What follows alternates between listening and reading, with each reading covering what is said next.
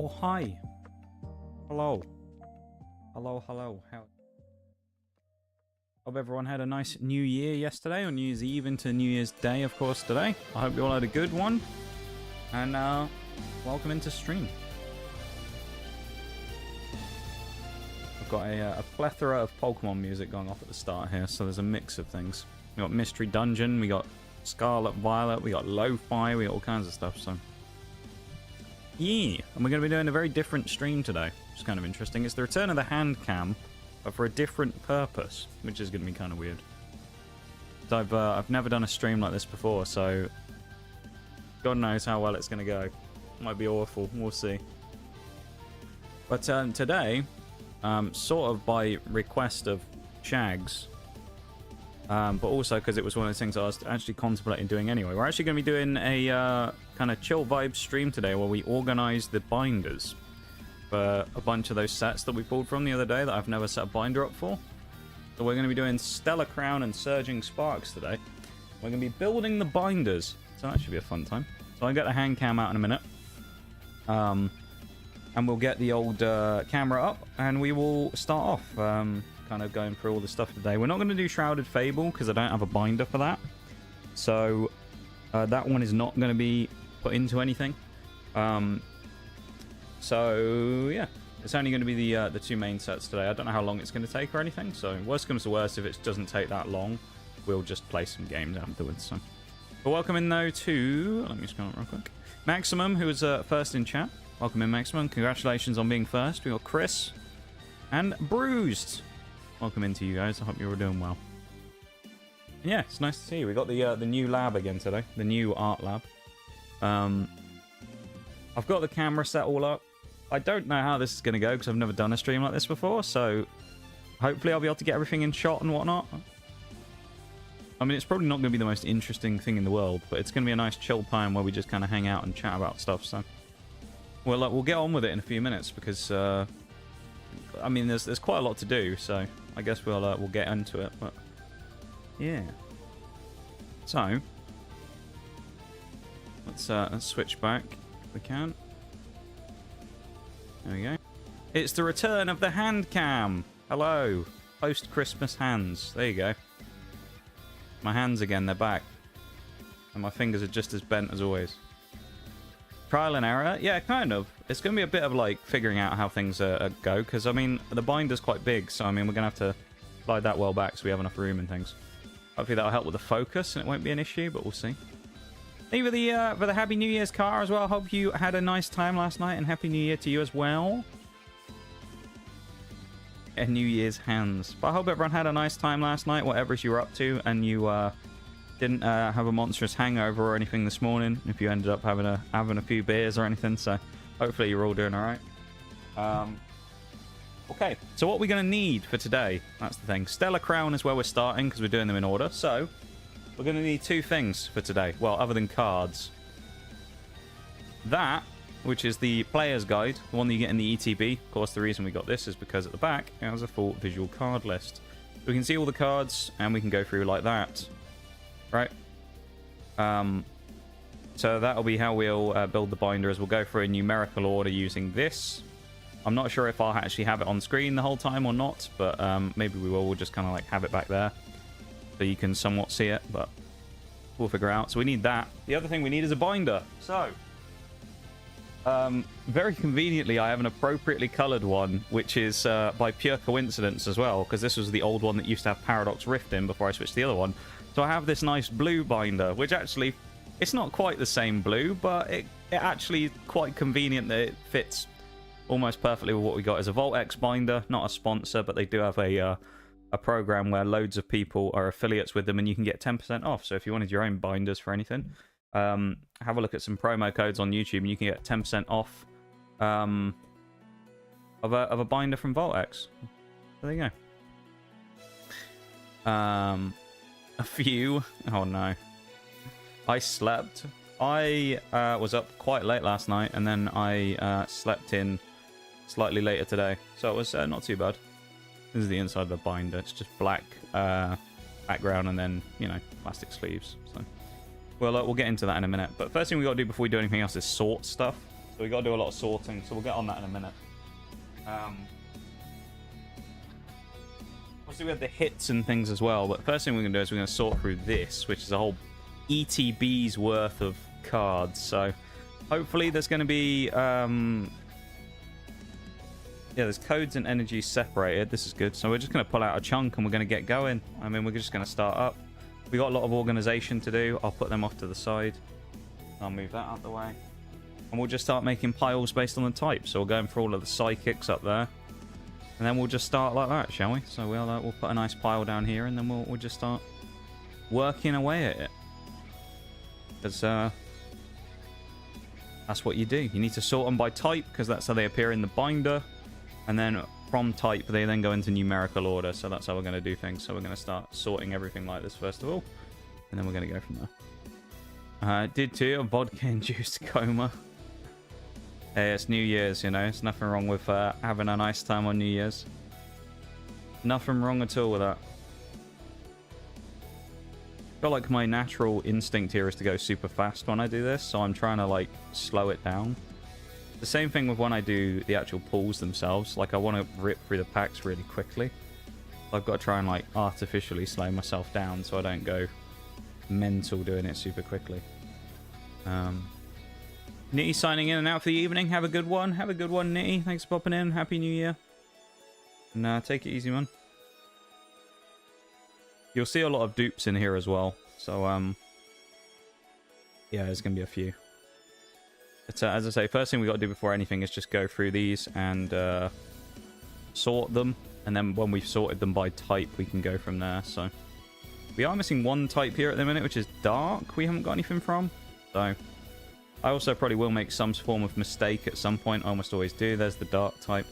Just because I end up doing this too quickly and either knock all the piles about or end up putting like a steel type in the normal type section, colorless. So I mean, it's fairly common.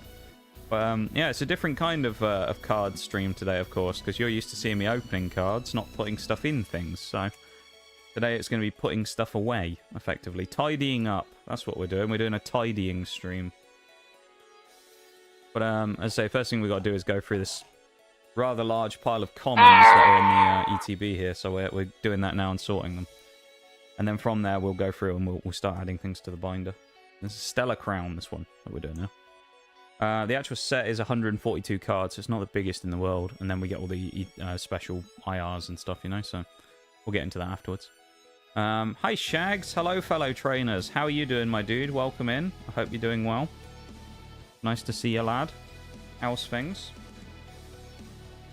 Oh, there we go. We'll go through, like, some other stuff in a minute as well. Like, we'll go through the set list and whatnot. And we'll just have a look at it once I've done all the organising so we can actually see where we're going. And I'll point out all the cool cards and stuff. It's just kind of a day of just vibing and, again, kind of testing the waters with, like, the YouTube stuff. Making sure that that works. It's live again if you didn't get involved in that yesterday. Although I have just realised that the second channel that I made, the lab, actually isn't as useful to me as I thought. Because I've just realised that actually what I can end up doing eventually is just post all the stuff on the regular channel that I've already made, and then just because all the YouTube VODs eventually I won't upload them because they'll already be straight streamed to YouTube, so I won't have to upload all the VODs from Twitch, and it'll eventually sort of work itself out as being a nice organized chaos. So I won't have to worry too much about the issues of having too many random crap videos all over the place and VODs and things. So I think I'm just going to end up uploading them eventually onto the main channel actually anyway. So if you do exclamation mark YT, the one that you want to pay attention to is the main one, which is named after me rather than the lab. So that'll be the main channel that I'll probably end up posting stuff on in the future. Just so everybody knows, alright? All cards are cool cards. I mean, that's fair, Shags, you know, that's a fair assessment. There's a lot of really cool cards that we pulled during our escapades into the TCG, so but today I'd say it's a different kind of stream, really. Instead of unpacking cards, we're putting them away, or we will be. But the first step of doing that, of course, is organising, because you've got to make sure that they're all in type order, so you can actually put them together. There you go. There's been a slide. We've had a landslide of trainer cards. The static on them is making them fly about a little bit. Still good. I mean, look at this. Uncooperative, that Salazzle. That one's good.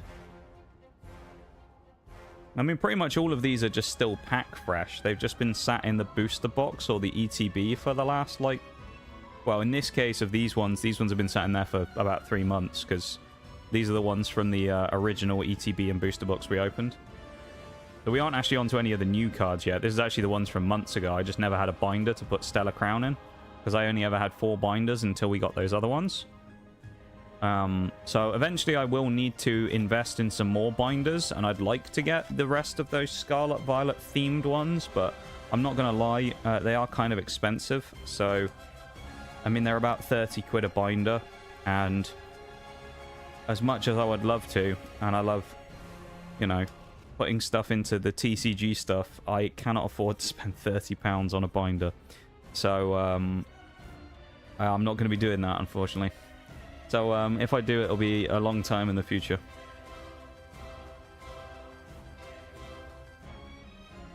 That's too much. It's a lot, but I mean, the thing is, they are very high quality binders. That's the thing. They'll last a long time, but they are just expensive.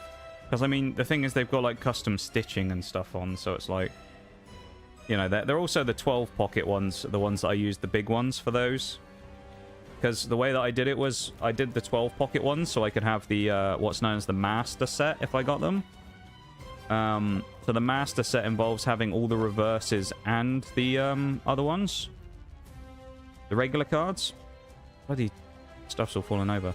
So I quite like the idea of running the master set. And what a lot of people will do if they run a 9-pocket binder is they'll put the reverses on top of the normal cards. But then the only problem with that is that sometimes if you don't have a common or something, you end up never realizing that you didn't have it because it's covered up by the reverse. So the way that I did it in these 12-pocket binders, which I knew were big enough to hold the entire set and all the reverses, is I laid all of the regular cards out, put all the ultra rares and stuff at the back. I want that. Actually, I need to kind of shift everything over by a little bit so these 2 piles are in the shop. But, so yeah, I made it so that the full set is in there, and then at the back, I basically did the regular set again, but just with the reverses, skipping everything else. I'll show you if I can get it on the camera shot in a bit. Once we finish doing this ETB's worth of cards, I'll move the piles out of the way, and then I'll show you what I mean. And you can see what I'm talking about with it. How you doing, though, Shags? Happy New Year to you as well, of course. I hope you're doing well. Hope you had a nice night last night. Plain binder will do perfectly well. This is true. I mean, the one that I'm using today is a plain binder that I've had for a while. It's a Volt X one I've had for a long time. They keep falling over because there's a slab of energies in there. I think that's why. There you go. Get them out of the way. I also have 2 large boxes where I put all the bulk cards. I haven't got them with me right now. They're all over on a shelf over in the corner of the room, so I'm not going to be doing that right now, but there you go. And for anyone wondering, no, I will not be sleeving the commons. I won't be sleeving... Oh, hello, we're into reverses. Oh no, or is there just 2 random ones in the middle? There's 2 random reverses in the middle. Okay. They were not supposed to be in there. They must have skipped the filtering out process. You got a Frogadier and a Fletchling as well. Let's put them over there, I guess. Wonder if this is just reverses now? No, these are just commons as well. They must have just slipped through the cracks then. They are. Your favourite song, Shags? I haven't added that as a redeem yet, but I 100% mean to. The only thing is, I realised that it might come under, like, copyright claim, but I think we'll be okay. I don't think it gets muted whenever I've done it on stream so far, so we'll see. If it gets muted on Twitch, then maybe I won't be able to do that, but we'll see what happens. And then we can go from there, right? Again, if anyone's wondering what we're doing currently, we're sorting them by type, because that's the way that they go into the binder in numerical order. Usually it goes grass, fire, water, electric. Then I think it's fighting. Then it's psychic, dark, steel, dragon, but I don't think there is any in this set. Then there's colorless, and then trainers are at the back. So we have to sort them into piles of their type first, so that we can get them into the correct order, right? Otherwise, we'll just be switching back and forth constantly between the front and back of the binder, and it just gets a bit annoying. It's a weird game of poker, yeah. Yeah, we're playing card games today. Poker stream. For a brawler. One of the annoying cards from, you guessed it, Obsidian Flames, my favorite set that we don't have. One of, I think, 2 commons we don't have, or something. Or maybe it's the only one we don't have. It's something stupid, though. There's like 1 or 2 commons in Obsidian Flames I don't own, and one of them is for a brawler. Typical Obsidian Flames behavior, you know? Even the Nox cap. Oh, I haven't got the mix-it-up software up. That's typical, isn't it? Literally yesterday, I had it up all stream. Nobody used it until like the back end of stream. And then today, because of nobody using it yesterday, I'd forgotten about putting it on, and then it gets used. It's always the way, innit? I'll get that Nox cat up in a sec when the software loads up. And then we'll have him up on stream. The other thing that can kind of catch you out actually with these sets sometimes when you're building the binders is when there's multiple artworks of the same card. To say like Lechonk, right? Lechonk is new and Lechonk is popular, and sometimes you'll find it where there's like 3 different Lechonks in the same set. So you'll open it up and you'll be like, right, that's the space for Lechonk. Next card's Oinkalone. And you do that. You're like, right, we're good, we're in. And then you realize afterwards that there was 2 Lechonks, so now you've got to move everything in the binder up another slot because of the missing space, and it's just like, ah. Oh, bloody Lechonk, man. There he is, there's Nox Cap. Lechonk trolling, for real, you know? Alright, we'll do this last chunk in one, I think. Fish him out of there, we got 1 card left at the bottom. Yeah, no Obsidian Shames today. Obsidian Lames, that's the other one. Come on, there we go. Last couple of commons. I'll probably chuck all the energies and stuff in that ETB in the end. Yeah, I'll get the binder out in a minute, and I'll show you what I meant as well about the like master set type of thing. Once I've done this. Realistically, thank you for the KW shags. Obsidian Lames. So realistically here, a lot of this sorting is probably unnecessary, for the reasoning being that wouldn't surprise me if out of 1 booster box we probably got enough commons and uncommons. Because the sets recently have been getting smaller, and I've noticed with the last couple with Temporal Forces and that pretty much in all of those, Temporal Forces and Twilight Masquerade so far, we've got almost every common and uncommon from 1 box. Yesterday we were missing, I think, when I did... It was Twilight Masquerade, or a couple of days ago when I did Twilight Masquerade. I was missing something like 2 commons. And then I ended up going into the booster bundle and we had both the commons in there. But that's all we were missing. We were very close with just the booster box. Or in that case, booster boxes. But after 1 box, we had pretty much everything, so... It's quite nice in that regard, that it's a lot easier to get all the commons these days. But then the trade-off of being able to get all the commons and making the reverse is easier, as it's way harder to get the pulls, right? Because as I said yesterday, I think there's something like in Surging Sparks, it's supposed to be 1 in 180 packs is a gold, and there's like 6 golds, you know? So it's a lot to get. Let's just pop some of these up on the shelf here. What do we not need for a while? Colorless. So I'm just going to clear the room out and I'll show you the binder we're using today, if you weren't here right at the start when I showed it off. And then we'll also show off the binder that the 4 12 pocket binders that I've been using, the big ones that I was talking about with the master sets. We want these 2 out of the way as well, because these 2 are slightly later in. They aren't immediate ones. Let's pop them here. Yeah, today, I don't really know what today's going to be like. It's kind of just going to be like a bit like this. It's just going to be kind of chill vibes, and us just sitting around here chatting about stuff and kind of memeing about. Because we don't really have a plan other than just build binder. So, like, it's just going to be chill vibes and us just hanging out, really. So, yeah. Right. Oh, I've also got water. Bloody hell, I thought I'd moved them all. It's something different though, isn't it? Something different today.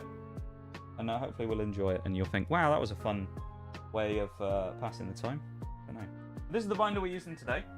These are the, I was saying earlier, it's very conveniently coloured. Blue Volt-X binder that I have here. The reason it's conveniently coloured rather than anything else is because this is one that I picked out ages ago for my Paradox Rift set that it used to be in. So this wasn't one that I picked out specifically for Stellar Crown, but I think that's a fairly decent colour match considering. So this is the binder we're going to be using today. It's a Volt-X one. It's got a plasticky front on it, and it's got the same internal binder pocket pages as the 12 pocket, right? So it's got 9 pockets, black background. It's like a material, I'm not sure how to describe it. And then it's got the stitched in plastic pockets in each area that you can pop stuff in.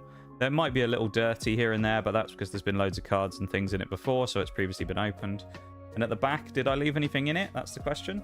No, there's nothing in there. Some of these, I think the other one has a bunch of sword and shield stuff at the back because it's just random crap I had, so that's the binder we're using today. That's the Stellar Crown binder. Now, the binder you'll be seeing... I just realised I put all the stuff on top of them. Bugger. The binder I was talking about, the 12 pocket ones, I'll show you in a second. We'll do Paradox Rift for the purposes of showing it off.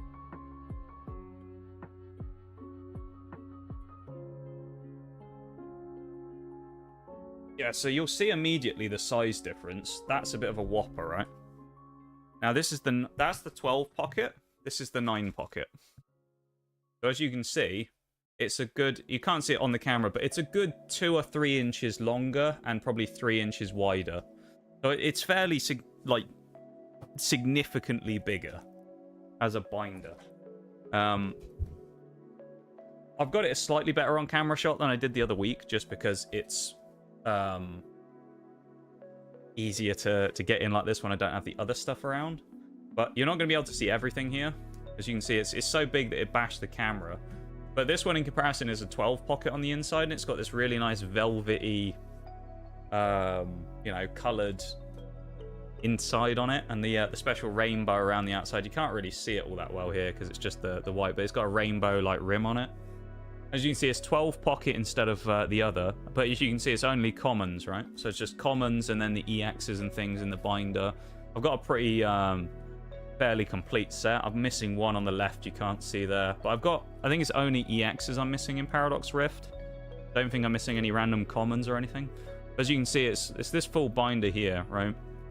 More EXs down there. We got Bombardier, Tandemouse, Altaria, Golden Go. There's an Aegis Slash that we pulled up there as well.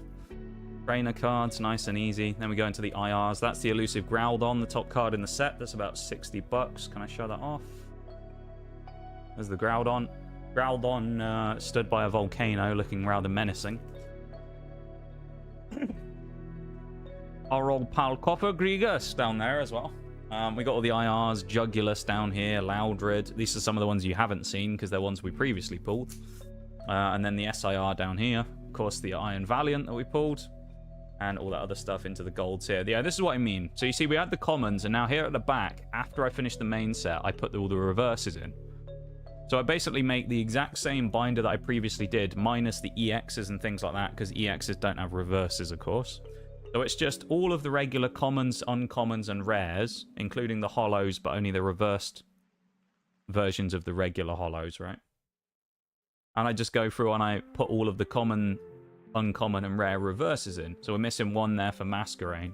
But you can see, so you basically build the set and then put the reverses in at the back. Versus the other options would be that you put them on top of them, which is what we're going to do today for the sake of it, because we can. But I don't particularly like doing that. But we're going to do it today just because why not? It gives us something else to do as well, putting the reverses in. But you can see we got a pretty like decently complete reverse set here on Paradox Rift as well.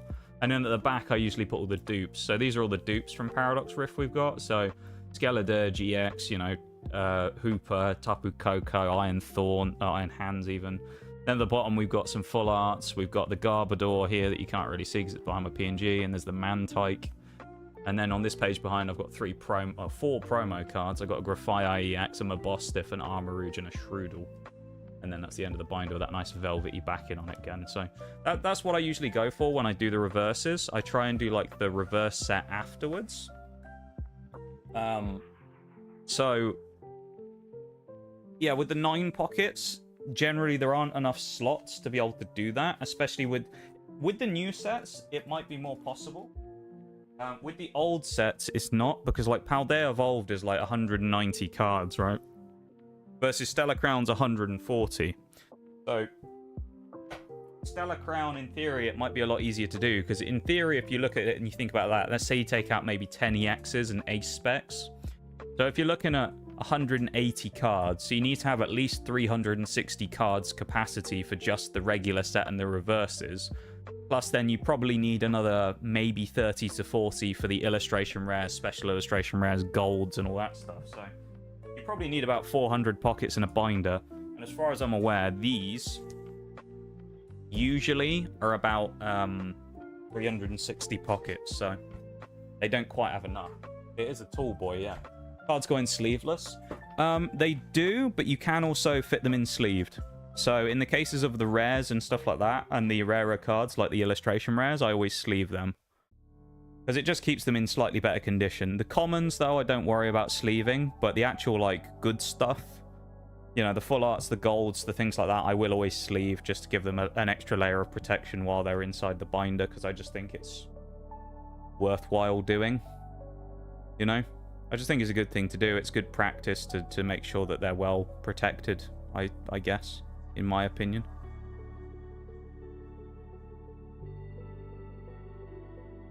The old pooper. There's probably a pooper in there. So do we want to just crack on with this, or do we want to do more sorting first? Should we start building the binder? And then if we have any missing ones, we can always go through and do the rest of the booster box anyway, because I've got those to do. But so let's first of all, let's have a look at the set guide, because that's what we're starting with here. You know, the set guide, this is the one that comes in the ETB. If anything looks a bit messed up or warped or anything, I will say I actually, after we opened Stellar Crown and Surging Sparks, I accidentally knocked my water bottle over. So it did actually get this a little wet. So if any of the pages are sticking together or anything, or it looks a bit warped, that's because it got a bit damp. But what you can usually see in here is it will show off some of the things like the main cards in the set, things like the gold Terrapagos, you know, some of the new stuff in the expansion being the Stellar Terra types and some trainer cards and stuff. It gives you kind of an idea of just what's going on. And then at the back, it gives you a full visual set list. So as you can see, going from number 1, which is Venusaur EX, all the way through to the final card, which will be, in this case, Bravery Charm number 175 is the last card. And then this last 2 pages is promo cards that you get from the build and battle boxes. They give you that's like a pre-built deck before the set comes out with a few packs in. There's 4 promos for that. There's 2 promos from the single pack blisters, and then there's the promos at the back. Those 2 from the 3 packs, and then the Noctowl from the ETB. So the promos aren't in the actual set list. Promos have their own individual numbers, so some people will put the promos in an individual binder. I just don't have a binder for them, so I can't. So I've just ended up putting them basically at the back of the Scarlet and Violet binder that I have. So, let's get going, shall we? Why not? Let's start some organizing. So the first things we're looking for, I mean, we'll skip the Venusaur obviously because we don't have it, but card number 4 there we just picked out already. That's Celebi. We'll do the first couple. So we're looking for Ledyburn, Ledian as well, so we'll slide them in. Unsleeved in this case, of course, because I say these ones are just common, so I'm not too worried about it. Call it out if I miss one. It's Ledybur. I'm hoping we have them all. Please tell me we have a Ledian in here. I'm seeing a lot of Ledyburs. Please tell me we've got a Ledian. Oh, don't do this to us this early. Hang on, let's double check. No, Ledians are hollow. Okay, never mind. We're okay. Ledian's actually a hollow. It's fine. We haven't done the hollows yet. Alright, then we got Laleep and Credilli. Credilli's a hollow. Carnivine in the bottom there. So you can't quite see you can see the set guide up here, but you can't quite make it out. But I'm just reading off there which number's which, and we'll put in the gaps relevant where we need them. I know there's a Rotom in here as well somewhere. I saw one. I think a Rotom Mo. Hi, Bevan. How's it going? And thank you for the 230 stream streak, my dude. I really appreciate it. Thank you for the nice hands. They look comfortable to lay on. Thank you, my dude. I appreciate the strange compliment on the hands. Grubbin, is that what we're looking for next? Is it Grubbin? It's Grubbin. Right, we need Grubbin. Yes, that's card number 9, Grubbin. How you doing there, Bevan? And thank you so much for the 230 stream streak. I very much appreciate it, my dude. Thank you, thank you. How's it going? Oh, we don't have the Grubbin. No, we're actually missing a common. We're missing Grubbin. No. We got Gossifleur, which is on the next page. I can't believe that. We're missing page 1 and we're missing a common. Oh, no. Evil, that is.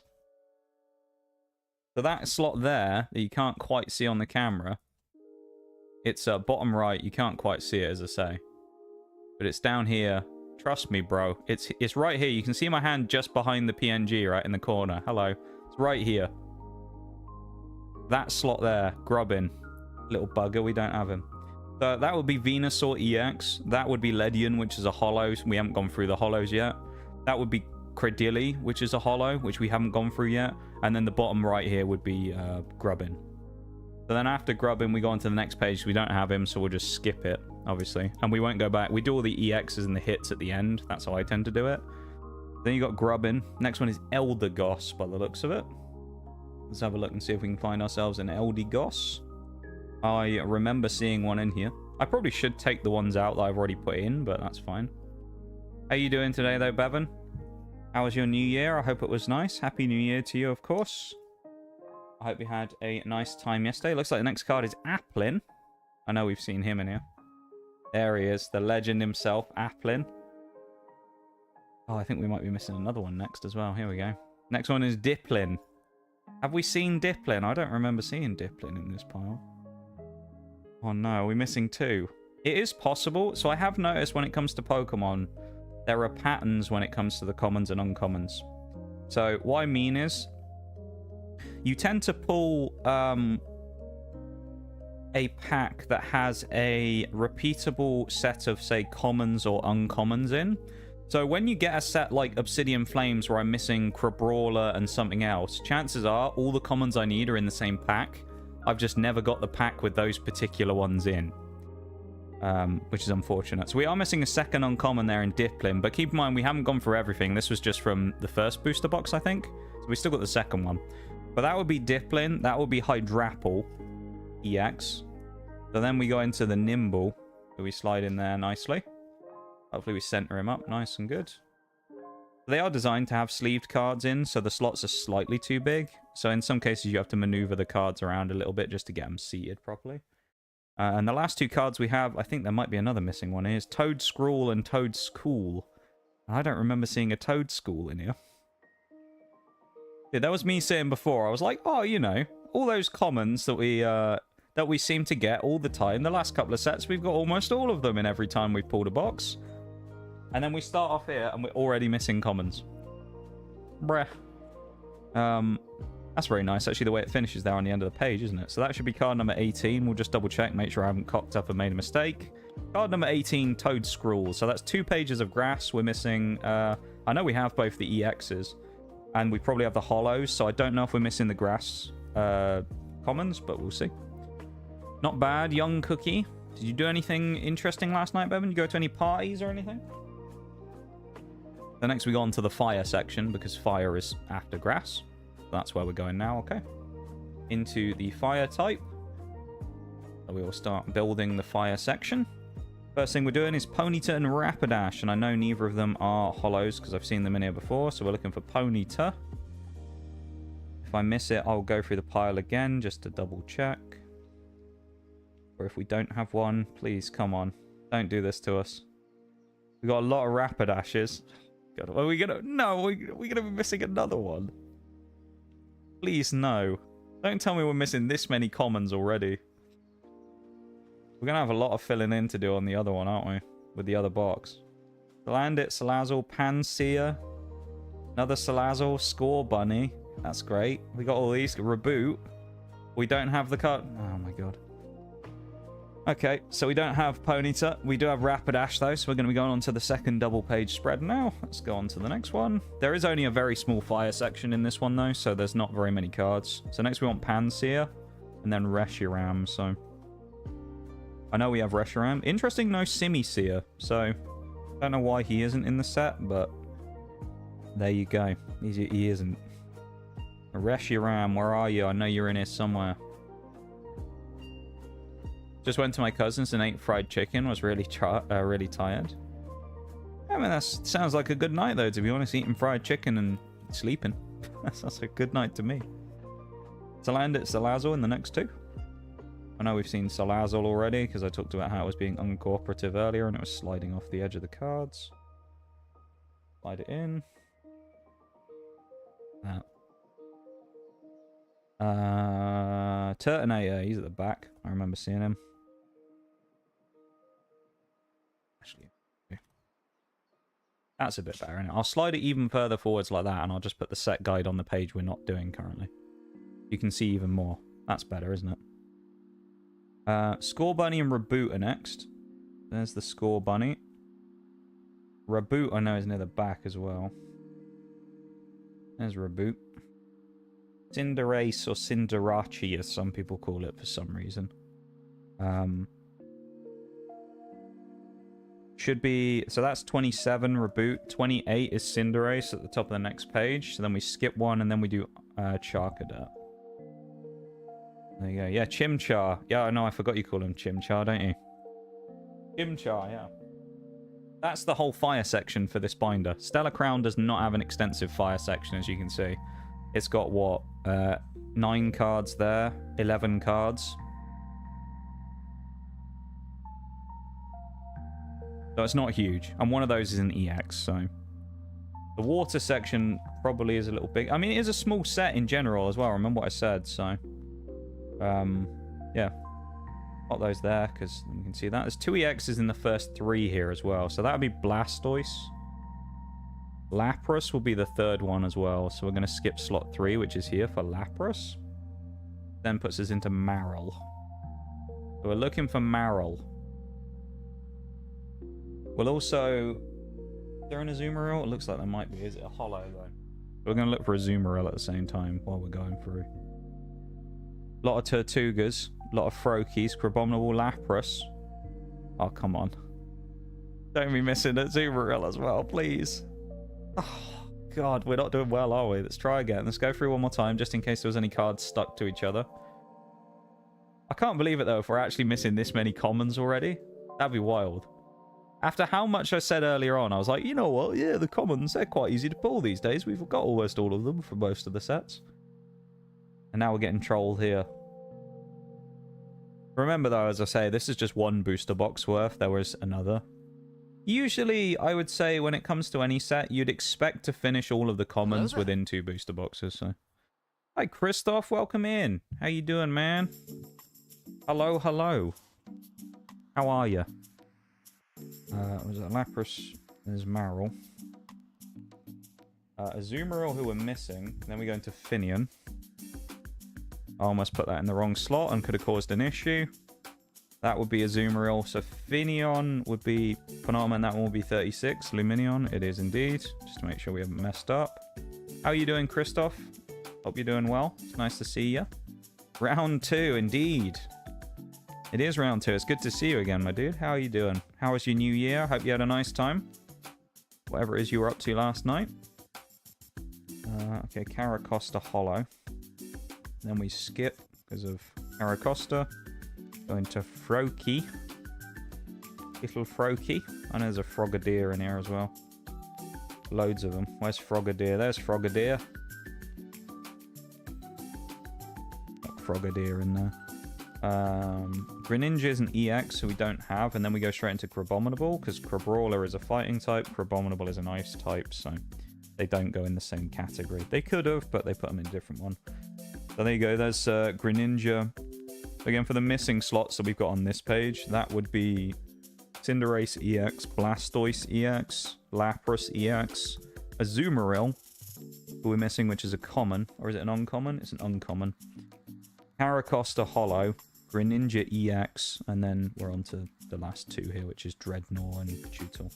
Dreadnought is a holo, so again, there'll be a slot there. And the last one's probably Veluza. It is. That's very convenient and neat, isn't it? How it ends at the bottom of the 9-pocket page. I always hate it when you get like one card on the next page. It's very annoying. Okay, pop that over there, because that's water done with. We're on to electric now, so we'll skip on to the next page. Veluza should be 45. It is indeed. Lovely. Just popping in after making some tea. Sounds like a nice time. Well, I hope you enjoy your tea, my dude. And thank you for popping in. I appreciate it. Good to see you as always. Shouldn't have actually pushed these together yet, should I? In case I need to go back through them. Be fine then. It'll be alright. That's Stellar Crown. It is Stellar Crown, Dark Knight. Indeed. It is Stellar Crown. And we're currently slapping them into a binder. Because I haven't done it before. So we're doing a Stellar Crown binder as we speak.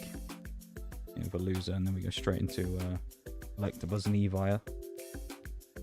And again, for reference, I'm doing no sleeves on the commons, but the rare, well, the hollows and stuff like that are probably going to get sleeved. So don't worry, there's some good binder behavior going on here. At least when it comes to the stuff that's worthwhile sleeving anyway. There's a lantern that we're looking for. There we go. What was Paldea Evolved? Nah, too small for Paldea Evolved. The sections are too small. Well, Paldea Evolved's a monstrous. I remember when I did the binder for it recently. It's huge. I think it's definitely the biggest set of Scarlet and Violet. I don't think they'll make one as big as that again for Scarlet and Violet. As the Clutch Joltik.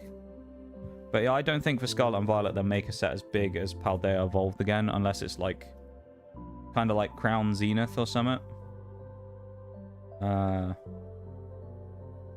Yeah. Because it's just too big to do, and there's a lot of cards in there. It makes sense them doing it at the start when they're trying to hype stuff up. That'd be 56 as Zero Aura, so that works. Togedemaru after... Oh, we want Vikavolt. That'd be 54, wouldn't it? Well, I'll slot that in now, because I already know we need Vikavolt now. There you go, Vikavolt. The double route Iono, the other one I didn't get. Oh, the special illustration rare, you mean? That one. That's the one that you didn't get. That's the wrong card. Were you here when I opened Paldea Evolved on stream a couple of weeks ago? Were you here for that one? That's all of the electric type commons as well, so that was nice.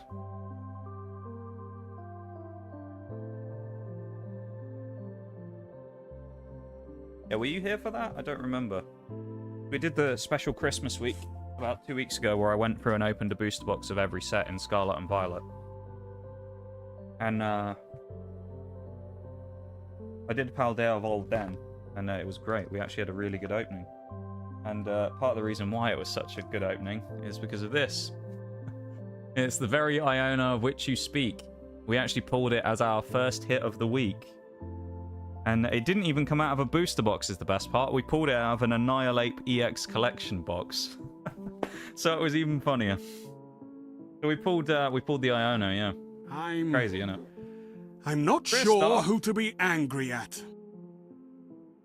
No, you're not allowed to do that. It's the new month. You've already taken the top spot on the leaderboard again. Unbelievable, that is. Yeah, the bits leaderboard and that is all up for grabs again. Bevan in the YouTube chat as well. Thank you for going into the YouTube chat, Bevan. Hello from the YouTube chat. How are you? Fellow YouTube person, Bevan. New to streaming, give me that card, I'll pay you. What, the Iono? If you pay me market value... No, actually, I don't want to give it to you even for market value. I've only got one. If I had a dupe, I'd give you one. I'd send you one, Bevan. I'd mail it to you. But I don't, unfortunately. So, no, I don't take buy and sell requests in stream, thanks. I need to mod people actually on YouTube as well, just in case it ever picks up more in the YouTube stream. I will need to probably mod some of you guys from Twitch and put you over there as well. Yeah, it's really cool, isn't it? Thank you so much, though, Christoph, for a gift sub to Eliandra Waterside. Can't say I recognize the name. Hopefully that doesn't offend anybody. And if you are here in stream now and I don't recognize your name, please don't be mad. I see a lot of people, so I can't remember everybody's name. But thank you for being here in stream at some point and therefore receiving a gift sub. Thank you.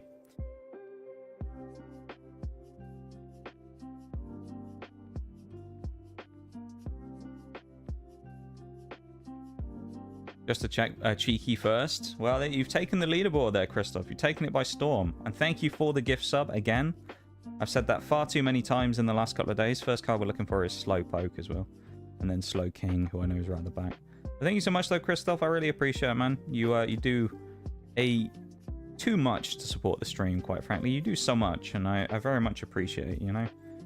It's, you know, you guys watching and hanging out and stuff is amazing in itself. And you guys who are in the fortunate enough position, and me being in the fortunate enough position, I suppose, for some of you guys to want to support the stream via subs and things like that as well. I very much appreciate it, and it goes a very long way towards us being able to do cool new stuff. So thank you very much for the gift subs there, Christoph. I really appreciate it. Over the last couple of days, you've been very, very nice to me. I think today is the last day of the Valorant subs bonus thing as well. So yeah, if anyone's thinking about gifting subs to anybody on Twitch, I'm not talking about myself, but if you're thinking about gifting subs to people and you've been waiting to gift them to your other streamers that you enjoy watching, today is the last day of the event, so just keep that in mind, okay? So if you're thinking about gifting subs, today is pretty much your last chance to do it. War never changes, Bruised. Iono is an error one, has a green part in the card when it says you may place the part. Wait, what do you mean? Do you mean the Iono is an error one? I'm confused. You mean mine? Or... I don't know what you mean. Which Iono are we talking about? How much is it worth? That Iono is about... I can look it up right now on TCG Player if you want. I know roughly how much it's worth, but I'll double check just to see. Have a look, shall we? Long stretch for me there. Had to bring in the new year strong. You certainly did, my dude. You certainly did. That's Surging Sparks. What are we looking at? Paldea Evolved. 287 cards in Paldea Evolved in total. Or actually, no, 287 products, I suppose, though that includes other stuff. Rarity, SIR. Price high to low. Currently, so the market price on it is about 56, but we'll round it to 57 because it's 56.55 American USD. But the cheapest listing currently on TCG Player is for about 75. So we'll call it, we'll split the difference and we'll call it a 65 double card, or 65 dollar card. I'll double it. 100 Viet Dong. I think that's worth about 10 cents, isn't it, Bob?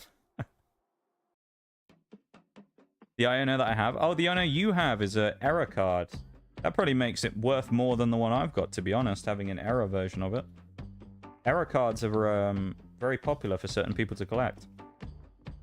People who enjoy error cards really like error cards, so that's pretty cool in itself, though, having an error version of it. We're looking for Milcery now as well. That's the next card we're going into. Now that I finished distracting myself with TCG Player. Oh, we don't have it. No. Okay, we're missing Milcery and then there's a Hollow, so we're missing 2. Then we go into the Fido. We don't have the Darkspawn either. So we got a few holes starting here in the Psychic section. This isn't good. I already know we have a Spathra because it's literally right here on the top of the pile. Let's slot that one in. And then we have Greavid and Iron Boulder. I know we have Iron Boulder as well because we pulled it, I think, out of our first pack, funnily enough, when we did Stellar Crown the other week. Slide that in there. That should be that. Iron boulder we're skipping because it's a hollow. Then we go into the fighting section. Yeah, I just not really one for selling my cards, you know. I just quite... I kind of... It's almost the sentimental attachment of pulling them and then being like, yeah, I got this really cool thing, you know. Cubone. Cubone Marowak. That's what we'll pull out. We find either of them. So I just like collecting them, you know. I feel like if in the future, like with the Charizard Golds, if it gets to a stage where, you know, like I've got a bunch of them and I'm not doing anything with them and it's the right time to do it, will I sell some of them? Yeah, maybe. I might end up selling them somewhere. I don't know. But yeah, I just like the sentimental part of holding on to them, you know, and looking at the binder. It's a nice piece of artwork. Looking at, you know, it's the artwork's really nice on a lot of these sets, and just going through and looking at all of them is just quite satisfying, you know. We're looking for Rhyhorn and Rhydon now. I know that isn't a setup for a D's nuts joke, so don't even try it. All right, there's Rhydon. Or the other one. Don't try any of them. There's another Rhydon. Do we not have a Rhyhorn? Running out of cards. We don't. Okay. We're missing Rhydon. Gonna sip some tea and yell at some family. Go do it, Christoph. I hope you have a nice time. And thank you so much for the gift sub, man. I really appreciate it. Thank you for all of your help during the bonus round on Twitch. I do appreciate it a huge amount. And yeah, just thank you so much for being here and being part of things. That's Meditite 1. There's 2 Meditite artworks here, so we got to look out for another one. We're looking for running Meditite rather than meditating Meditite. And then we got Medicham afterwards. I'll pop that there as well. But we're looking for a second Meditite now. That's the meditating one again. We don't need that. Probably not in this box, because I tend to find that the commons... You get 1 artwork, usually, per box, I tend to find. And you usually need to get a second box with the other artwork in. Yeah, so we don't have the second one. Or technically the first one in the binder, but... No, actually, I messed up there, haven't I? We almost made a catastrophic... No, actually, I didn't. Never mind. Ignore me. It was, we actually did have the first one. It was the second one we were missing, so Medicham goes there. I thought I'd fucked up for a second there. Let's just double check that. That would be UB73, which makes sense. 74 is Rhyhorn, Rhydon, Rhyperior. Meditite 1, Meditite 2, Medicham, Medicham EX, and then Riolu. And then I think there's a Lucario EX as well, isn't there? There is. There's a Lucario EX on the next page. Lovely. Yeah, that all centered nicely. That's not very nice in there at the minute. Also got gold superior energy retrieval. Do I have that one? No, but look, actually, I might... I have a couple of golds from Paldea Evolved. I think I have one of the... I think I have water energy, the gold secret rare water energy as well. I know I have Skeledirge and Meowscarada. I don't have any of the Swords of Ruin or whatever they're called. No, I don't have that one, actually. I have Meowscarada, Skeledirge, Super Rod, and Water Energy. There you go. That's the one of the few I don't have. That's kind of cool, isn't it? You have one of the golds I don't have, and I have the Iona that you don't have. Funny how that works, isn't it?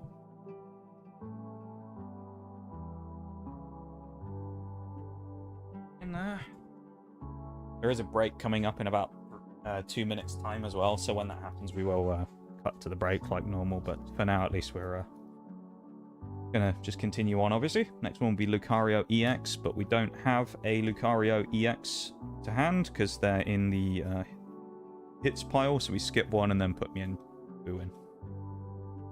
Mienfoo and then Mienshao, who should be in here. I've seen a few of them. So where's Mienshao? There it is. He's close TCG player as well. There we go. I appreciate you taking the time to pop in and go into the YouTube stream, though, Bevan. You're one of my first ever viewers on YouTube. Thank you. I do appreciate it. Diancie is what we're looking for. I thought there was one right at the start. Don't know if it's worth something. I can actually look it up in a minute if you want to know. Because I have TCG Player up in the background, just in case it's like one of those ones where we kind of go, oh, I wonder what this card, if it's actually worth anything. I'll finish these fighting type cards and I'll look it up for you, if you'd like to know. I can give you the current value of it. I don't suspect it's probably that high, because I don't think any of the golds in Paldea Evolved are particularly good. I think Super Rod is the highest, but I could be wrong. That should be 90. It is. That was Garganical EX. Alright, so that's the fighting section done. Fighting, ground, rock, that type of section. Let's check TCG Player again. Golds is what we want. Yeah, Magikarp is still the top card in the set by miles. 9 golds in Paldea Evolved. Superior Energy Retrieval right now is market price of $660. Lowest listing is $734. So yeah, about a $7 card. The highest gold for reference in the entire set is $12. So, I mean, it's not a huge amount. The worst is like 3. So there's not a huge range on the golds in Paldea Evolved. The top 3 cards are like miles ahead of everything. Well, top 5 actually. Top 5, you've currently got Magikarp sitting at 205. You've got Iono sitting at, well, this is market price anyway, 56.55. Tyranitar Illustration Rare is running at a 40 right now. Then Sleepy Raichu that you have, which is an Illustration Rare, is 38. And then you have strangely, the 5th highest card in the set right now is Marill Illustration Rare. Which is $35. So the ETB promo, I can try and find it. Probably not much. Depends if it's the stamped one or not. If it's the one from the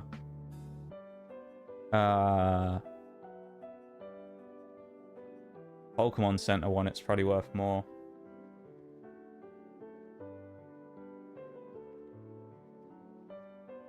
Oh, this is gonna be a pain to find, isn't it? I'll find it during the break and then I'll get back on it. How about that? Because it's going to be a bit annoying to find. So I'm going to switch to the BRB. I'll be back in a minute and I'll find this when I come back. Unless I find it right now. I know it is one of the more popular ones. Oh, I found it. It's about $4. Anyway, I'll be back in a sec, okay? BRB.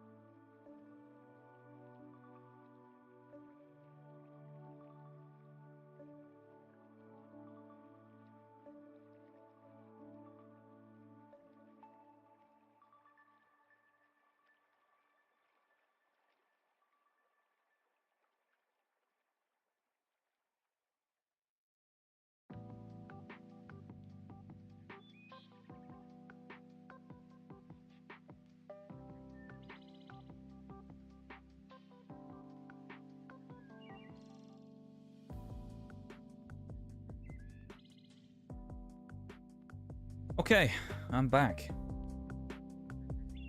Welcome back from the BRB, everybody. Let us continue on our binder building journey, shall we? But yeah, the promo I found a minute ago, market on it right now is $361, so about $4. They're nothing crazy, but a lot of those promos, unless they're the stamped ETB ones from the Pokemon Center, they never really hold their value very well. Because they're a lot harder to get and they're a lot rarer. The regular ones aren't really that rare, unfortunately. It's a nice little stream today, though. I'm enjoying this. It's a nice little vibe, isn't it? Us just hanging out here, just building a binder, you know? Nice and chill, isn't it? Just building a binder, you know? Just building a binder. Good time. Hi, folks. Are we winning? We are. I'd say we're winning. We're currently sat here building our binder for Stellar Crown, so I thought we would do something slightly different today. So we're just sat and we're vibing and having a good time, slotting cards into their correct positions in the binder. So yeah, it's going good. Unfortunately we're missing a few things so far, but we also have another box of stuff to go through. So there's plenty more chances for us to actually get the stuff we're missing. So I'd say we're winning currently, folks. How are you, my dude? I hope you're doing well. Happy New Year to you. I hope you had a nice time yesterday. Is this Pokemon music? This doesn't sound very Pokemon-y. No, I don't think it is. Why is that in the... Weird. Okay. Well, it's not bad lo-fi. It's just not in the... That's just weird. Oh, there is one dragon card in this entire set as well, and it's a holo.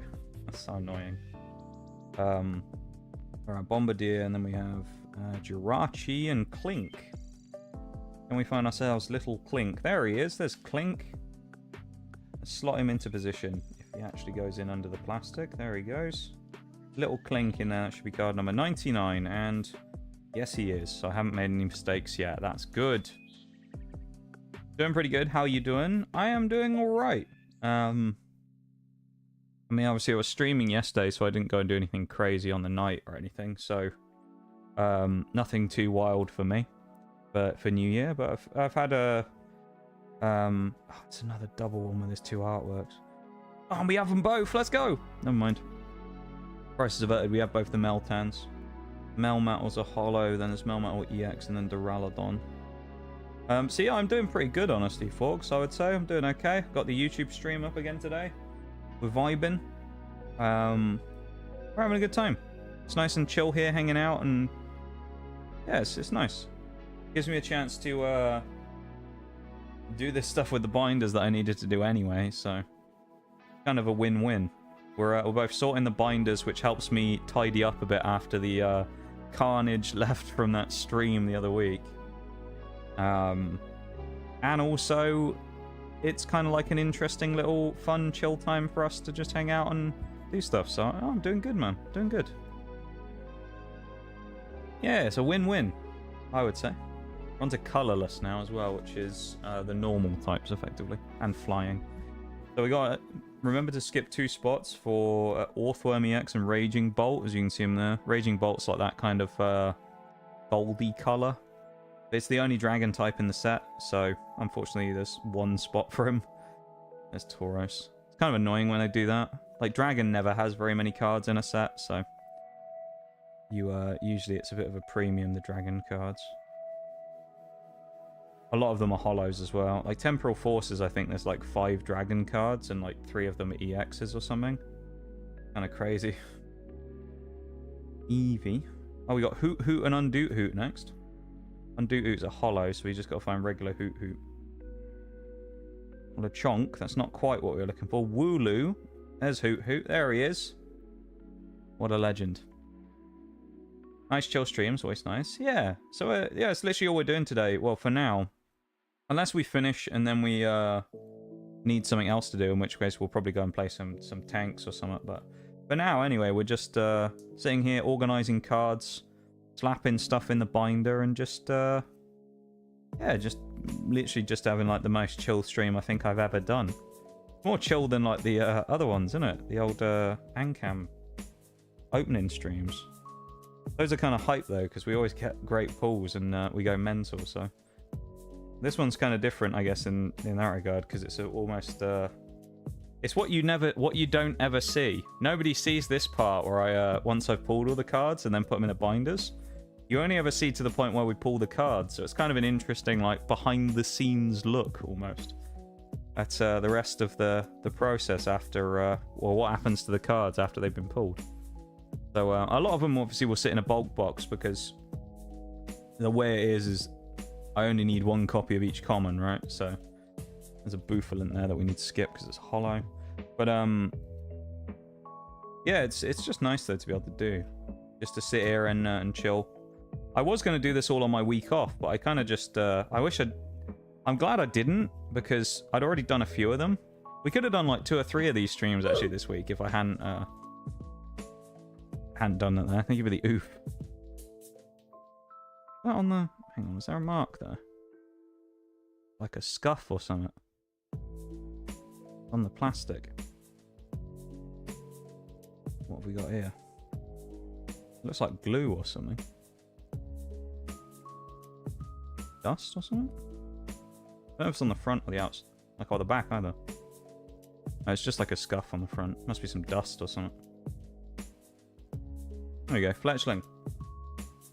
Even the oof. Wooloo and double. There's double. Where's Wooloo? I know there's one in here. No. Wooloo double and then Lechonk. Okay, I thought I'd missed one. Then we need Lechonk, who's there as well. So that's the next 3, and then Cyclozar is 4. And then there's Terapagos EX, who we don't have on hand, because I do the EXs at the end. So, we'll go through that afterwards. There's double, and then Lechonk at the back, which we can tell is in the right spot, because he's number 126, so we can do it by maths. Like a nerd. We can use the nerd method of figuring it out using mathematics. Because, of course, they're all going to be multiples of 9. And then we mix one for Terapagos, and then we go into the trainer cards, which there is... Oh, not very many. Chags is another form of Jubilife we've just found. It's an even more lo-fi version of Jubilife. Oh my god. I love it already. Antique cover fossil we're looking for first. If we can find it. So, these types of things, that's root fossil. These types of things normally... Nail the coffin shut, hey, all. But you lot just won't stay down. Welcome in, Luce. How's it going? Yours now. Hello, hello. Thank you so much for the raid. And a mod, get on a shout out for that real quick if you have the chance. If not, I'll do it. It's okay. Welcome in. How you doing? I hope you're doing well. We're doing a very different stream here today. We're organizing TCG stuff and putting the Stelar Crown set into a binder because we opened it a couple of weeks ago on stream. So we're just kind of having a nice chill time and doing that today. That one's after root fossil. But yeah, welcome in. I hope you're doing well. I'll get on the shout out in a sec. I think the mods are busy. Nice antique cover fossil. That's good. That's what we needed. There we go. Let me try and reach to do this here. Hang on.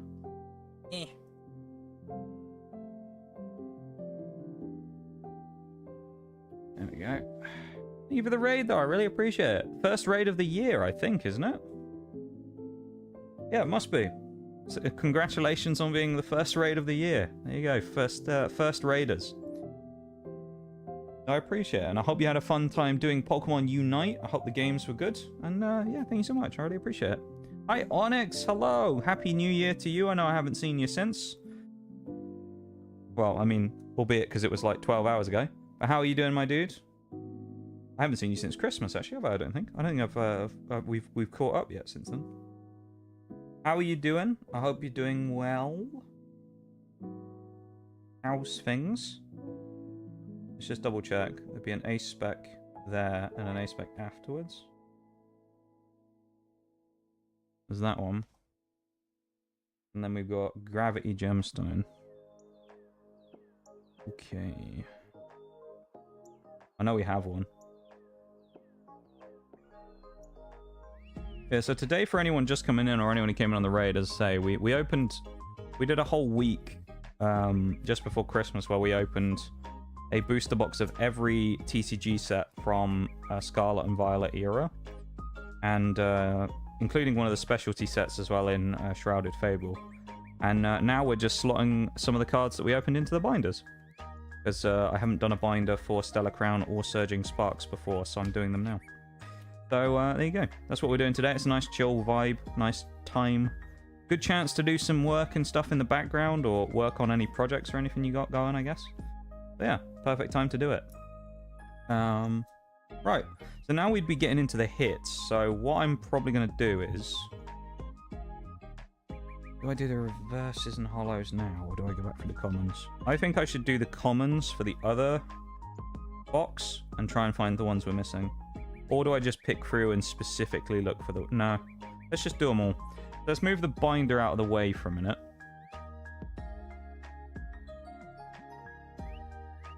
Let's move that up there as well. And then let's grab the other set of commons.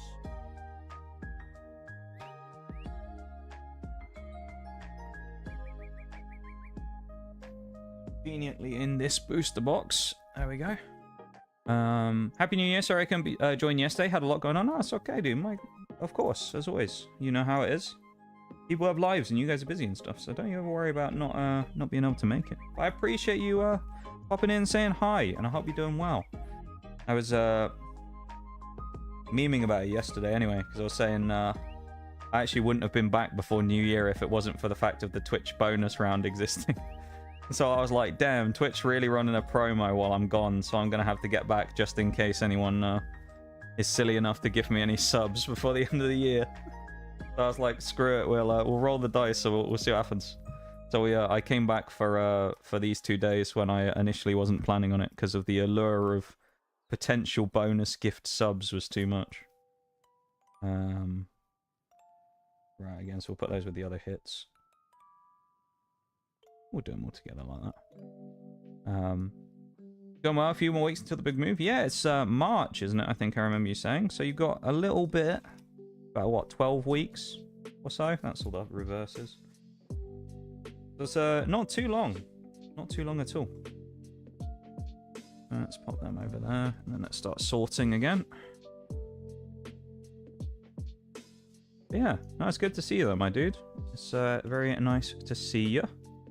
You're, I just realized as well, I can officially tell you this now, because I know you'll be very glad to hear that your Throne Wishlist embargo is now gone as well. So you're now officially unbanned from that as well. So there you go. I know you've been waiting for that for a while. You're now officially unbanned from going anywhere near that website again now. Because it's now January, of course, so you're safe again now. You're in the clear. Until next time, anyway. I'm sure you'll do some other crazy shit again at some point that'll make me reconsider that decision, but for now you're safe. March is the job. Oh, okay. Oh, I thought they were both in March. March is the job. 5th of February for the move. Ayo. Yeah, not too far away then. Only just over a month. That's really cool though, my dude. Are you looking forward to it, or are you more nervous than looking forward to it? How's what's the feelings like about it at the minute? Also, I'm aware that some of these categories of cards we already got all the commons and uncommons for, but it's still just useful to sort them anyway in case I randomly need them in the future for something. That's Perugly in the wrong pile. Told you I'd do it at some point. Oh, absolutely. Yeah. Well, I hope you you don't do anything crazy like last time. You know? You got to stay under control. I mean, you did some crazy Christmas bits as well. There's like what 5,000 at Christmas, and the other bits and pieces. So you did eventually. I did see you got pipped on the leaderboard for bits by Bruised actually, who deliberately placed himself to overtake you. And I remember at one point in particular, he's probably listening right now, so he'll come in and deny it in a minute. But I remember at one point in particular where Bruised deliberately gifted 100 bits more just to be ahead on the leaderboard and mentioned the fact that he was now ahead. So it's very competitive between you two when it comes to the old gifted bits leaderboard, apparently. There's a bit of a rivalry emerging. I love it. Like me and Bevan used to be back in the day when it came to gift subs. We used to have a rivalry years ago. Want to move? I can't wait. Well, that's good. I'm glad you're excited about it. If it was me, I'd probably be sweating bullets. It'd be terrible. I'd be like super nervous about moving. Betrayal, lies. See, that's how you know it's true, because he denied it. He wouldn't have said anything if it wasn't. You've put yourself right in it there, Bruce. I'm the lead. I'm in the lead against him on threat. That is true, I suppose. Yeah, I think you may be the. You're potentially the top gifter ever on Throne, to be honest. Onyx, the only person who might beat you is socially, but I don't actually have the numbers because I don't keep the tracker for it. Some people have the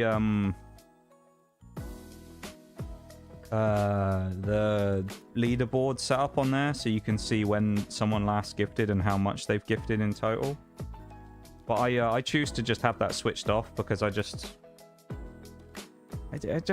feels a bit unnecessary, you know. I guess I view it as it's not a competition when it comes to that. So like, you know, I don't want anyone to look at it and be like, oh, I need to try and top the leaderboard if they're like a random person going on there. So I have it switched off. So I couldn't tell you for sure.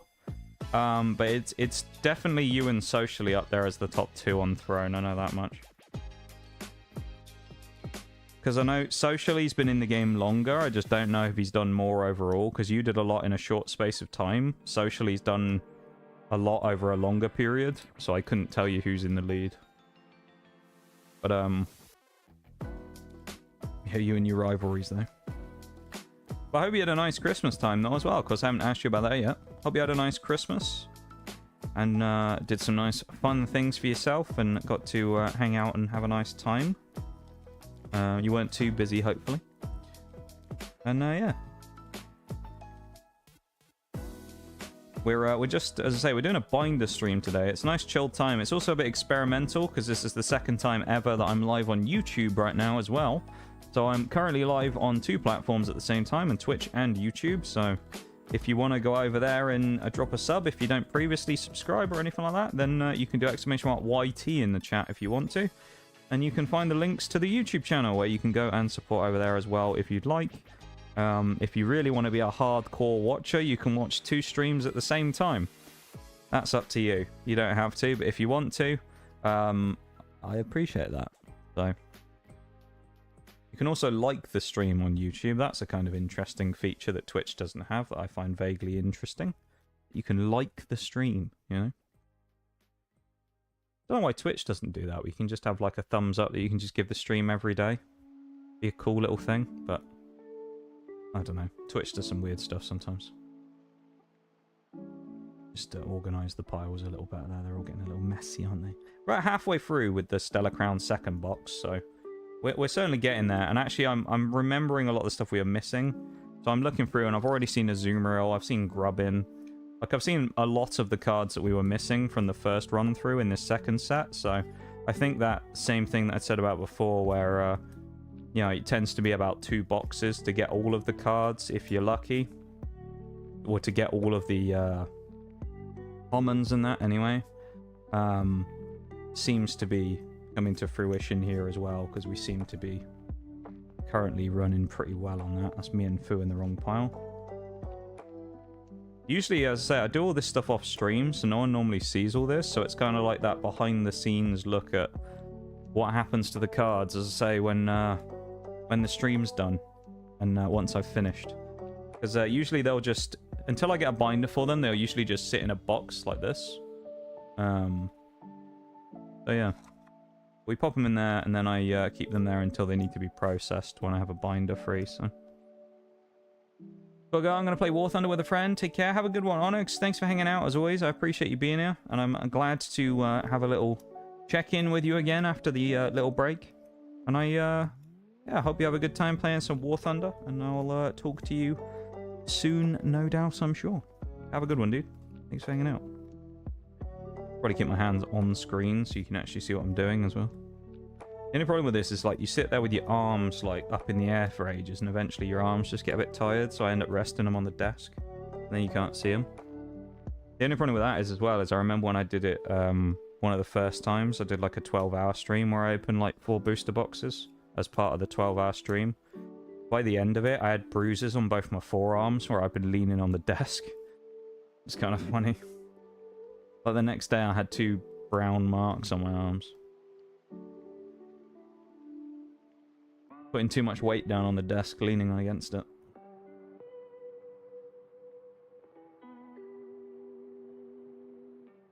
Speeding up with this now. It's like shuffling. There's Grubbin.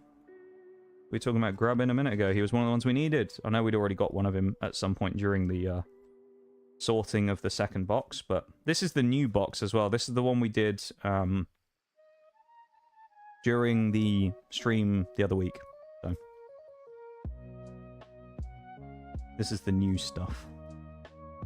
Also, how many... What are we an hour and a half in? If I can do this 2.5 hours for each binder or around that, that'd be nice. Plus, I don't know if Surging's bigger or not, so it might be a bigger set and it might take longer. Toad School is another one we needed. Alright, let's get the booster box out of the way. Right, now we can do this again. Let's get all of these piled up as we did before, and stick them in various spots. All the ones we need later on we can put slightly further away. Some of these as well we'll be able to just skip straight through, because we all know that, for example, say we got all the trainer cards first try or something, right? So we can just skip the trainers and just go into everything else. Potentially. I know some of them there are cards that we were missing in, but some of them we didn't actually have any missing stuff. So, electric there. Grass we want straight away. Fire we'll put... I need to move these actually. These are the other bulk commons. Get these... Actually, just make them one pile, it'll be fine. Slide them over there. Yeah, I hope you guys are all having a good one today, and I hope you're enjoying the strange kind of chill vibe stream of today. It's very different to anything I've done before, so I'm a little... It feels all kind of strange today. Strange and experimental doing a different stream like this, but I hope you're all enjoying it, with it being something kind of very different as well.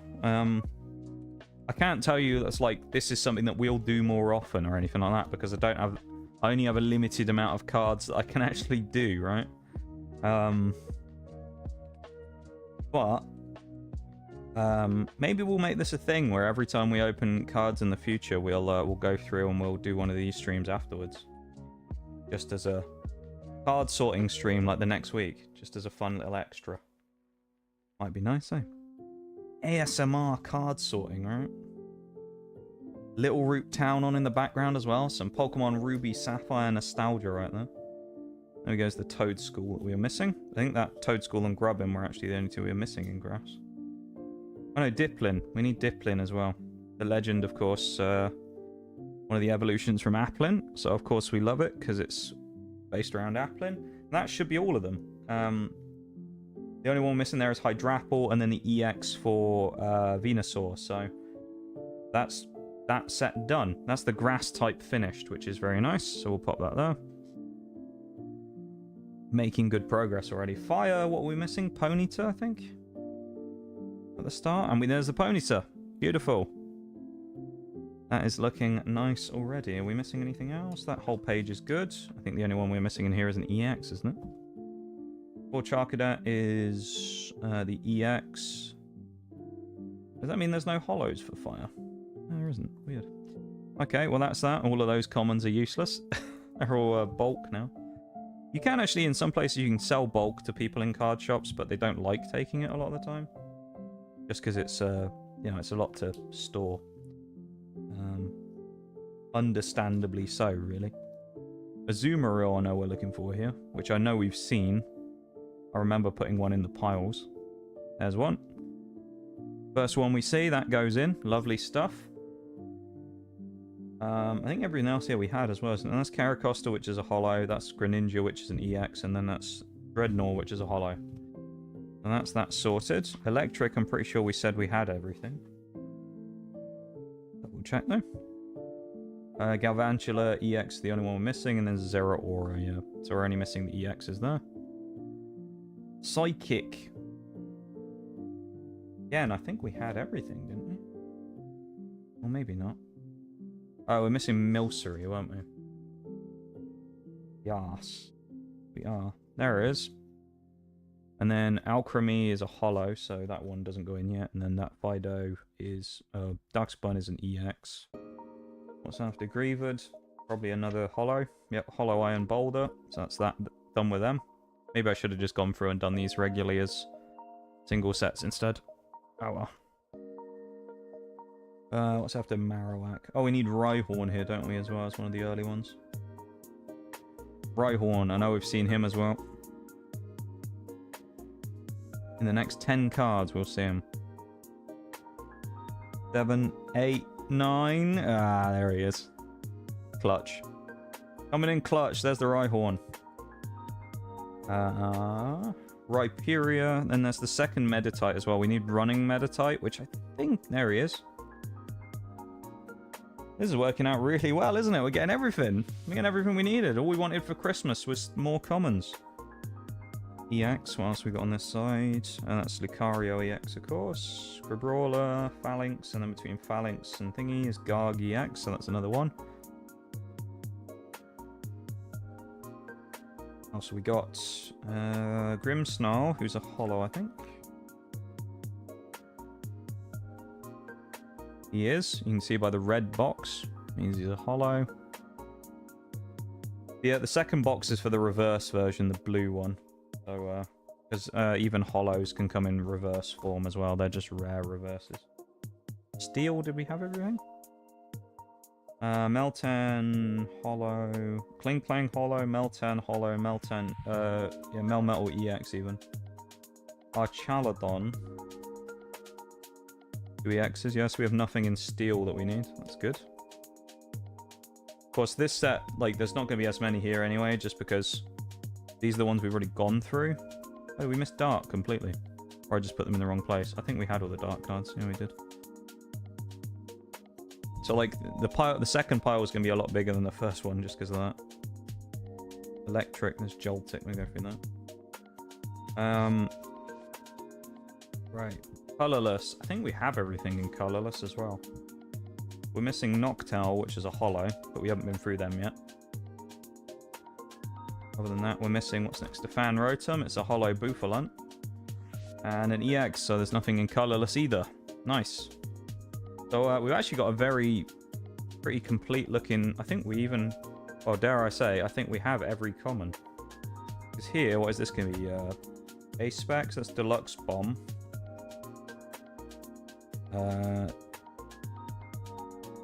I've actually made a mistake here. I need to move them across one. See, this is why it's good to double check your work sometimes as well. We actually made a mistake and we missed a slot because we need a second Ace Spec in the first slot of this page. So there you go. Even me, who's on my, what, 8th binder or something now, still makes the odd mistake here and there.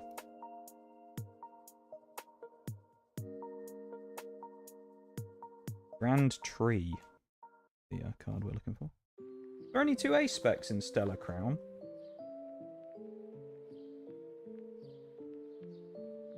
Oh no, there's 3. There's Sparkling Crystal as well. Let's just double check that. That'd be 130, 135, yeah, 136. And then that is the last card in the regular set, which is Sparkling Crystal.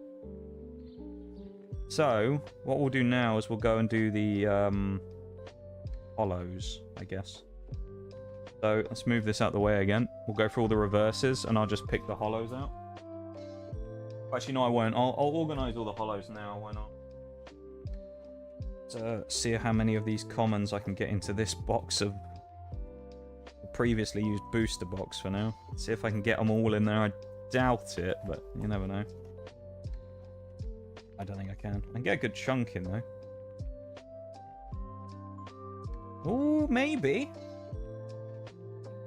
Oh, yes, look at that. Near perfect, that is, and 1 card to spare. There you go, that's all the commons. That's 2 booster boxes worth of commons, minus all the stuff we needed.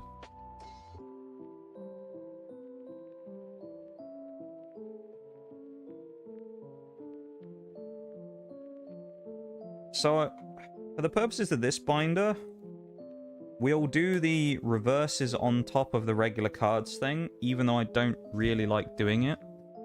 I also forgot to put the trainer cards in there, so we didn't quite have enough room, actually. But got them in the ETB.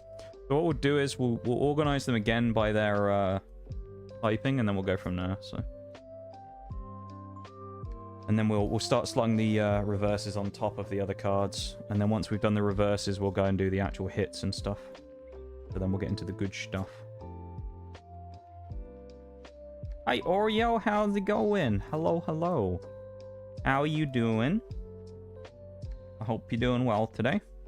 Happy New Year to you. I know I've already said it to you anyway yesterday, but Happy New Year and all that. I hope you are doing well this morning and you slept alright and whatnot. Nice to see you. Doing a very nice chill time today. Building a binder. That's what we're doing. Very nice. Trainer. Do I not have any? No, I don't have any yet. Trainer cards. There you go. I'm fucking tired. You did go to bed very late last night though, didn't you, in fairness? Did you, how did you sleep last night though? Did you actually get to sleep, or were you up for ages afterwards because you were up late? And it like messes with your sleep schedule. We have a bunch of raging bolts, don't we? Damn. Alchemy, we needed that. Briar, need that one. How's it going? Oh, it's going well. We've already got dark. We're so let's say we're doing just binder organizing today because I thought, well, we've got this to do anyway. Shags actually mentioned it yesterday. I was originally planning on maybe doing it in the first place, and I just thought, you know what, it'd be an interesting stream if we just organize cards and then do a, you know, put them in the binder afterwards. So I just thought, why not? Let's just see what happens. You know, it's a bit of a week of just doing stuff anyway. I don't have a specific schedule this week in terms of what we're doing, so we're just kind of streaming and seeing what happens this week while I do binders and, you know, decide what my next playthroughs are going to be on stream, which I think I've already decided at least one now, maybe even both of them. Both of them are going to be fairly long-term playthroughs, the next one, the next 100%, and the next just regular playthrough, which I would have done 100% on, but unfortunately it's not a game that supports achievements on Games Pass, so I can't. Wait a minute. Why are there random commons in the pile of reverses? I swear, if there's one of the commons we actually needed before in there. No, there isn't. That's good. But fine, I'm just tired from working 7 days in a row. I mean, honestly, that makes sense. You've been very tired every day when I've talked to you. I know it's certainly taken it out of you, so I think you're in a very unenviable position there, having to do 7 days in a row. It's pretty grim, isn't it?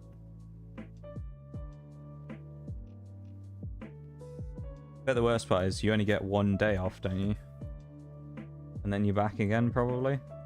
Although hopefully it's not quite as intense of a... There's another common in there, what? Why are these just randomly in the middle? I have a scrub in that we needed as well.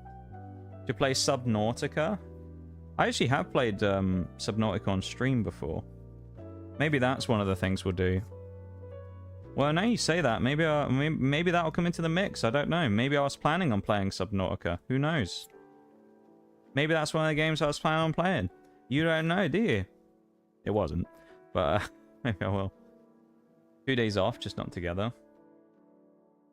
I think it's always nicer to have them back to back, isn't it, though? Because then you properly get a chance to like relax. Usually the first day when you have your day off and then you're already thinking about like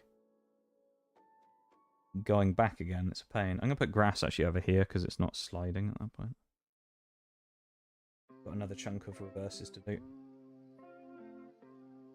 You were not planning on it. I knew what I know. I wasn't, no. But I mean, I could. It might be one that I try and do 100% on in the future or something, or just play through because why not? Just do it as a bit of a different playthrough to do, I guess. When this next one's done, maybe.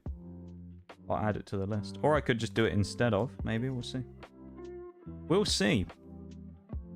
It's definitely one I've actually thought about before. Because I have played it years ago on stream. There's clips of it. But it's been a long time since then. Had a very different audience back then. Who I think they recommended me play Subnautica and then nobody watched it, so... Eventually, I gave up on it after a while because I was just kind of aimlessly running around not knowing what I was doing, and I thought it was a bit boring, so I thought it was boring to watch, so I stopped.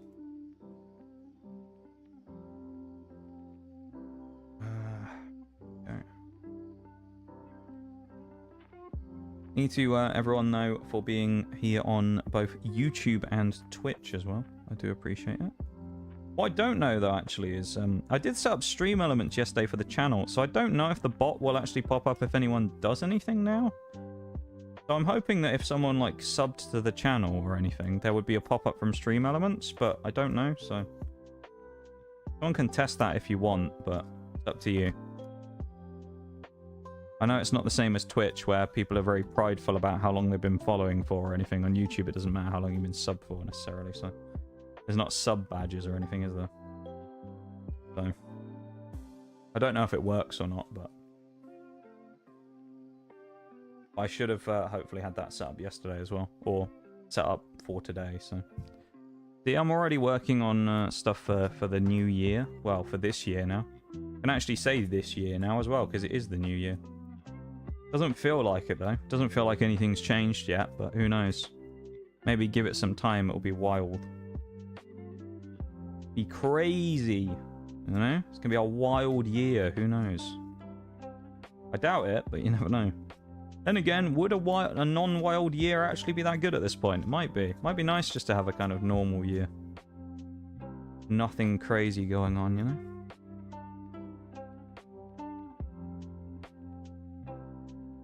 This is the last pile of reverses that I've got here as well. Wow, my arms are getting tired now doing all these cards. Bloody hell. Or not, fine. But, get all these, popped up in here.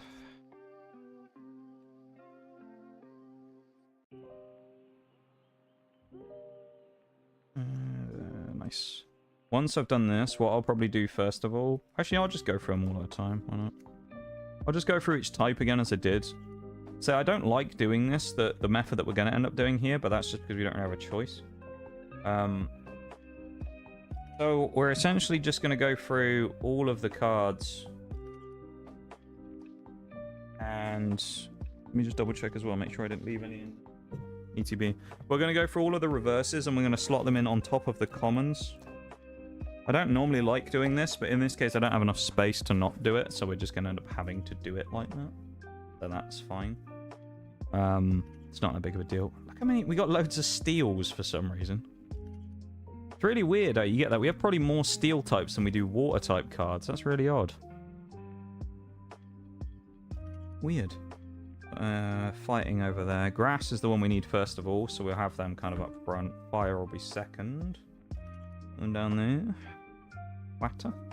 Yeah, I don't know. You guys tell me if anyone's not fallen asleep from listening to me rambling on about cards. You like this idea for a stream? As a TCG, not pack opening, but TCG binder building stream? Like the idea of this? Are you enjoying the stream as it is? Okay.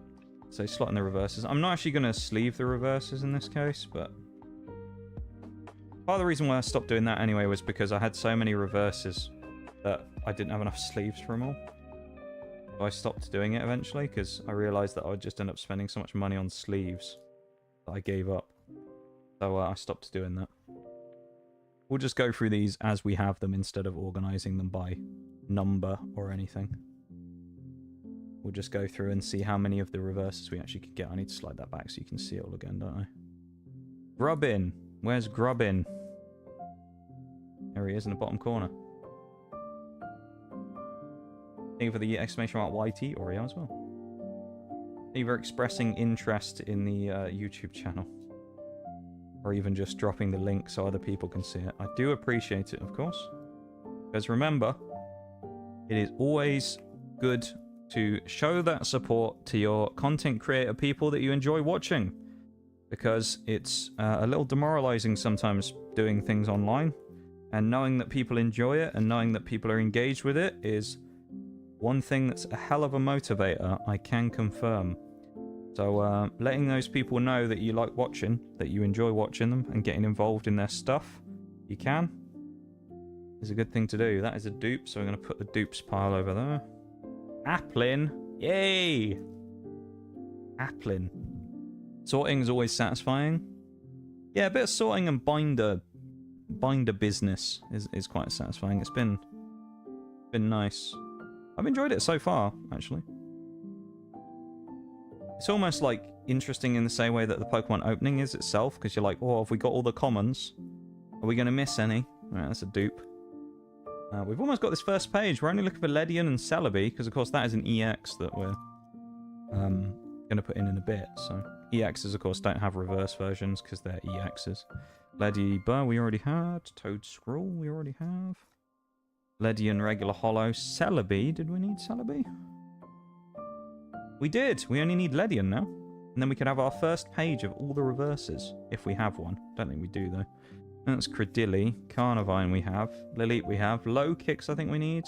And then there's Applin and that again. Yeah, I'm enjoying this, though. So, I'm enjoying it. You seem to be enjoying it, Oreo, from you saying that it's satisfying to do sorting. So, I'm glad that you're paying attention. And that you validated me. Because it is good to know that you guys are in fact out there listening.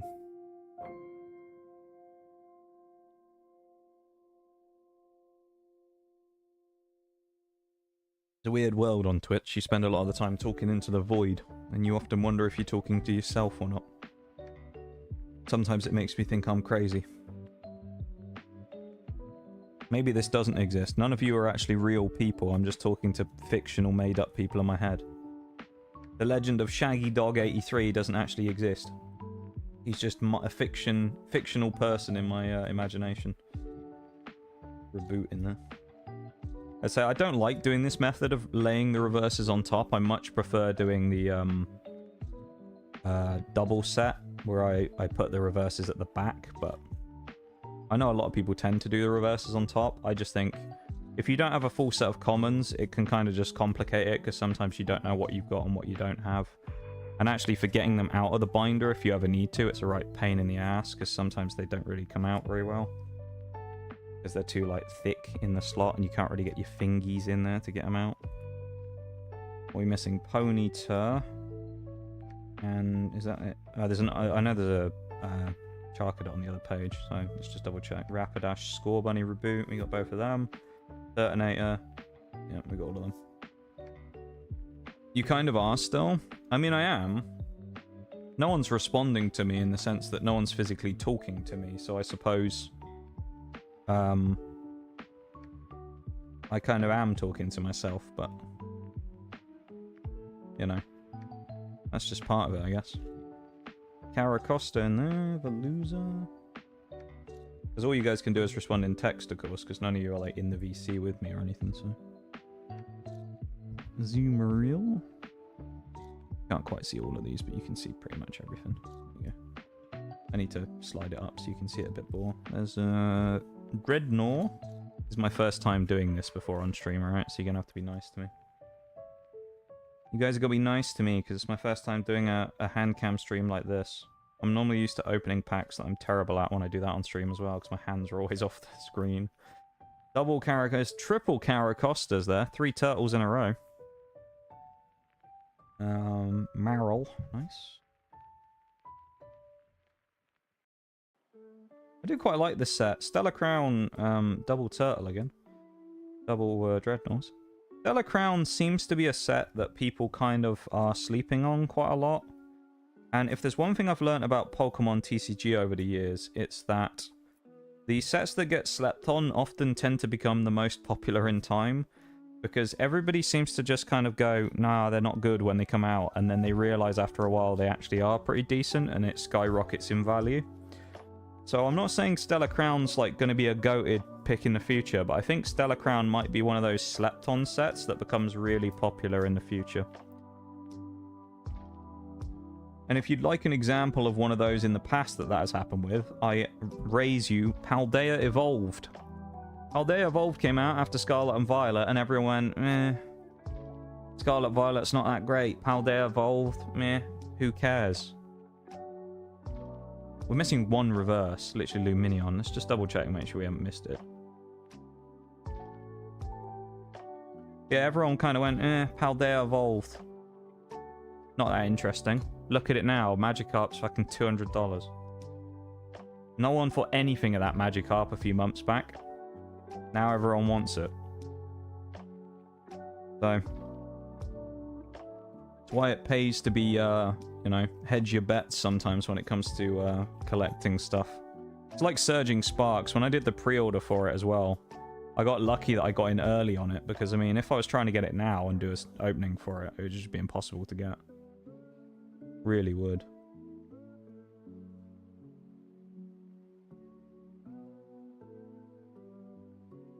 I'm not sure who you are on... it might be you, Oreo, of course, because you did the command. But if it's you on YouTube, then thank you for joining the stream. Appreciate you being here. I have the YouTube stream open on my other screen because I can afford to today. I have OBS on my left screen, and then I have the YouTube stream open on the right. So, yeah, whoever it is, thank you for being here and joining the stream. I do appreciate it. We've hit our all-time peak right now, 4 viewers on YouTube. There you go. I feel like I'm a pre-affiliate again from Twitch. It's crazy. I'm reliving the memories of years gone by. When I was like back in the day of being a wee baby streamer again. I think Boulder is last here. That's Darkspawn. That must be Alchemy then. Yeah. It's kind of wild reliving it via YouTube instead, which is obviously a much harder platform to actually go on when it comes to streaming anyway. Obviously video creation, it's goldmine, but when it comes to streaming, YouTube is a tough market, really. But hey, one thing I do know is, albeit we're miles away on subs and all that kind of stuff, but all of those watch minutes that you guys put in on the stream, if you're watching multiple tabs of the same stream right now, which takes some commitment listening to me twice, once is enough for most people. Or in some cases, 0 is enough for some people. But it all goes towards those watch minutes, those valuable watch minutes to get towards things like the YouTube Partner Program. So it all adds up over time. And I do appreciate all of the lurking and the helping out via that as well. It is, you know, very nice. And I do appreciate it. Glad that I have so many cool people in my community that doers, not talkers. You know?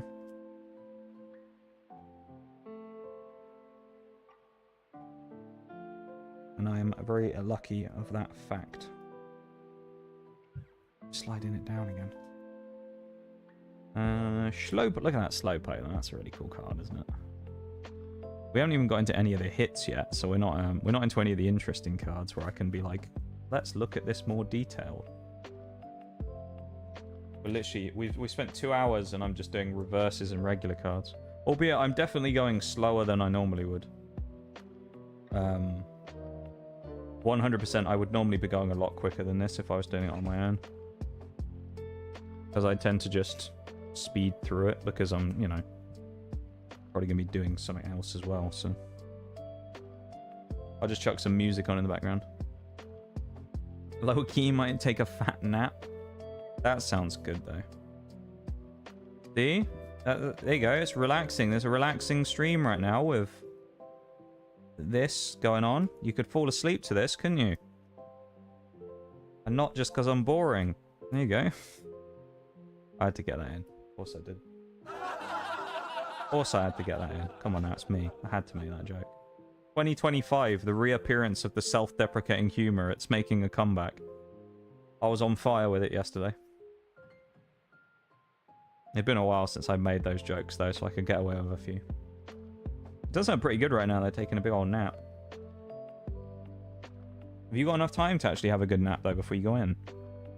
Because I thought you're working today, aren't you? Well, don't tell me you worked early and then you've got off. No, you can't have. What's your schedule for the day? We got both meditites as well. You must be working late, no? In which case, I thought normally... Oh, no, I guess you don't leave for another hour or so normally, don't you? That's Medicham EX down here as well that we're missing, so... Have we actually done it? Oh, no, we haven't. We need Medicham. If we get Medicham, we'll... Yes, there it is! That's our first full... No, it isn't. We need Marowak. Fuck! Come on, Marowak. No! I was about to say we've got our first page of reverses. No! We're missing Marowak. That's the only one we're missing. Fuck. Oh, well. Makes me a little sad. We missed the Marowak. I like Marowak as well. It's a cool one. Petition for Pokemon Legend ZA to add Mega Marowak. That'd be cool. Oh, you worked this morning? Okay. Okay. I was confused because I know I hadn't seen you yet today. And I hadn't spoken to you or anything because I know I messaged you a little earlier. And I was like, damn, I wonder if you're... I thought you were asleep because I didn't remember if you were working early or not.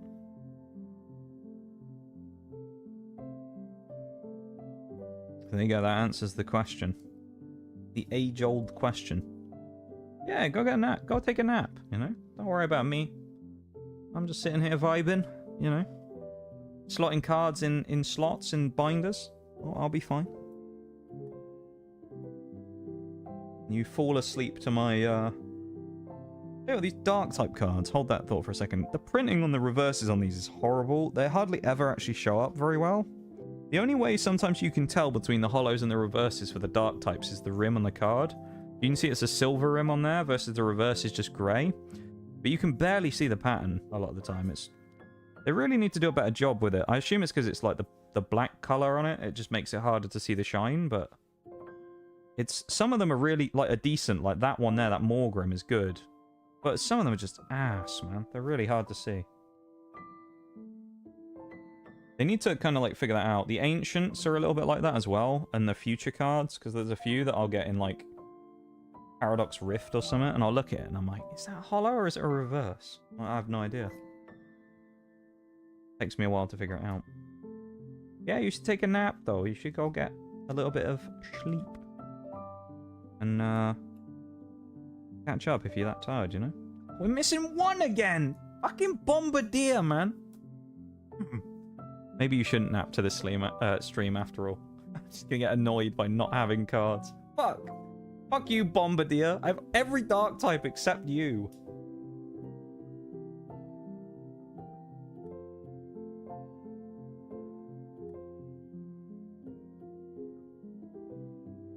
Just finished my not a sponsor Coke Zero.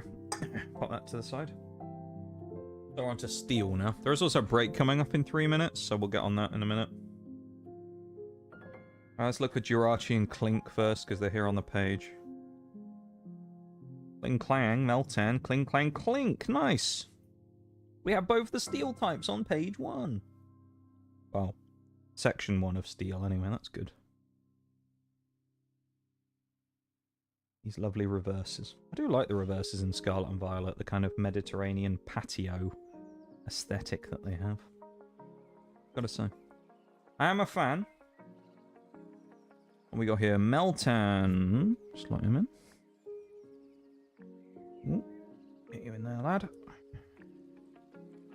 We'll put him in after, because that's a reverse Archaladon, so we'll come back to that one. Just because it's, we'll just slot the other one in first. That's the regular metal. And there's the revert. We'll put you there. Reverse metal. One can Steel be the first typing where we have all of them. I mean, I know technically Dragon will be the first type where we have literally everyone reverse and regular hollow. But that's because the only card in the Dragon subset is fucking Raging Bolt, so...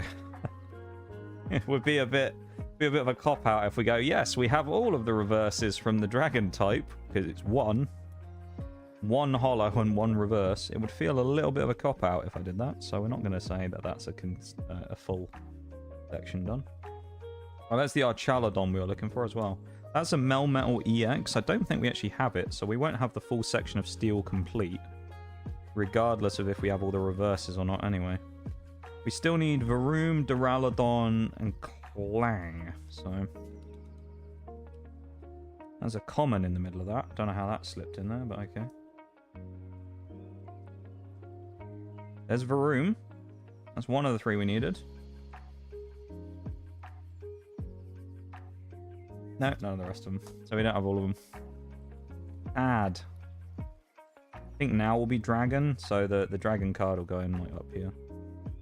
Unless there's a Steel EX we're missing, which there might be a second one, so I'm going to double check that. Oh, it's Orthworm, isn't it? I think. So I'm pretty sure the card... Yeah. That would be Orthworm EX, so our Dragon cards will go in here. All of our one Dragon card, of which we got 3 reverses and about 4 or 5 of the regular holo. So there you go. Raging Bolt. Long Boy, as we like to call him. One of Sasha's favourite lines. I do like the reverses on the Dragon cards, though. They look really cool. Just that shiny gold. Very nice. So, before we do the colourless, I guess we will... well, I'll just keep going until the break starts, and then I'll pause as we do. So, the ad break is about to start in about a minute's time, just so everybody knows, of course. If you're on YouTube, you won't see that, but this is on Twitch. But what we'll do is we'll stop the stream anyway, as we normally do, and we'll have a proper... chance to stop and have a quick stretch and grab a drink and refill our water bottles and stuff like that. So everybody has a nice chance to go and have a quick BRB if you need it. If you don't, that's unfortunate, but we're going to take one anyway. So there you go. It's a perfect time to go do it. The reverse holos, they're nice. I like them as well. It's like that. I'd say it's like that sort of patio theme. Oh, you snoozed it. Oh, nice, Fox. Thank you. Well, there you go. I'll just keep going for the next few minutes then. There we go. That'll give me enough time. That 5 minutes should give me enough time to get to the end of this pile of reverses. And then I can continue on. Thank you for that, Fox. I think we only have one left, actually, don't we? Because we used one yesterday when it went past midnight. So I think we only have one snooze left today, unfortunately. I have got the trainer cards to do as well, but, like, yeah, that'll be easy enough. Yeah, I really like the reverses in Scarlet and Violet. They've done some really cool reverses over the years. Various different ones with different patterns and things. Rotom Fan. Up there. Is he going to fit? Come on, you little... Come on. There he goes. What are we missing on this page? Oh, that's convenient. I switched over right as we needed Tauros as well. That's Noctowl holo. We're missing 3 reverses on that page as well.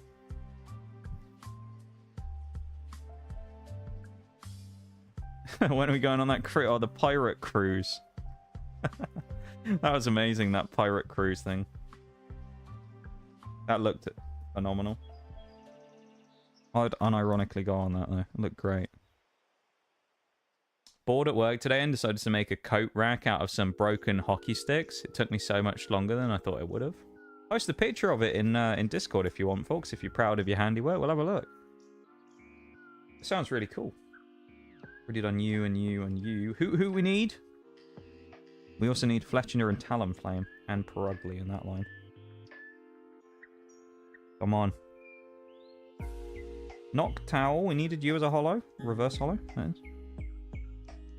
Bouffalant, no. Rotom Fan, no. Noctowl, no. Nope. Eevee, no. Fletchling, we already had. Ah. We still don't have all the reverses of any one type other than a freaking dragon. God's sake. Well, I've dropped me cards. Alright, I've got 1 minute 53 in order to sneak the other ones.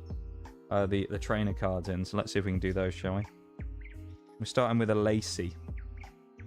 There's not many trainer cards, so this shouldn't be too hard. The other slots in the trainer cards that we're missing aren't missing commons. They're ace specs, of which there's 3. I think we have 2 of them. So we might not have the full set, looking like the full set of commons, but that's just because we're missing some ace specs that slot in with the trainers. And obviously the other slots we're missing right now are for, what are they called? EX cards. So Doesn't feel very Pokemon-y, this music. You know what, let's check the last few. Do we have Kofu? And do we have the other berry? No. So we don't have all the trainers in reverse form either. That's a bit sad.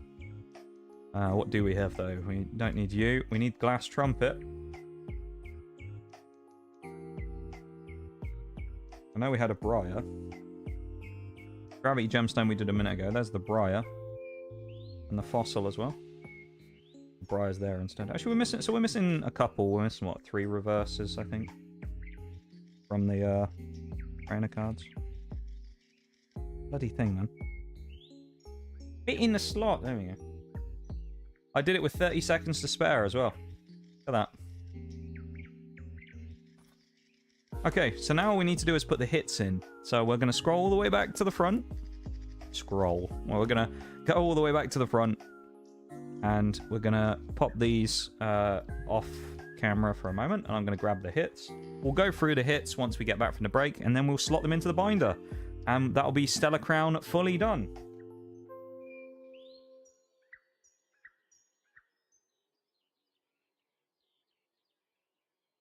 Double checking I haven't missed anything. So I think that should be everything for Stellar Crown at that point. It's nice. So, this is our pile of hits and stuff. It's good. It's a meaty pile of hits. It's an ETB. Some extra random packs if we pulled anything. You can see a lot of stuff here. We have 3 deluxe bombs, unfortunately. Although when there's only 3 ace specs, it's easy to pull dupes, right? But we got some good stuff in here. We got a lot of the EXs. I think we're probably missing a couple, but not many. You never know, though. I might be wrong, and we might not actually be missing any. No, I can tell already we're missing 1. I think we're missing 1 EX. No, 2. We're definitely missing Darkspun, and we're definitely missing Melmetal. Other than that, I'm not sure, though. That's kind of annoying, though, missing 2, isn't it? Literally 2 EXs, that's it. But we'll get into these in a minute. We'll go through. We'll sort them into like piles. So we'll do full arts, IRs, regular EXs, whatever, and then we'll go through and do them. But we'll switch to the BRB for now. I'm gonna switch my mic off, of course, as I always do, and I'm gonna go stretch my legs for a minute and go refill my water. I'll be back in a sec. BRB, everybody. Yeah, we're missing the bread dog.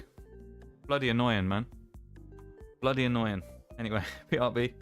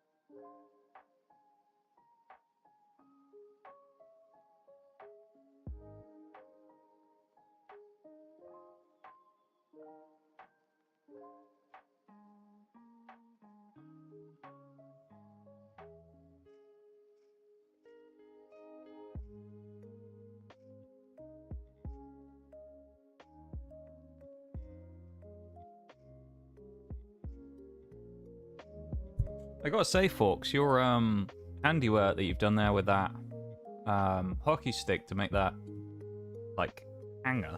That's really cool, actually. I quite like that. Recycling at its finest, right there. Look at that. Good stuff, man. I like that a lot. That's really cool. That's what we love to see.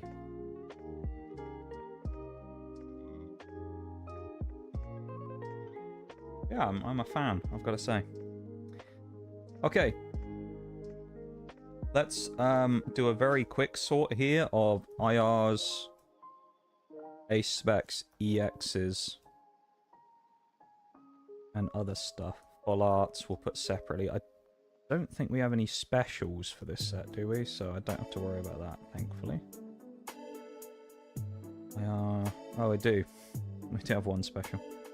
I have a lot of the EXs, though. From 2 boxes, I did very well on the EX front. 2 Venusaurs. Gulpin. We did well on the IRs as well.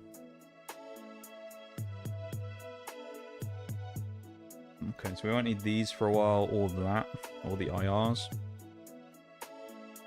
Put them at the back. 2 EXs and ace specs. Let's just go through in the order in which they're in the pile rather than anything else. Why not? Cinderace is up front. Who is in there, I believe.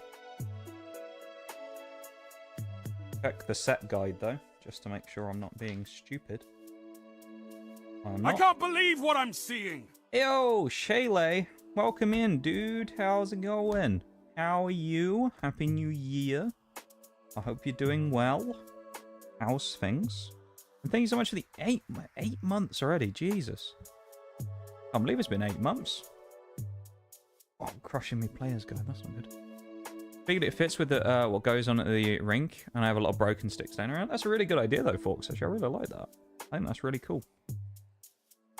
Dog and Lucario up next. Pop that there. That one's Medicham, isn't it? Dog goes down here. 3 fighting type EX is odd. Yeah, we got Lucario up there, I believe. Good. Happy New Year, dude. Was playing Marvel Rivals with a few friends. Just got back from getting dinner and saw you on. Here I am.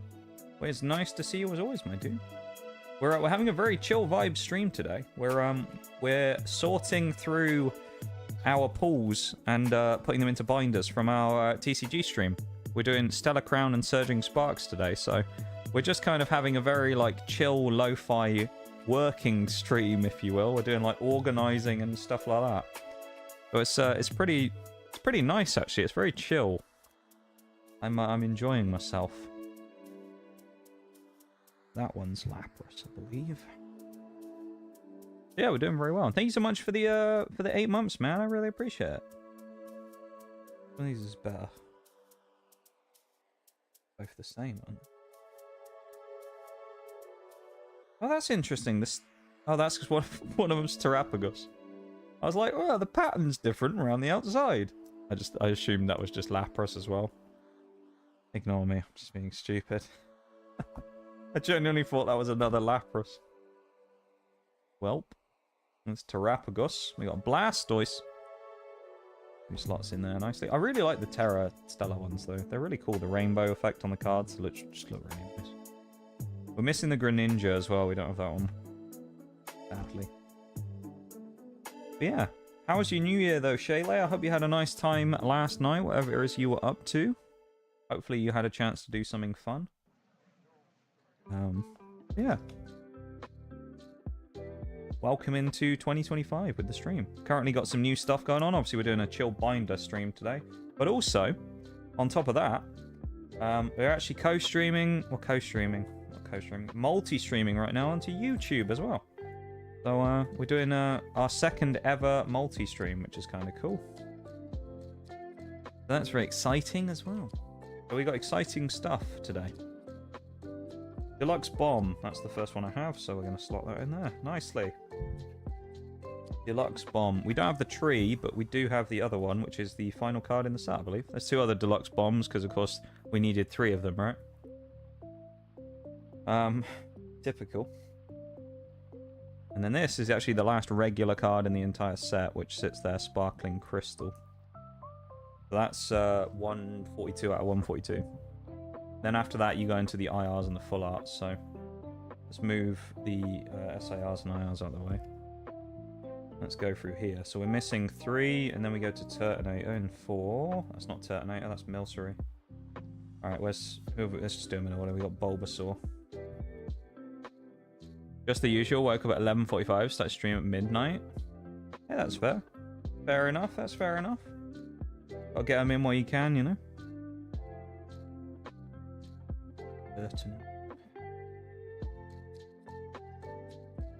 Gonna have a nice busy section here for the house, I think. Do we have Reboot? No Reboot, no Squirtle, but we do have Crabominable. He'd be there. We have Joltik. Binder's looking rather nice. We have Zeraora. And we have Milcery. Oh, we got 4 in a row. Wow. That's nice. Now we got a nice little run of IRs there.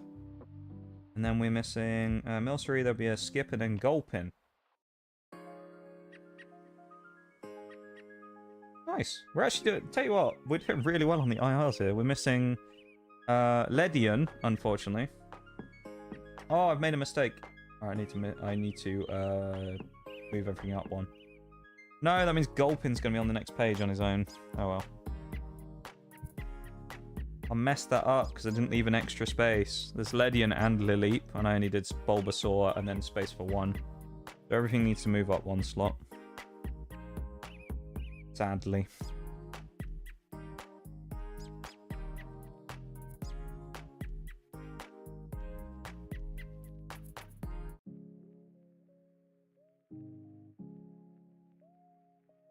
Why is it not shuffling? Is that why? Weird. My music's been weird all day.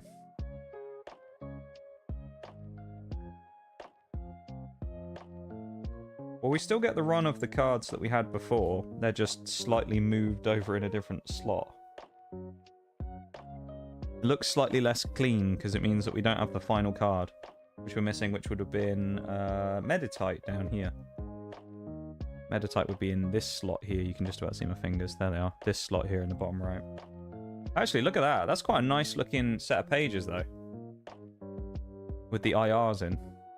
It's looking good. We've got a good set of IRs here from this. From this good set, to be fair, for the IRs. Then we skip, obviously, the page for Meditite, and then we put Gulpin in top of this one. Moved up 1 from where he was before. Then, oh, there's actually our Chaladon as well, who's another one. We have our Chaladon, and our first full art is Hydrapple, so we already have him, because there's no full art Venusaur in this one. Then Cinderace, Lapras, and Thingy. Cinderace, Lapras, and Galvantula. We don't have any of the full arts, I guess we don't have any of those full arts. So skip those 3, and then we go into Meditite at the bottom. Orthworm. Yeah, they deliberately cut the set down here, I guess, because normally with the full arts, they do a full art of every EX. But there's no Lucario, there's no Melmetal. That's kind of weird. They obviously wanted to just cut the set size down. Can't blame them, but... That'd be Orthworm, that'd be Briar. Crispin up top and top left. Then Kofu. Regular Lacey, who we don't have. Hydrapple, Galvantula. Darkspun, Terrapagos, Briar, Lacey. There you go, on the final one on this page. Perfect. And then there's the 3 golds afterwards, which we don't have. So that's the binder for Stellar Crown finished. Lovely. The only thing I'm going to do is, on the next page, I'm going to chuck the promo in as well. Which, unfortunately, is stuck in here with the things. If I keep it sleeved, can it even stay in the plastic and still fit? No. Alright, we'll get it out then, it's fine. I don't know why they thought it would be a good idea to keep the deck dividers in with the promo cards, but there you go. Have I got a sleeve to hand? I have a Twilight Masquerade sleeve. We'll use one of those. This is for the Noctowl. This is the promo card from the ETB. From the Stellar Crown Elite Trainer box. This is the one you get. We'll stick him right in the middle of this page. And we will surround him with some of the dupes, shall we? Actually, we won't, because if I ever go back through here and I try and get the promos out, I probably won't realise. Put them on the next page. Put the dupes on the other page. Because the top 3 there will be the gold, so... If I ever pull them. I doubt I will, because the pull rates are terrible. And we have a bunch of EXs. And 2 extra deluxe bombs. Because I think we pulled 1 in an ETB and we pulled 1 out of each booster box, so... There's only 1 A spec we don't have, which is the tree, so... There we go on that one. Nice. That is Stellar Crown finished in about 2 hours and 20 minutes, so... Not too bad. We'll have a quick flick through so we can fully have a look at the binder now. Page number 1, down here. I'm not going to adjust the camera all too much just because... I can't believe what I'm seeing! FE3EV, or FEEV. Welcome in. Thank you very much for the follow. I appreciate it. Welcome to stream. We're actually perfect timing as well because we're just about to... We've just finished the Stellar Crown binder, so we're actually just going through it and showing everything off. So, great time to go in. Nice thing actually on this lighting as well is you can actually see pretty much which are the reverses and which aren't. But this is what we're missing currently from Stellar Crown, as you can see while we go through here. We got some good full pages though. Only missing, I think, 3 regular EXs, so that was good out of 2 boxes. Obviously, in the future, there's still a chance of me getting more stuff, because I'm sure I'll end up opening more Pokemon on stream. But we got the Deluxe Bomb down there as well, Terapagos in the top. Missing a spec there for the tree, and then all of these that we're missing. IRs, we're actually doing pretty well on the IRs, honestly, to have 6, actually 7. Out of the, what would it be, 9, 11, 14 that there is. We have half of the IRs already. Full arts, we're doing okay. Obviously down here we got the Lacey. Can't really see it because of the glare. There you go, Lacey SIR. And then none of the golds, but I got the promo from the ETB and then some dupes, so... There you go. That's Stellar Crown, though. So we'll close that one up now. That one's nice and done. And next, we go on to Surging Sparks. As we have to do that now. So let's go on to Surging Sparks, which is in a... Actually, I'll do a quick bit of tidying. I'll just... Oh, I bashed the mic on the camera. Let me just grab... this TB and see if I can get the commons in here, actually. If I can fit them all in here, it'd be very nice. Let's get those bits in. Stick those bits in at the end. Only missing 3 base set, but 9 of the pull cards. From Stellar Crown, you mean? The regular set. So if you count the EXs, yeah, I think I'm missing 3 EXs and 1 ace spec. Which is not too bad from 2 boxes, I'd say. Got fairly lucky there. I mean, the IRs and the golds and stuff obviously are missing tons, but it's hard to pull a lot of that stuff, so I'm not all too surprised. Oh, where's the spare reverses? Where did I put them? On the floor. Okay. Eventually I'll, Actually, you know what? Let's not put these in here. Let's put these in the bulk box eventually. Because I do have the bulk box, so I'll just put these off camera for a minute. They all gonna fit? No. Alright, let's put this chunk in here then, and then I'll put the reverses in here. In the ETB. Drop them on the floor, that's good.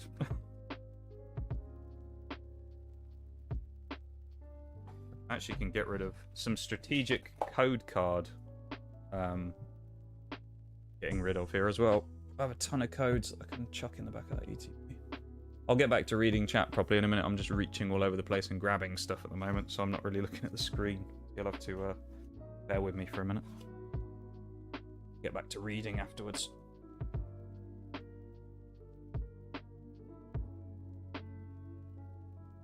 Alright, get all the codes in there. Yes, that's huge. Nice. Right. Close that down. Let's put that over there. And then we got this booster box full of commons, and then this one with not a lot in other than deck building. Probably should have put the dividers in the ETB, but oh well.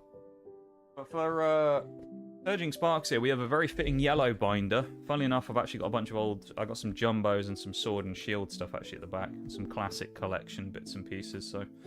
There's also the dupes from Scarlet and Violet base in here, so... they'll just stay in here. I don't think the set's big enough. If we need to, we'd move some of the stuff out, but... Yellow binder for Surging. So I'll grab the box in a second and we'll start sorting. Don't know if there's anything in here. Got some spare things if you're trying to complete your set. So I have a rule, actually, when it comes to stuff, which is that I only complete sets by pulling. Which I know is a terrible rule to have, because it's very... well, it's basically impossible to do that. But, yeah, my rule when it comes to card stuff is to only complete a set by pulling the cards, which is financially a very poor decision, but also it's just really difficult, so... I appreciate the offer, but unfortunately, my rules will have to. Oh, this is a huge set. It's 191 now, but my ruling will have to say no to that one. Stellar Crown. Okay, you're missing a few from Stellar. Stellar Crown actually. I mean, the commons and stuff. I was saying this earlier. Seem to in the most recent sets have been a lot easier to pull, which is nice. Because for a while in the original couple of sets, they didn't feel hard, but there was a few annoying commons you'd always get left with at the end of each set that were just like, you just didn't have any of them. Like, again, I'll bring up Obsidian Flames, because I hate Obsidian Flames and it's such a pain in the ass. But, it's a very cursed set for me, Obsidian Flames. I know a lot of people like it, but it's just always been annoying for me. But Obsidian Flames, I've opened 3 booster boxes and I still have at least one common I don't have. Actually, no, it's multiple. I think there's a random Capsa Kid that I don't have because there's 2 artworks and I only have one of them. I think I have the reverse of the second one I don't have. And then the other one is a Crabrawler, randomly a Crabrawler common, which I don't have either after 3 booster boxes. Bit annoying, really. 12 away from the master set for Sparks, so wishing you all the luck, man. Which cards are you missing out of interest? Thank you for the luck, I appreciate it. Yeah, I'm very much like quite a casual opener when it comes to TCG stuff. But today we're just doing kind of a special stream because of a couple of weeks ago before Christmas we did a week where we opened a booster box of every set in Scarlet and Violet.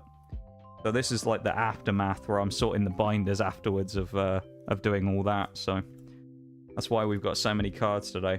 So I've been I've technically started attempting to complete every set, although most of them are nowhere near on. Especially if you look at my luck and track record with things like Obsidian Flames, where I've opened 3 booster boxes and gotten half the commons I still don't have, and I've pulled Gold Charizard 3 times. And no other SIRs or anything that I need, so it's pretty cursed. My pulls when it comes to Pokemon stuff. We burnt all our luck after we got the Iono SIR from Paldea Evolved on day 1 of our week. And after that it went downhill. Obsidian Flames came in, and it ruined it for us. Yeah, I wish you luck completing your set as well. Hope it goes well. A Spatha reverse that I can't get in Stellar. I'm going to have a look. We're going to have that now, aren't we? Let me have a look. Welcome back, Shags. How are we doing on the sets? We finished Stellar Crown just. Oh, no, I don't have the Espathra either. No, I'm missing that. I'm missing 3 reverses for Psychic. I'm missing Slowking, Espathra, and Grieved. That's the 3 reverses I'm missing. So I'm also missing it. There you go. Normally in this situation, when someone goes, I'm missing X card, I always go, well, I hate to tell you this, but I have it. And this time I don't. I can't have my annoying moment where I sneak in and find out I had the card.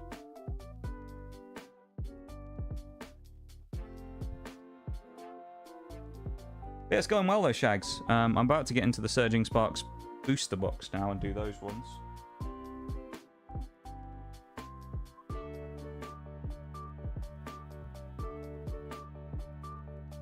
the one booster box we've opened. Let's pop it to the side. This is probably reverses at the front. I always like to partition them off with a sleeve so I know what's what. Yeah, this is reverses and the hollows. Pop them over there for now. Let's just do a chunk of commons. There we go.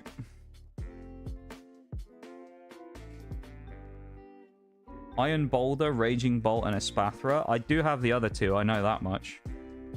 Funnily enough, I have 3, I think, of the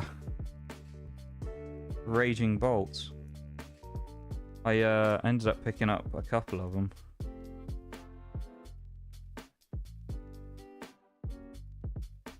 We definitely got Iron Boulder. I don't know if we got a dupe of it though. I think we only had one. And then Espathra I don't have either, so I do feel like although I don't know if this is actually a thing or if this is more just like tinfoil hat conspiracy than anything else. I'm sure though that there are some reverses that are rarer than others, even within the rarity buckets. You might look at it and go, oh, I'll say all 3 of them were rares. I'm sure there's some that are rarer than others within the rares because some of them you just never see. And then there'll be a few that you'll just see all the time. You'll get loads and loads and loads of, and then there's some you'll just never get anywhere near pulling. Crazy.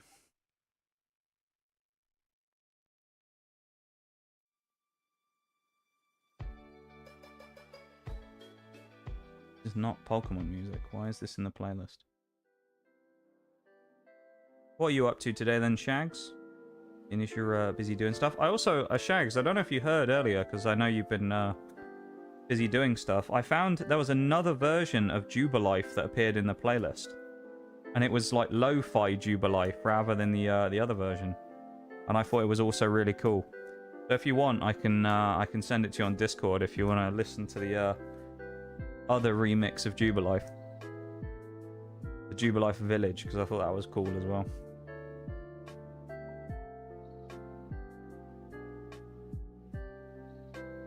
Never in my wildest dreams did I think I would ever be doing a stream where I literally just sit here and sort cards.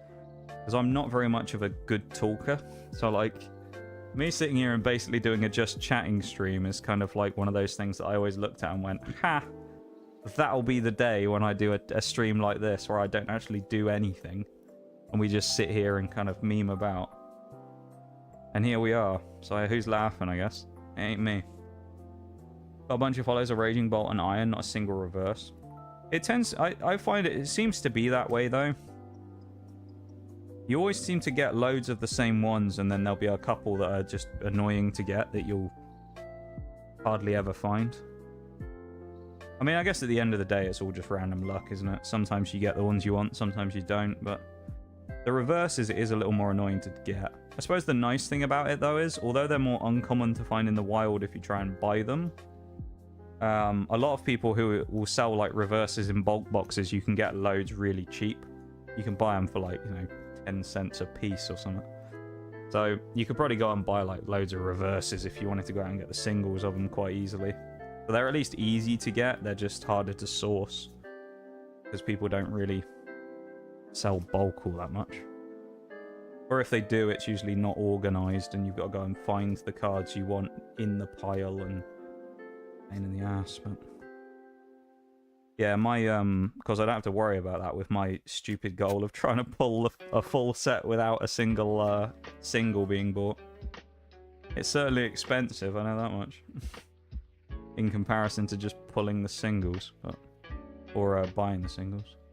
Bought Raging Bolt and Iron supposedly reverse and end up with another holo of both. That's annoying though. Was that was an online seller or something, presumably. That sucks though. You might be able to find them at like a, if you can find any, I don't know if you'll have any near you, but if you have like a TCG card shop or I really like that Maril artwork as well, I gotta say. If you have like a one of those card convention type things vaguely near you, you might be able to get some of them really easily there. People are practically giving bulk away at those types of places. If you can't ever see it, it's always a bit of a gamble, isn't it? It's the same way with if you buy a single of something and someone says it's near mint, but like people's definition of near mint is going to be different, and their version of near mint might mean it has a giant crease in the middle of it, and mine might mean that it's, you know, pretty minty. So I don't know. It's always tough buying stuff online just because of that reason. When it's cards anyway, I think. Double Snorlax though. I don't know what it is as well, but it's kind of funny. You can tell the difference in the printing when you go through these sets. Because the difference between Stellar Crown and these cards here from Surging Sparks, they feel wildly different. These cards feel so thick. They feel very thick and they feel very, like, glossy in comparison to the other ones. Very odd. So I wonder if they changed the card stock with each set or something. Also, could be because they're from the first print run, because these were pre-orders. So I have a theory about this, and again, it's tinfoil hat time. But I have a theory about this that's well documented at this point. I genuinely believe this is a thing. Pokemon would never admit this, but I think this is true. I'm fairly certain that on the first wave, when they do like the pre-orders for the sets and send them out to people, and do distribution, you know, to the main retailers, they pump all the hits into the first wave to make it so that people want to come back and buy more to try and complete their sets. Because I don't know what it is, I've never bought a box on pre-order that has had less than 14 or 15 hits in. There's something about it. Every time I pre-order a box, we always get an abnormal number of hits. And it's usually we get a gold or an SIR out of the new sets. And it's like, I don't know, it's just something funky about it. It seems weird because every time I've opened any other boxes of Stellar Crown or anything like that, never get anything good. If I ever open a pre-order box, every time SIR or gold. It's crazy. I don't know what it is, but I think Pokemon deliberately tampers with the pull rates in the initial print run or print waves so that they can try and bait people into buying loads of the set, and then they later on change the pull rates and screw everyone over. Be very smart. I'm not sure legally if they're allowed to do that or not, but you know, as long as they don't get caught, I suppose is the thing. Online then decided I wasn't keen. There was a shop opening near me in January, February. I think next convention is in June or July. That's true. I suppose it's not really a time of year for it, is it, unfortunately? You might get lucky, though, if you can get to the place in June or July. Or, not June or July, sorry, January, Feb, if you can get to a shop and get them. That's the problem I have as well, is I don't have any TCG, like, full-on TCG shops near me. I have places where I can buy cards. Or buy packs, albeit they're all at above sort of market rate, really, because they're like big box retailers rather than, you know, like a smaller place where usually you can get better deals on stuff. So I tend to buy all my sealed stuff online. I do kind of wish I had a regular shop nearby, because it would just be nice for some of that type of stuff. Or I could probably just get rid of a lot of my bulk. I'd probably sell it to them. I know some people will buy bulk. They'll take like a whole bulk box and they'll give you like in-store credit or whatever. Buy some more sealed product with all the bulk I have. This is the last pile as well, so we're almost done with the sorting for Stellar. For Surging. Of course, the hits we'll do at the end, so no exciting cards until the end. You can all wait for the good stuff, alright? We did pull a gold out of our only Surging Sparks box we've opened, though. We actually pulled the gold Alolan Executor, so that was one of the cards we weren't necessarily looking for. I wasn't sort of sitting there going, yeah, I really want the Alolan Executor gold, but we got it, and I wasn't unhappy about it. Because at that point, as I say, when it comes to the pre-order boxes, we always get lucky anyway, and I will happily take a gold out of the new sets, considering that based on the pull rates, the golds are actually rarer now than the SIRs. So. Which is, it's always kind of made me laugh, though, that I don't get how the golds are rarer than the SIRs, yet the value of them is never higher anymore. The value of the golds is still trash, apart from the Pikachu, which is, what, like 150 bucks? If you look at it, the other golds are like, you know, 15, 20... And you think, it's like 1 in every 200 packs or something. It's rarer, effectively, in pull rate than the Pikachu, yet it's worth less. Doesn't make sense to me, that. I don't get it, man. I don't understand. Why are the pull rates like that? Or, not the pull rates, but why are the, why is it the way it is? I don't get it. I just have enough room to get all these off. Not. Ooh. This, in theory, should be less cards than when I did Stellar Crown a minute ago, but it feels like I've got more here. Move the mouse slightly if I can. Water across as well. Anyone got a prediction? Do you think we've got all the commons in our one booster box and ETB we opened? I'm going to say no, because it's 191 cards, so this is a bigger set than the one we just did by about 50 in the regular base set, so... I'm going to say I don't think we have all of the commons in this one. I also need the set guide. Where is it? Pikachu. We'll run through it really quickly as well so we can all see it. But same as before, you've got all the stuff about like strategies and playable cards and things. And then in here, you've obviously got the set list with all the cards. You've got Durant EXs in there. EXs go in the regular set like this, just the base set. And then once you get past the base set, you get into the good stuff at the back. So most people just open it and then flick straight to the back. You got ace specs, you've got illustration rares there on the right.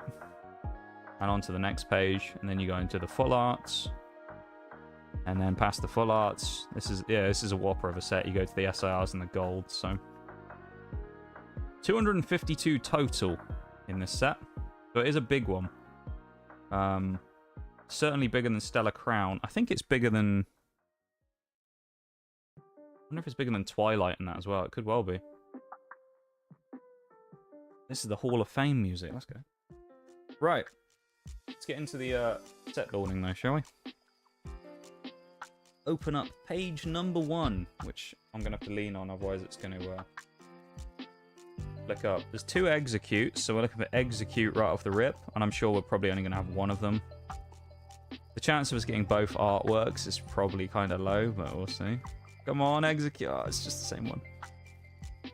Alright, that didn't last long. Card number 2, we're already missing. Execute with the alternate art. Very sadly.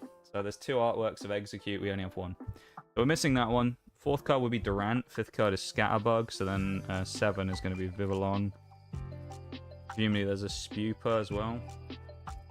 I think I remember seeing Spupa in here.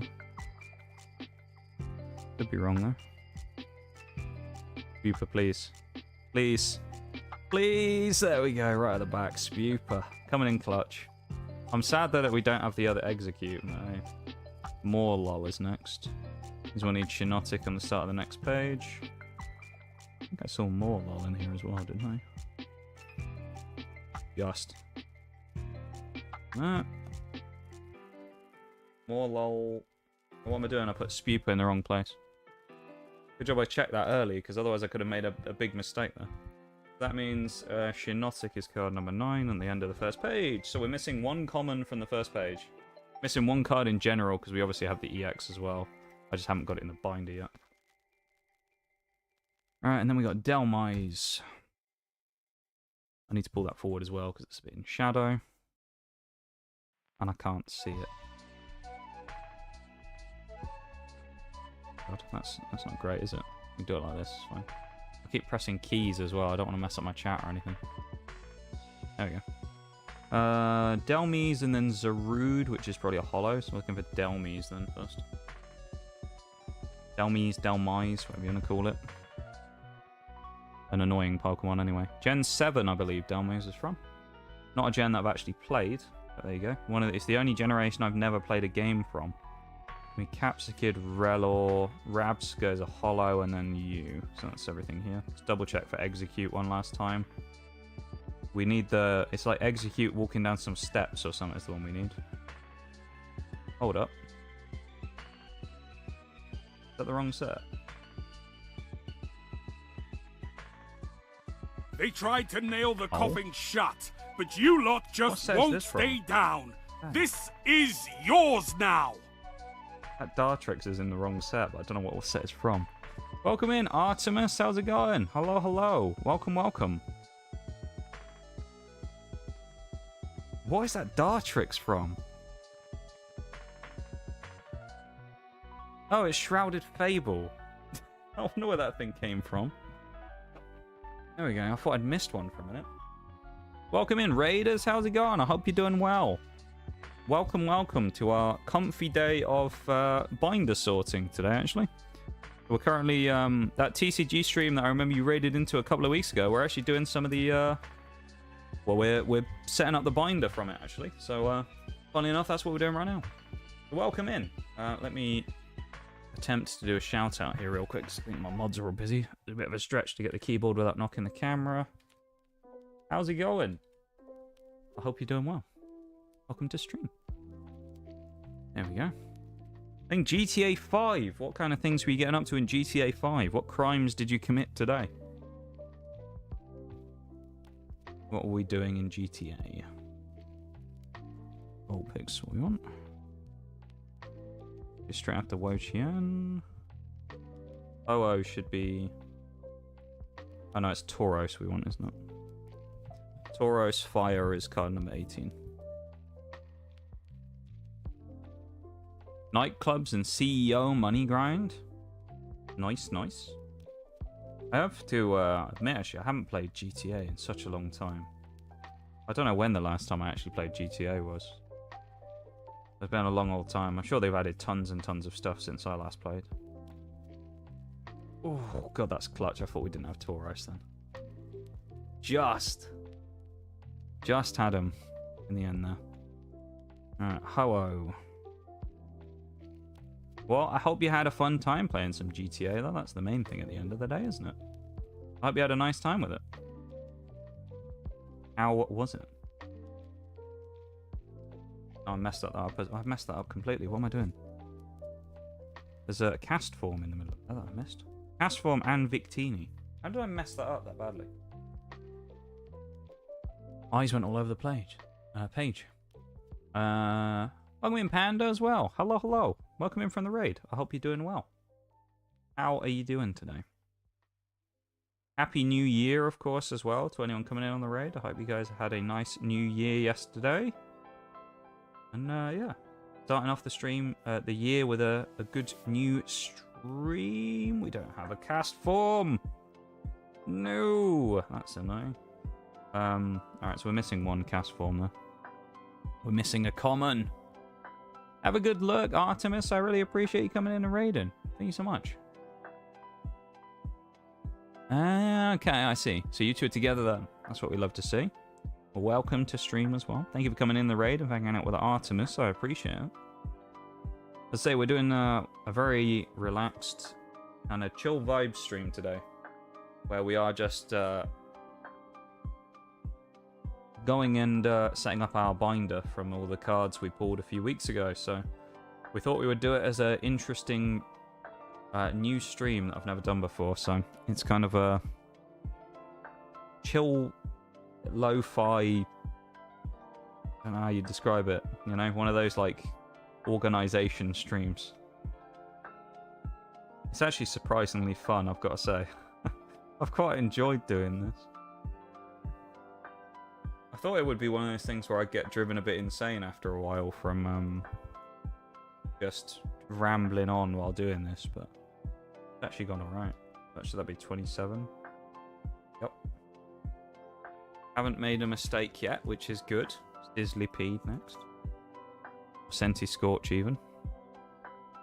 Again, I'm not sleeving the commons because they're commons, but other stuff I am sleeving.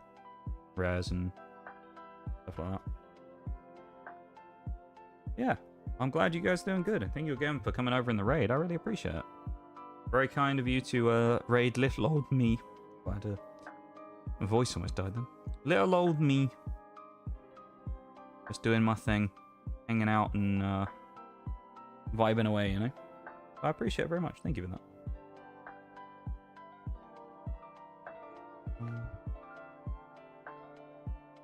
Yeah. I think there's 2 Char Cadets here, isn't there? Yeah, it's one of those annoying ones where they double up on the artwork. Armor Rouge as well. We have. Cerulege, I don't think we do, though. I don't remember seeing that. That's going to be a bit annoying. Do we have the Cerulege? No, we don't. We have Houndoom, though. Houndoom's from Shrouded Fable as well. How have these guys got in the wrong... I don't know what's happened. How have they managed to get in there? I wouldn't have even had Shrouded Fable out at the same time, so I don't know how I managed to get those two in there. That's really weird. I'm very confused by that, how they even managed to get in those piles in the first place. Bizarre.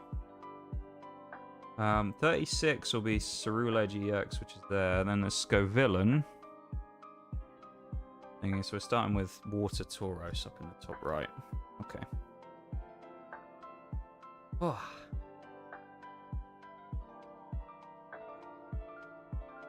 I'm enjoying this though. This is fun. A fun time. I've got to say. Very enjoyable doing this today. Ooh, close my YouTube chat by accident. There we go. So we're looking for you, Paldean Tauros. So again, we've got Armorude, Cerulege, Scovillain, Gouging Fire, and then Rose. Nice. Scooch my chair up a bit. Looking for Mantine next. I try my best to keep my hands on the camera as much as possible so you can actually see what I'm doing, but I will say sometimes I'm not the best at doing it. I'm not much of a average hand cam user, so I do sometimes stray off the screen a little bit with my ineptness. So you'll have to forgive me for that if I do anything that goes strays off the camera a bit. With a Feebas. I think I remember seeing one when we looked through. I don't think we have a common regular Feebas. No, we don't. We're missing Feebas. And there's Milotic, and then Seal and Celio. Or Spheal and Celio. Walrein in here as well. Where's Walrein? There it is. So we are Mantine, then we got Feebas, Milotic, and then these three at the bottom. Takes us to card number 45. 5 pages deep. Where if there's another Shrouded Fable in here as well, because I'm sure I saw a Milotic. Don't know how these Shrouded Fable cards have managed to get into this pile of Stelar or Surging Sparks, if they have. I have no idea. They just managed to sneak their way in somehow. Rylganor, that's the next card we're looking for. Rylganor. I'm aware as well, no one's pointed it out, but just in case anyone's thinking it, I am aware it would be more efficient for me to remove the cards that I've already pulled from the pile. But I just choose not to do that because it's not really that big of a deal. That'd be Kyurem Black. That's an EX that we don't have, I know that much. Let's check Bruxish in there. And we go into Quaxley, so we need Quackaval. I don't remember a Quaxwell in here either, though. Have a look, but I don't think we have Quaxwell. I think we're missing another common there. No, we have got him. Nice. We do have Quaxwell. That's good. All my cards are falling off. No. Down there. Oh, they got to be non-cooperative all the time. It's like the static on the cards or whatever, or the sheen on them, making them all slide off. Like Quaxwell in there. Quackaval as well. Go after Quackaval should be another multiple of 9, which is what's a Titan. Yep. The Toddle's a Titan. And I think there's only 2 more cards in water anyway. The Toddle's a Titan, and then we have Iron Bundle. It's Future Delibird and Qian Pao, who's a Hollow. Yeah, those are the last 2. So we just need Iron Bundle, who I know we have. There he is. And then Qian Pao would be there. Probably by the time we've done 1 or 2 more piles of these, the next BRB will come up, so we'll have to go and break off for a moment. We'll skip 2 because there's Qian Pao and then Pikachu EX. We'll skip those 2 and then go straight into Magnemite. Then we need Magneton and Magnezone. We're getting on the grind here again. Magneton straight away. Magnezone, do we have one? I would hope we do. Already missing a few commons and uncommons. Magneton again. I bet we have a reverse form of it as well. Let's just double check. In case there's any cards stuck together. Although these ones are actually quite like shiny, so they're sliding off each other well. No, so we're missing Magnezone. A little annoying. Rotom, next card, after Magnezone. I'm in there. We got Blitzel and Zebstrika. I don't remember seeing Zebstrika either. Blitzel, yes, but Zebstrika, no, I don't think so. Nope, no Zebstrika. Damn, electric type already getting beaten for commons here. Getting shaken down for not having many commons. No Zebstrika. We do have Stunfisk though, who's right here at the back somewhere. On the next page. Followed by Tapu Koko, which is a holo, and then Kilowattrel and Wattrel. And we skip a spot for Tapu Koko. Just double check, make sure I didn't mess up with the Pikachu. No, I didn't. We're good. Then there's Kilowattrel EX and then Miraidon. So I think we're good there. Let's just double check one last time. You never know. Sometimes you randomly skim past one. Doesn't look like it though. Damn. Means we're missing like a couple in electric. Oh well, not a lot you can do though, is there? First card here is Togepi in the Psychic type. So let's have a look for Togepi. Togetix, we'll get that out because that'll be soon after. The Togekiss as well. Is it a holo though? It is. Honestly, couldn't tell you. There you go. We've got it. Miraidon, of course, is the last one of electric. Sometimes they'll end it on an EX, but if they don't, it's always nice because it means you don't have a hole to plug up like that. Skip past those. That will be Togekiss. Next one will be Marill and Azumarill, so we'll look for those two next. Marill, Azumarill, Smoochum are the next three cards, so we'll pull any of those out if we find them. There's Azumarill. I know there's a Marill in here. There's Marill. We'll look for Smoochum. No idea if we have one, to be honest. We do. No Jinx, though, in this set, I guess. But yeah, I remember because Forks snoozed that ad, so that means the next break will be a few minutes later, actually, so I actually do have a little bit of time. That's good. We're still fine on time right now. The ad break will be in about 5 minutes or so. Latios EX and then Latios. So we skip one. I know there's a Latios towards the back, and there's one there as well. Latios EX. Of course, these are in alphabetical order, is the way that they work a lot of the time. Not always, though. Sometimes they do. In this case, actually, I don't think they are. But sometimes when they do them in the sets, they'll actually be in alphabetical order. Ooh. We're looking for the Lake Guardian, so we want Uxie and Mesprit. There's Uxie. We're looking for Mesprit. The hardest to find in-game as well, to be fair. That's another Shrouded Fable. There's two from Shrouded Fable. Jesus, man. How did they get in there? I don't know how that's happened, where there's like a bunch of Shrouded Fable cards I've got in here. Weird.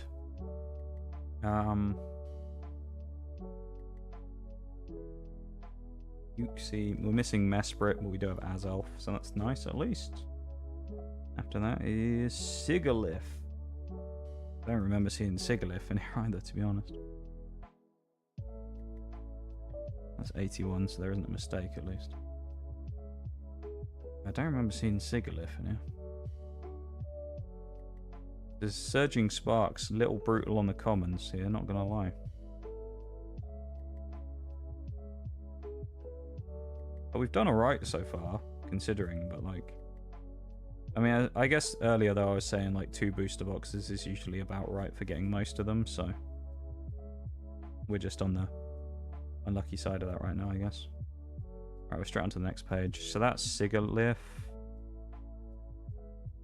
which is 81. And then we go straight into Yamas, Koffa, Grigus. Griga, saying it in the Welsh voice sounds great though, I gotta say. Anytime I see the name, I feel like I'm obligated to say it in the Welsh accent. Grigas. It just sounds amazing, doesn't it? And we have Esper afterwards. Grigas, of course, in the middle. Meowstick. And after Meowstick, there's Sylveon EX. There's Dedenne, which is at the back. No. Xerneas, who we keep seeing. Dedenne. Oricorio is around the back as well. In its... I can't remember which one it is. It's the psychic form, but I don't know what the name of it is, though, to be fair. What the name of the form is for Oricorio. Got that in there. There's a Palisand EX, which would be 91. 92 is Tapu Fini, which we haven't gone through yet because it's a holo. Then we go into Indeedee. Again, let's just double check. No, I've messed that up, haven't I? That would be there because Tapu Fini would be... It's a good job. It pays to be thorough and double check this and take your time. Alright, we'll just do the last 4 cards in one. We're looking for Gimme Ghoul, Espathra, and Flittle. Seen Flittle, I think I remember that. I don't know about Espathra though. Is Espathra going to be another cursed mon we can't get? Yes it is. It's another one we don't have. Damn. That's a bit annoying, isn't it? Alright, so we have you in the front now. We don't have the Espathra, but we have the Fluttermane, and then we have... Here we go. Psychic looking a bit sorry for itself there, actually. Mankey, Primeape, Annihilate, the first 3 here as well, then fighting. Annihilate is not a holo, so we're not looking for any holos in this first 3. There's Primeape. Mankey. I think I did see an Annihilate in here when I was putting the cards down. There you go, there's the 3 of them. Lovely stuff. So, Primeape should be card number 99. Yes, beautiful. Annihilate is first on the next page. When the ad break starts in a few minutes' time, of course, we'll pause again like we normally do, and screen will go to the BRB. I'm not going to sit there and do it in the background, so that defeats the point. So, no one's got to worry. You're not going to miss anything, whether you're subscribed or not.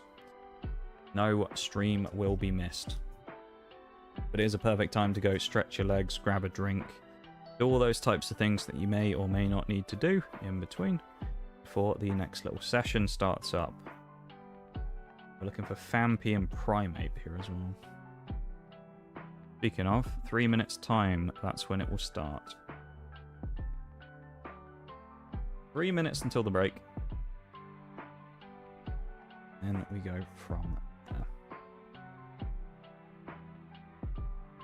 Trapinch next. Does that mean Vibrava is also now? Yeah. Trapinch and Vibrava. I seem to remember Trapinch being particularly annoying in Mystery Dungeon when I was trying to get that, so there's Vibrava though. Nice. Flygon, actually one of the cards I gave that to my brother, and he came over the other day. Because he hasn't collected cards for years. He's 2 years older than me. And I remember that one of the first cards he ever had was a Flygon. It was just a holo Flygon, to be honest. It was nothing crazy. He had a holo Flygon that he got out of some sort of box that had... it was in the EX era, just before Diamond and Pearl, I think. So, I was like, damn, I've got an extra Flygon. I got a dupe out of the ETB, so I'll give that to him. Why not? And he enjoyed that. No, the Gastrodon. Oh, Gastrodon's a holo. Helps if I look, doesn't it? Flygon as Gastrodon, and then Drillbuz's the back of the page. Yeah, I gave my brother a Flygon card. He was well impressed, which I was quite glad about. I was like, he's either going to think it's a bit stupid, or he's going to like it. One of the two. And he thought it was pretty cool. He even remembered as well. Because when I gave it to him, he was like, oh, that's even better, because Flygon was one of the first cards I ever got. I said, yeah, I remembered. Well, I gave it to you. I thought that was pretty cool. As a little moment. Gave it to him on Christmas Day, when I gave him some other stuff. Persimmon, that's Landorus in the middle there, and then we got Clobberpus and Graplocked. I know there's a Graplocked in here somewhere. Thank you for being here, everyone, though. I appreciate you guys hanging out and vibing, lurking, chatting, whatever it is you're up to. Thanks for being here and hanging out. It's a very different type of stream to what I normally do, of course, so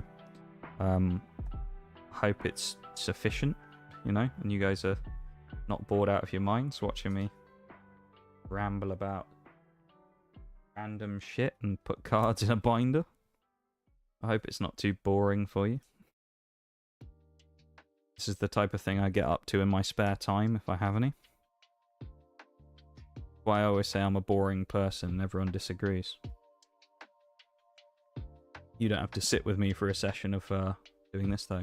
I guarantee this Toxicroak is another one, isn't it? There's a Toxicroak somewhere at the back. This is going to be another one from Thingy, isn't it? Yep. Why are they there? Slitherwing as well. I don't get how they managed to get in here. Did these commons manage to sneak in from Shrouded Fable? I don't know. In every pile, there's probably some. They're always in the same spot near the back as well. If I ever do a Shrouded Fable binder, maybe I'll need them. We're going to be moving on to Dark here as well. There's only 5 cards, but we'll get onto that when we come back from the BRB, okay? So I'll pop them there for a minute. I'm going to switch screens already, but I'm going to go get up and stretch my legs. So BRB is going to start in a second. The 3-minute ad break will start to get rid of the pre-rolls. Yeah, I'm going to BRB. I'll be back in a minute, okay? BRB, everybody.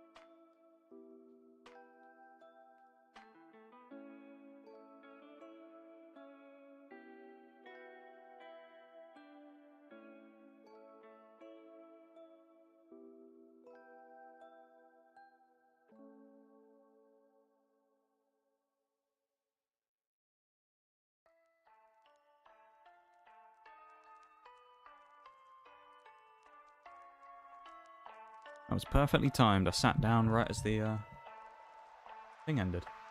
Welcome back, everybody, from the break. If you're still here, that is, of course. I know some of you might have left in the interim. If you are still here, I appreciate it, and thank you for supporting the stream and sticking around. I do appreciate it. Yeah, we're going to continue on. So I don't know if people are enjoying today or not, but I am. I know that much. So there you go. If you guys aren't, then shout about it later on in Discord, I guess. I don't know. But I'm having a fun time. I know that much. Even the Nox Cat bruised. Zvylus is next. And then Hydreigon, Trudel, and then Grafaiai. So there you go, we already have them on top. I have a lot of dark type cards, but there's only 5 of them in total. That's funny, isn't it? Let's double check and see if I've got a Shrouded Fable card in there or not. Yeah, I do. 2 of them. 3 of them.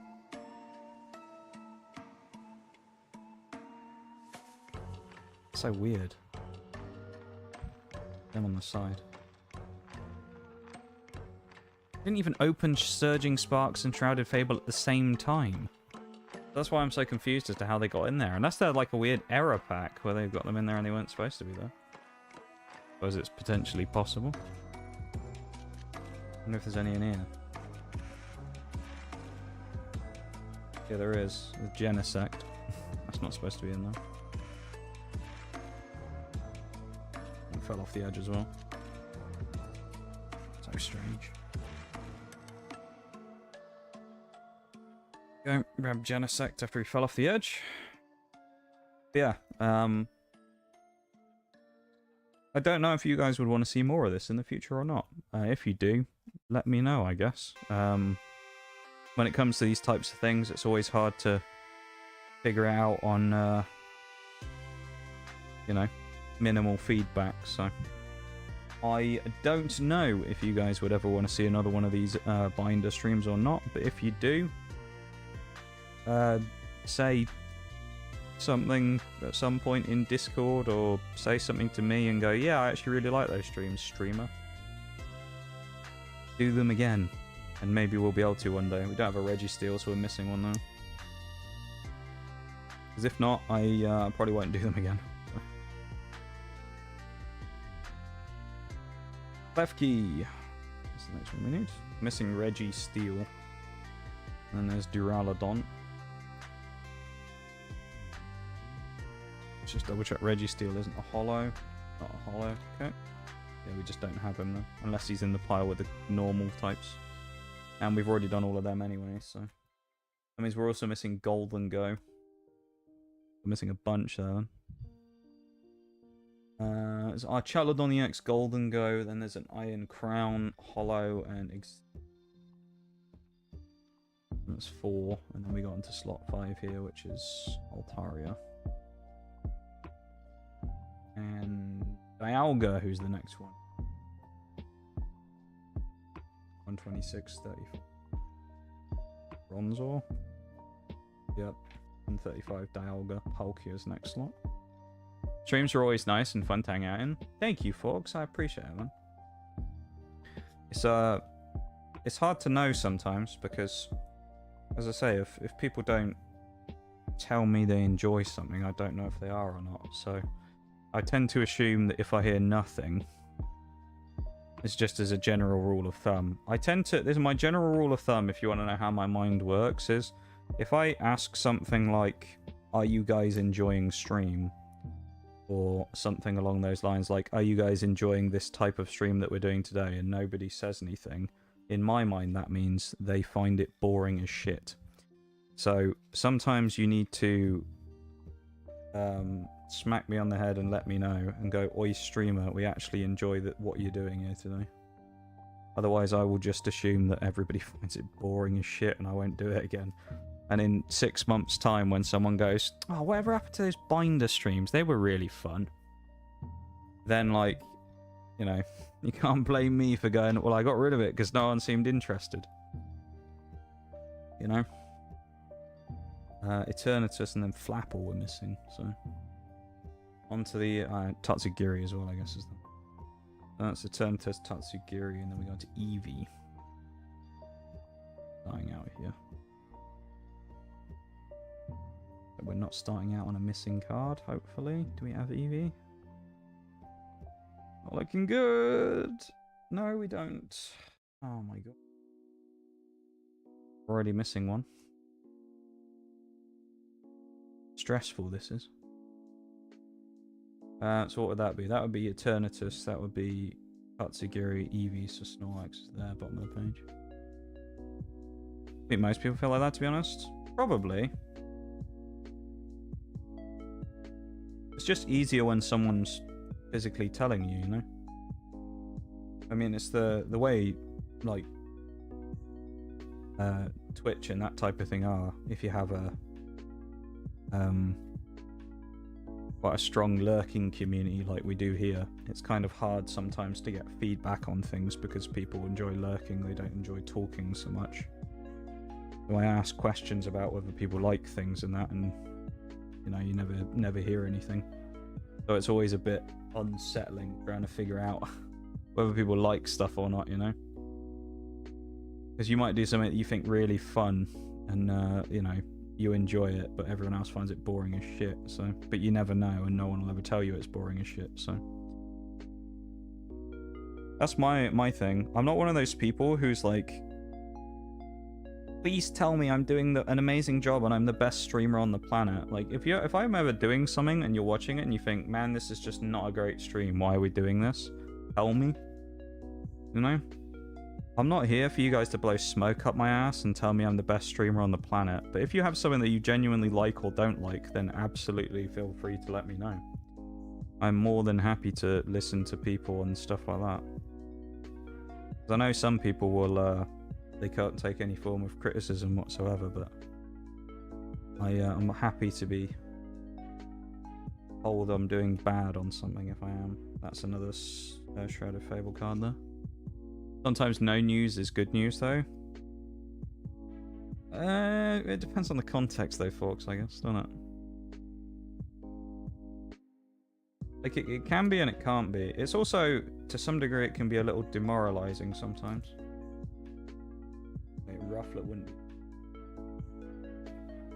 Ecleard, that'd be Bouffalant, then that'd be Rufflet. So Braviary should be the ending of the page. Can be a little demoralizing at times, I would say.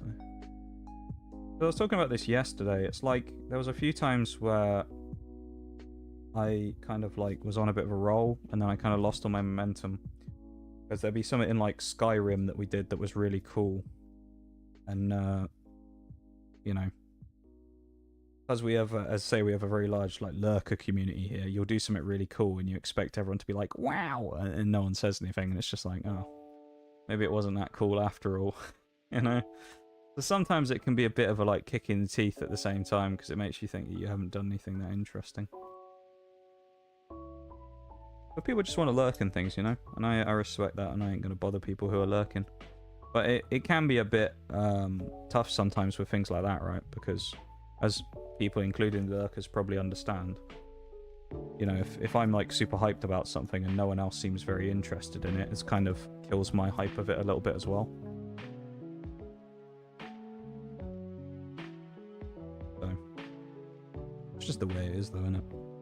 I've kind of come to accept it over the years, because I feel like it's just one of those things where I am more of a streamer that people enjoy lurking and listening to rather than actively participating with, I suppose. So that's what everyone tells me anyway. Everyone says I've got a great lurking voice, so I don't know if that's a blessing or a curse sometimes. I suppose it depends on the day.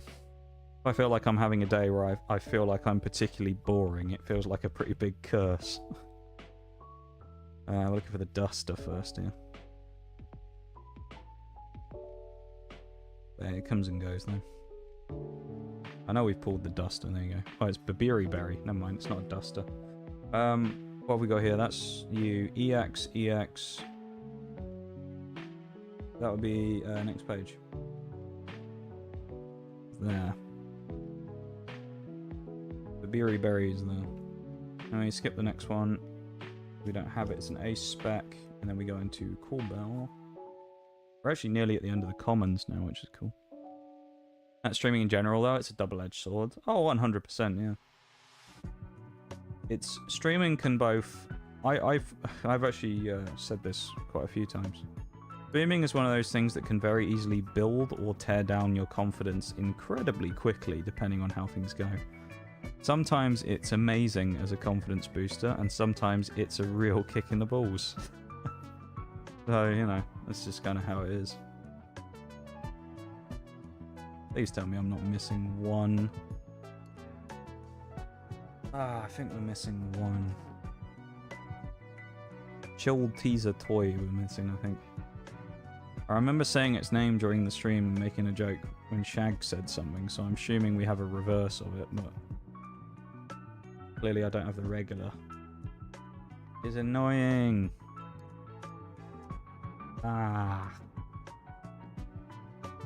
We must be missing a couple of cards then. Damn. That's Shrouded Fable as well. I don't know how these Shrouded Fable cards managed to get themselves in here, and they're all in the same spot, so... Very weird. Weird. It must be like one random pack or something that managed to get the stuff in there. Cool Bell, then we missed the other one. Berry, and then some sort of belt or band.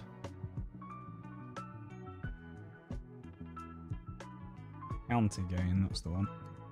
I know there's a Berry right next to the other one. Somewhere around here. Bavaria, there's Colber. Next to Clement. We actually have the full art version of Clement's Wit as well. I think there is probably a SIR version. We don't have it though. Thankfully. Well, I say thankfully, we would need it, but I know when it comes to the SIRs, the trainer ones are always very low value. No one's really that interested in them, so... apart from like Iono. Unless it's a waifu card, that's... Like, it's a bit of a meme, but people... Look with that stuff all the time. The waifu cards are the ones that hold the value in the trainers. It's not a waifu card, people aren't interested. That was the last card on the page, yeah. Seen that stamp or whatever it is. Coming up. Dragon Elixir. Drasna's in here as well. And we need Drayton, so we'll pull that out. Where are you, Drasna? I know you're in here somewhere. I know there's a full art version of Drasna in there somewhere. We don't have it, but I know there is one.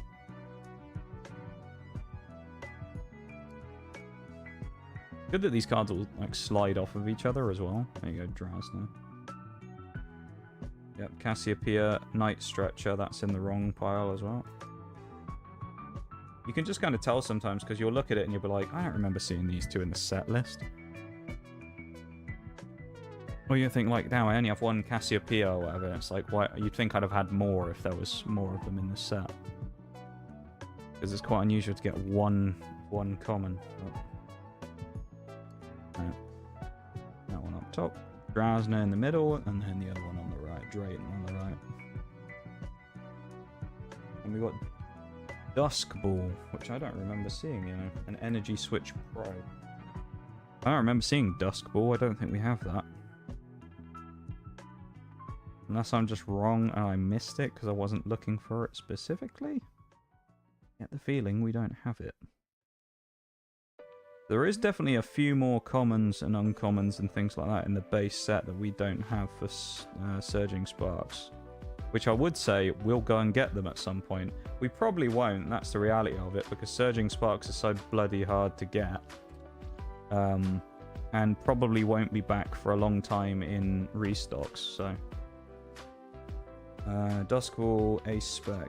There's Gravity Mount in there next to Jasmine. It's practically sold out everywhere.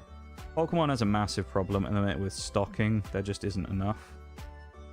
And it's going to get worse because I've already seen about the new Blooming Waters collection, which is a 151 reprint that they're doing as like one little wave that's coming out. It's supposed to come out in February, but for some reason it's already released in Costco's in America. And you've already got people going in and buying fucking pallets of it because it's 151, so it's going to be impossible to get that as well. And Pokemon's stock issues are just going to keep continuing to be an issue for them until they eventually just overprint stuff again like they did last time in Sword and Shield and deflate the value of everything.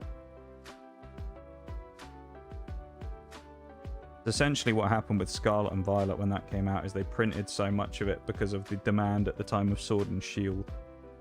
And it brought the value of everything down. And now, of course, everyone's getting really back into it again. And the scarcity is going up. And Sword and Shield has been out of print for a while. We made a mistake here.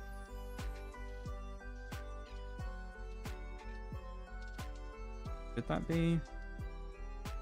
hang on. Let's just go back real quick, because I think we might have missed something. Have we?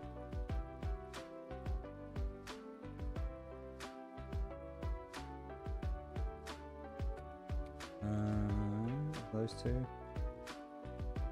For the stamp. No, I hope we haven't messed up. Piranha U.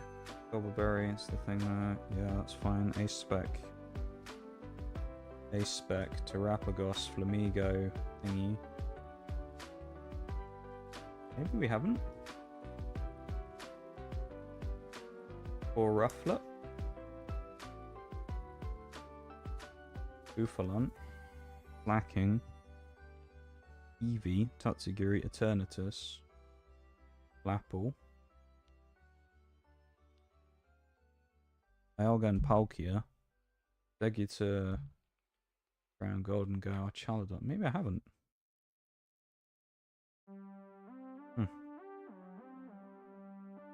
Number feels wrong though. Hang on. I feel like I'm looking for a mistake now. It's insane how rabid people are about Pokemon cards. It really is. In some of the sets, the more popular ones, it is actually insane trying to get them. Like, it's the problem you get is scalpers, right? Because like with the 151 things that I'm talking about there, the Blooming Waters, what ends up happening is people realize that they can buy it and they can make money on it, right? So people go and get it. They have no interest in opening it. They either buy it to invest in the future, because people view Pokemon cards like stock market shares and shit, and they invest in it as if they're going to be able to retire off of a Pokemon booster box. But also people just buy it because they know they can resell it. So they'll buy it now, like those Blooming Waters that don't come out until February or aren't supposed to come out until February. They'll buy them now and then they'll slap them on eBay for double the price, and people will buy them because it's 2 months early, right? It's just stupid, isn't it? But that's just the way it is, unfortunately. Drillbur should be 108, right? 108. 117 should be Dino, yeah.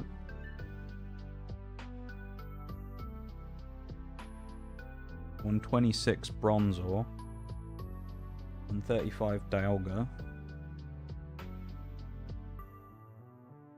44 Snorlax. 53 Braviary. Maybe I haven't messed up.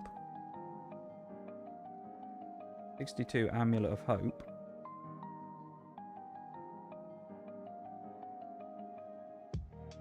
71.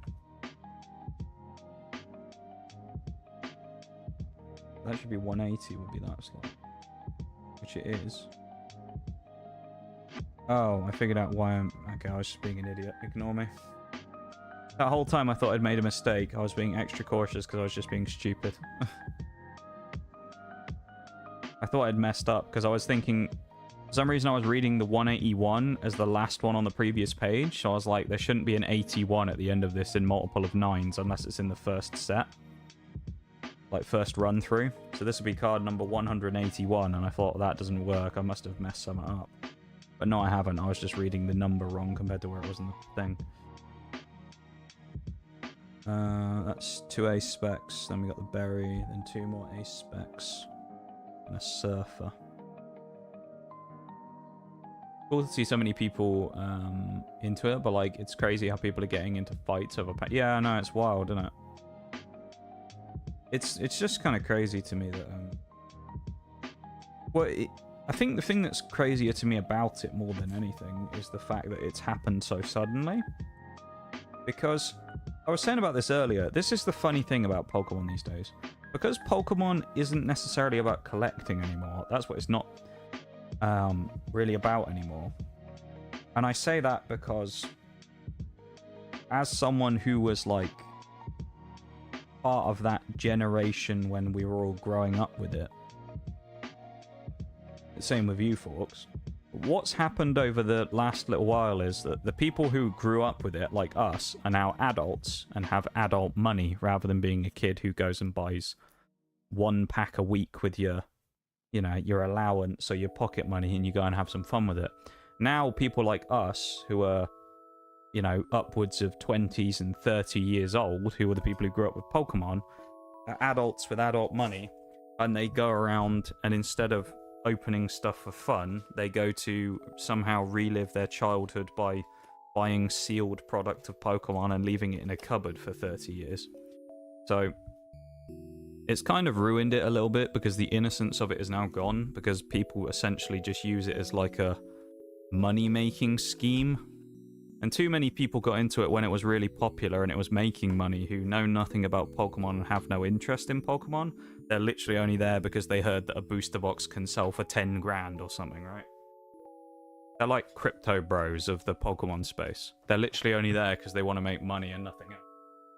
So it's like a bit of a pointless thing, because anyone who's just casually collecting, like me for example, essentially just has to compete with trying to buy stuff off of some guy who's going to buy 10 pallets of booster boxes because he's going to keep it in his cupboard for the next 100 years so he can sell it. And it's very fickle. Like, the other thing is with Pokemon, perfect example is Paldea Evolved. I was talking about this earlier. You look at Paldea Evolved. Paldea Evolved came out in, it was the second set in Scarlet and Violet. SV base, people weren't interested in. It came out and people kind of... It had a little bit of hype because it was the first set of Scarlet and Violet, right? But after that, no, everyone lost interest pretty quick. We're going to do the reverses, organize reverses now, so I'm just going to put this away for a sec. But people lost interest pretty fast. And then Paldea Evolved comes out and everyone goes, nah, crap set, not very good. No interesting Pokemon, nothing good about it, except Diona, right? That was all people wanted. And that was basically because she was playable in the TCG. She was a really good playable card. So Iono ends up getting, like, played the shit out of, and people really wanted it, but other than that, no one cared about any of the other cards in Paldea Evolved whatsoever. And so the value of all of the cards in that set, except Iono, tanked. Why is there a common in here? We actually need that as well, that's the best part. Why are there commons in the middle of the reverses? Are there any other commons in here that we recognise that we need? I know we need Ceruledge though, that's handy. Yeah, so it became like... There's more in here, what has happened with the organisation of these cards? I know we have that, we have you, we have that, we have that, we have Oranguru, we have you, we have you. I mean, look at my Magnezone, that's one. But yeah, Paldea Evolved, as I say, it was like... Wasn't particularly valuable, wasn't particularly sought after. The price on the boxes fell to... 100, less than 100 quid. I mean, it was like 90 a box you could get it for, or cheaper. So it was getting to the point where people were selling it at a loss, and the people who were selling it in TCG shops had to lose money on it to get rid of it, because it wasn't very popular and no one wanted it. And then all of a sudden, Pokemon gets a small spike in popularity. Just a little one, just a small little boost from something. And then all of a sudden everyone goes, actually that Magikarp that no one was interested in for the first year it had been out, actually that's really desirable now. And all of a sudden it goes from, you know, a $10 card up to a now $200 card in the space of like 3 to 6 months. That's how stupid like the Pokemon like values are when it comes to like actual money for cards. Is stuff completely flips just like that. There's a set that's like really unpopular, nobody likes, and then all of a sudden someone just decides that one card in it is actually pretty cool, and everybody now wants to buy it, and it goes from nobody wanted it to now people are charging ridiculous prices. Paldea Evolved, yeah, remember I said earlier about how much it was a box? Probably about 80-90 quid a box. Paldea Evolved, if I wanted to buy it right now, is going to cost me somewhere in the region of 130 to 150 a box. And that is since probably middle of last year, where I could get it for 80, 90 a box. But in the last, say, 6 months, it's gone up from 80, 90 a box to probably 100. Highest I've seen is like 150, 160, which is the RRP of the actual box that no one actually pays for. Which is wild to me that it went up that much and that people will pay it. So it's just stupid, you know, and it's like those types of things just aren't, they're not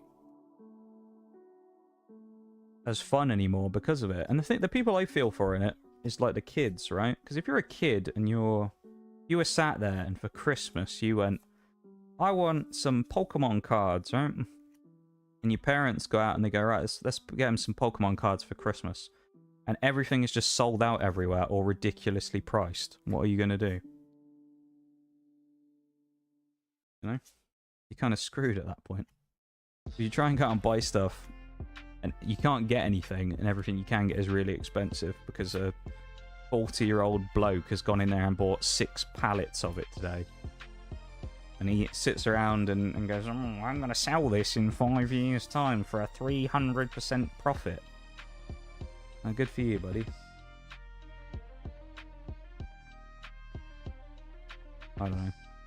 I just don't really have any time for, like, the people who want to, like, hold on to it and sell stuff, fine. If you want to just do that for your own, like, personal collections and stuff, that's alright. But it annoys me when it's, like, people going and literally buy, like, a pallet of something. Like that with the Costco thing, right? Because 151 has been basically really throttled in its printing. They haven't done a lot of it, and it's really sought after and everyone wants it because it's the Gen 1 nostalgia set.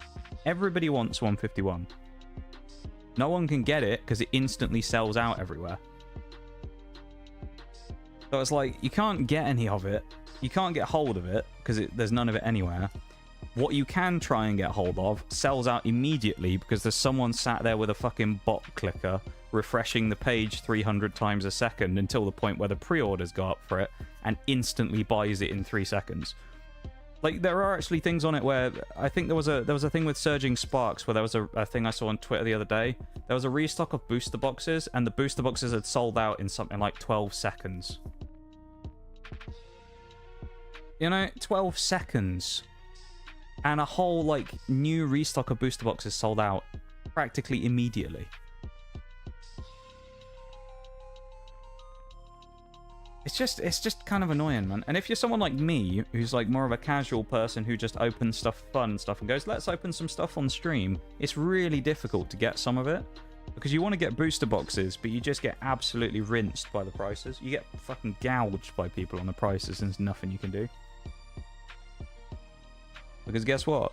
I can't get it from the people that are selling it, the retailers at the actual RRP. So who do I get to buy it from? I get to buy it from the guy who's gouging everyone for prices because he's the only one who has any. Who puts it on eBay and puts 300% markup on it. You know, it's just stupid. My opinion. But that's the way of the world though, isn't it? Everybody just wants to make money on anything. There's no fun in anything anymore. It's all just about money.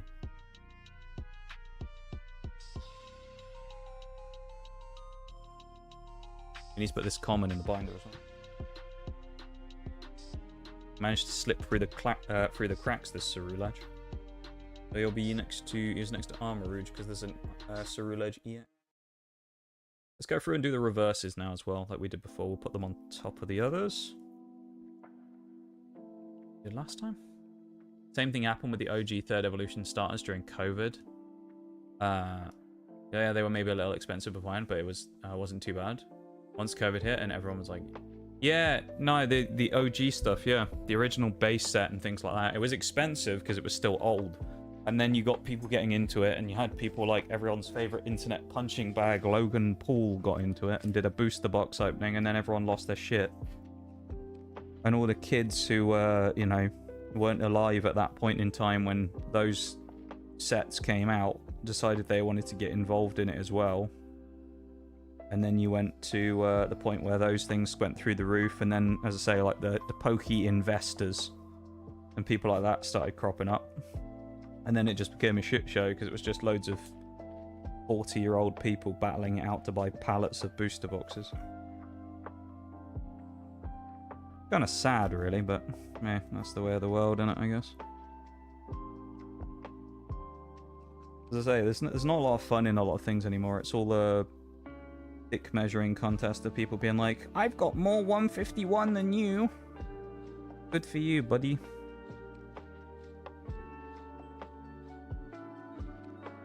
Like, genuinely, if I went in there now, if I had an unlimited amount of money and I went into a place, like I went into one of those Costco's now, it isn't in the UK, I know it's in the US only. But if I went in there right now and I saw that they had those Blooming Waters collections of 151 and I wanted loads of them, because I need 151, I would buy maybe 2 max. Maybe. You know? I'd go in there and be like, maybe I'll get 2, because I would look at it and I'd go, well, someone else is going to want these as well, because if I want them, someone else wants them. So I would look at it, use that part of my brain that thinks about other people other than myself, and I would go, let's not buy them all so that someone else has a chance to get some as well. That's not how people's brains work, though, is it? It's, I'll buy them all and then I can resell them. That's like, okay. Society has failed us. Very much not doing so well on the reverses there for grass, but this is only 1 booster box compared to the previous one we did, which was 2, so keep that in mind. Where's Gouging Fire? On the next page? He's right at the back, he's the last one. We're falling out the slots, he'll be up here. Yeah, exactly, Fox. It just gets too hard to get them. And then if you have anyone who's like genuinely interested in that type of stuff, it's just difficult to get. And I think that the problem Pokemon has as well is like, it's so random in a lot of cases. Like Surging Sparks, it doesn't really have any business popping off as much as it did. It's got some cool cards in, don't get me wrong. But like, it's basically only because it's a Pikachu set, probably, is why it popped off. That's literally enough of a reason. It's a set themed around Pikachu. Even Obsidian Flames, though, like that popped off originally, and then after that it died really quickly. Because 151 came out. So it's like, usually what happens is the next set comes out and everyone forgets about the previous one that they were losing their minds over 3 months before. You know? And it will happen until the next set comes out and the next set comes out, and then there'll be 3 or 4 sets deep. And everyone will go, well, I'm not really that interested in TCG stuff anymore, so I'm just going to get rid of it all now. And then they'll sell it on a bulk lot on eBay and get rid of it all. And someone will get an absolutely mega deal where they'll buy a bunch of sealed product for ridiculously cheap prices. And they'll be laughing. It always pays in the Pokemon game to kind of play the long game, I think. Because people will lose interest and the price of everything will crash down again. Always happens. I'm sure I'll be wrong now and it'll stay really high for years, but... And then usually when the next generation comes out, which in this case for Scarlet and Violet is going to be slightly longer. Closest we'll get to a generational shift in Scarlet and Violet right now is... there'll be the new Legend ZA game that will come out, which will prompt a new set from the TCG as well. If not 2 or 3, probably. And I only say that because they did it with Legends Arceus. And Sword and Shield's era was not that long. Because Scarlet and Violet was pretty hot on its heels, so... We'll see. Well, I hope the price of stuff comes down again, though. If nothing else, from a selfish perspective, being so I can get some of it myself again. Because eventually the time will come, of course, where you lot will be going, we want more Pokemon streams for a special event. Probably. At least you may not do that, but we're going to do it anyway. I'm going to imagine that you guys are sat there going, more Pokemon streams. And we're going to have to eventually source more booster boxes again. And hopefully it won't be an absolute pain in the arse next time I try and do it, because all of the people will have scalped the boxes. I suppose only time will tell. Nice reverse there on the Iron Bundle. the Titan reverse as well. 3 hours and 46 minutes. So we are going to finish this ahead of time, I think. By that I mean before the end of the usual 5-hour slot. So we may end up doing some floaty tanks at the end or something. Because I don't think we're going to be able to stall an hour of putting the rest of the reverses in and a few hollows. And then after that doing the other bits and pieces. Is that 2EX? Oh, it's the Feebas we're missing, isn't it? Yeah. We are missing a few commons in this set, which is a bit annoying. But there's not a lot you can do. Topic Coco will be on the second page. You've got Magnemite. I haven't seen a reverse Magnezone either. God, how many Tapu... 3 Tapu Kokos. We didn't do very well on the electric reverses, did we? We got 3 Tapu Koko hollows. And 1 Wattrel and a Blitzer and a Magnemite. Jesus.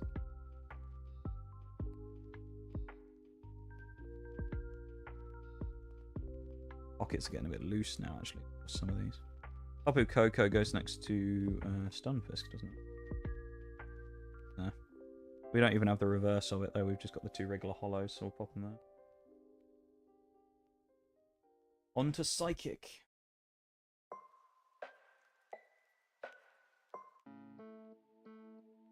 Gimme Go will come back to. We'll just do this pages we can actually see for now. Xerneas on the next one. Dedenne, can't see on here. Fluttermane's not on there. Cofagrigus, not on here either. Nope. Palisand, there's Cofagrigus again. Indeedee, nope. Togetic, there you go. Finally.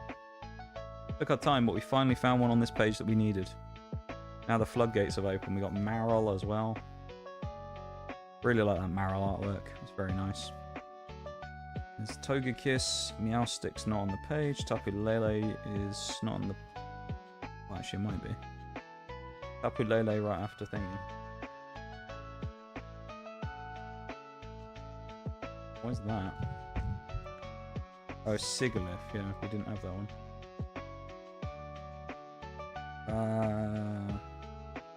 That's Latias EX. Togepi. That's not what we needed.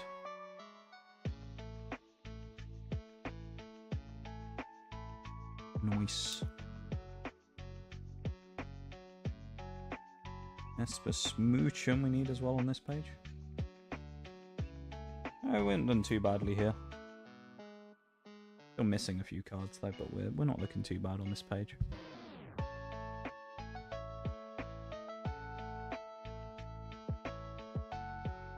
Put that up there actually. What else we got here? Gimme Go. We'll just put in the ones we can see straight away. Xerneas down there. The deer from Gen 6 that was overpowered for such a long time with its move Geomancy. I really like the reverses on the old ancient and future cards as well. I think they look really nice. They're more like the kind of classic old style reverses.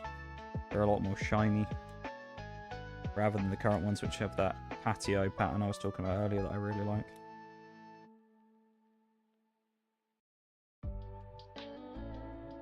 Cofagrigus again as well. Come on. Okay, just gotta get one corner above it and then it goes in nicely. Indeedee in the corner as well. A lot more on this page that we're getting here from the reverses, isn't there? The Flittle as well. Tapu Lele pops in there next to Meowstic. I would hope by the end of this that we had all the hollows. Although that'll make me laugh in itself if we have all the hollows yet we don't manage to get all of the regular commons.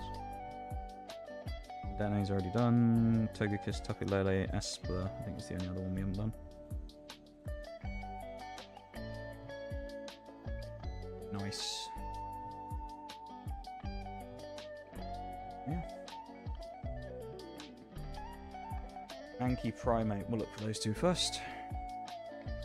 There's Mankey. We got a Primate. There's an Annihilate. There's a Primate. We got the first two. Nice. And we're on to the next page. Lovely stuff.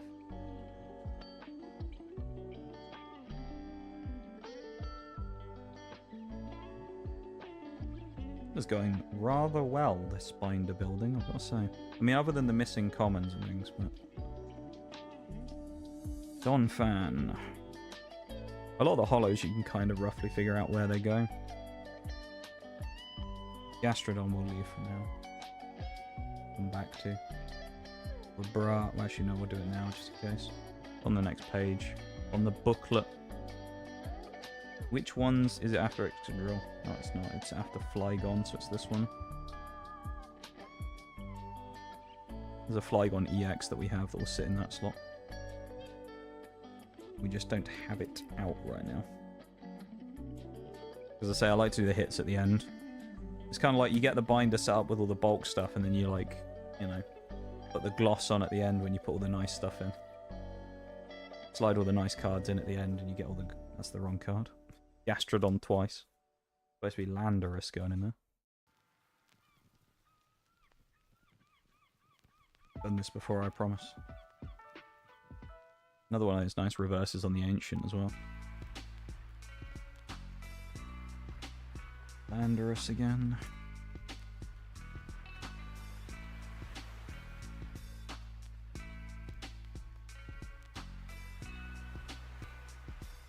Something very satisfying about doing this, though. I always enjoy doing it.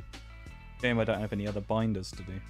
I mean, I would have Shrouded Fable, but I don't have a binder for that. Also, only needs to go in a small one anyway, because it's a very small set. There's only like 80 cards. And that's 99 cards total, I think.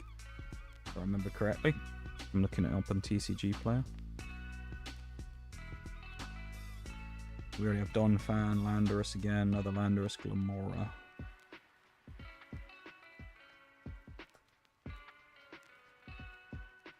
At the bottom.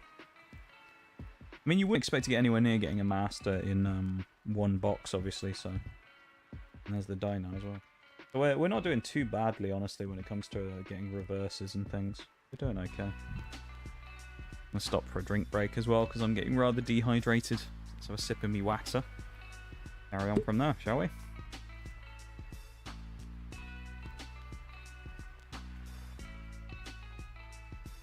Reminder, if you are one of the people on YouTube, you can actually like the stream as well in the same way that you would with a normal YouTube video.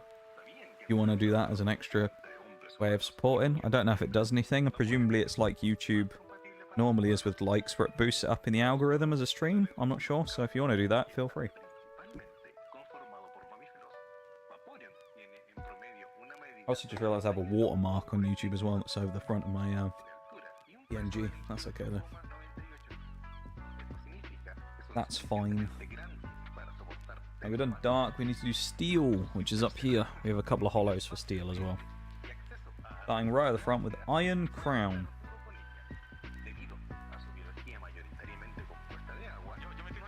Who sits where? Nothing is next to Turtonator, so it's on this page. Where's Iron Crown? There. Everything keeps sliding out the pockets. Well, the big 12 pocket ones that are way heavier help out a little bit because the pockets are a bit tighter on them. I found. They fit a little more snugly. Of course, without a sleeve on any of these as well, they will slide out a little more. Another hollow Iron Crown. We need the reverse one. Hey, is reverse Registeel, which is one of the cards that we need the common of still. So this is why it's kind of annoying when you do these binders sometimes if you do the reverses over the top. Because now I'll look at that and I'll see that I've got Registeel. And it's a question of like, do I have just reverse Registeel or do I have both of them? So it can be a little annoying if I ever need to move them out the binder or if I'm trying to figure out what cards I actually have.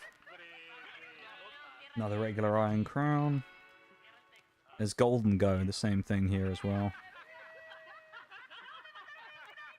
Gonna be the same way on that one.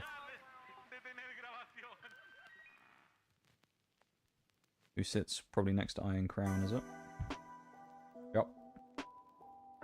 Golden goes the same way. Dragon, here we go. We're actually making really good progress here. Dialga's the one on the first page as well. I mean, what, we're up about 4 hours into stream? Just coming up on 4 hours? So we're looking fairly tidy. Not looking too bad. We have Altaria, we have reverse Dialga. Like that. Regular Dialga again. Palkia. We don't have Altaria. That's fine. On to the next bit. I already obviously see 2 of these that we have. Intertonator and Appleton. Slide them in there. Nice and easily.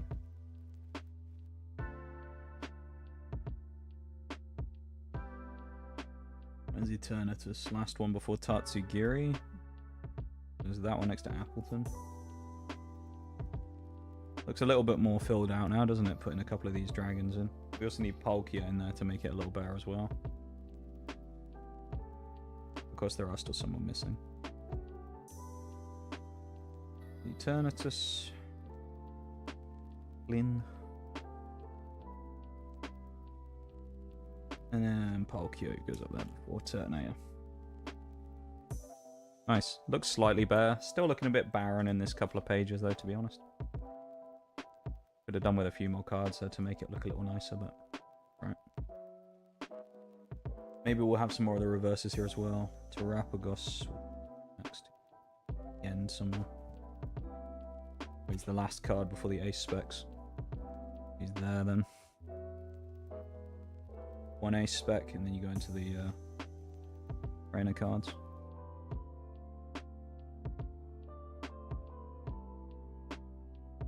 We have the Eevee as well, so there you go. There's another one of those annoying cards that we pulled the reverse of but didn't get the regular. What else we got here? Tandemaus and Mousehold. We actually got them both, which is nice on this page. Not bad, not bad. Okay, okay. In solid. Little Tandemaus and little Mousehold.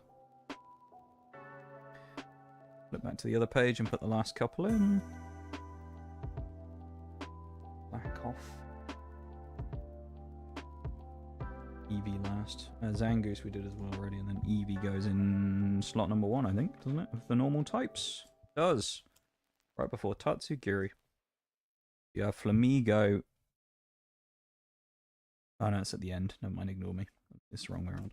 That's Tatsugiri EX, and then you go into Slacking EX, missing Bouffalant down there in the bottom right. After Mousehold, we've got Cyclizar, Flamigo, and then an Ace Spec. So that should be it now for the reverses and the hollows. I think that means we have all the hollows in the set, so lovely. What we need to do now is the hits. So let's quickly plot the binder back there. Grab the hit. Minus the promo card that we did. Sort them quickly into EX, full art, and then whatever else. That's a promo. Great card, but it's a promo. A spec, full art, regular EX. IRs we'll put there as well. Don't think we got any SIRs, but we did get gold, so put the gold separately, I suppose. You can go back with the full arts. IRs. The other bits we need sooner. EXs and the other we need before that. Right. Let's get into it then. Again. Now, first things first, let's do Tatsugiri. Who we have here? Who's just the one I have in my hand. We were talking about a second ago, so we already know he goes there. Next to Eternatus. We'll confirm it anyway, but again, I'm pretty sure that's exactly the spot where it goes. Yeah, it does. Flygon's next. In the fighting type category. Who's there? I can already tell that because Vibrava's right before it, so you know that means it's going to be Flygon. That's 2. Slacking. Self-explanatory because it goes next to Vigoroth and Blackoff. Archaladon goes next to Duraludon, so again that one's pretty self-explanatory. Hydreigon is on the same page, right up there. That's nice. Some of these ones with the ETB sleeves on, the corners can be a bit spiky on them. But it can actually be a bit of a pain sometimes to get them in the slots because they're just a bit big. I think that's Durant right there in card number 4, isn't it? Could just look at the card number, actually, in fairness. Yep, Durant is card number 4. We're still missing the regular Execute, and then we got Latios, the last of the EXs. But after getting rid of that Flygon, it means I have no dupe EXs. Kind of nice. Still missing a few of them, though, but we did fairly well. And then we got Megaton, Blower, and Precious Trolley, of course. The Ace specs. Yeah, we're probably missing a good few EXs, but let's have a look. How many are we missing? See how many we're missing. What's the damage? Scovillain and Cerulege, so that's 2. Kyurem, Milotic 4. Pikachu 5, Wattrel 6. Sylveon, Palossand, that's 8.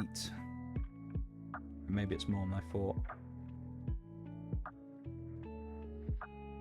9, Executor. 11 EXs we're missing. That's not great, actually. This one goes on the next page. Goes there. Megaton Blow-Up. And this one, Precious Trolley, goes underneath it there. And next spot would be Scramble Switch, and then that would be Miracle Headset. Looking nice. I like the A specs though. They're really cool, vibrant cards. I do like them a lot. Now we're onto the IRs though. We're onto the real good stuff now. So we got to remember after Rhyme, there's one thing there. A spec. So we only have 3 IRs, so it should be fairly easy to put them in.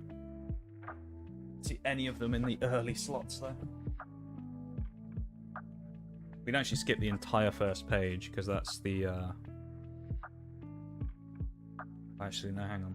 That'd be what? A-Spec, Execute, Vivillon, Geonotic, Castform, Larvesta, Cerulege, Feebas, Spheal, Bruxish,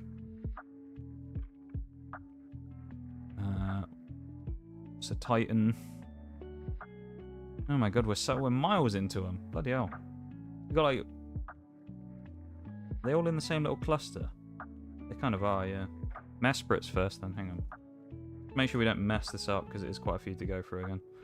A-Spec, Execute, Vivillon, Geonotic, old Castform, I always forget its name. Larvesta, Cerulege, Feebas is the bottom of that page. Spheal, Bruxish, front 2. The Titan, Stunfisk, Latios, Mesprit. We got the Mesprit IR, we just didn't get the regular Mesprit in the set. Vampy is right next to it.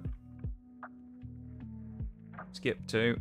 Vibrava, Clobberpuss, and then we go straight into the Alolan Executor on that next page as well. Then we go full arts. Which we have 2 trainers. Actually, we have a bunch of...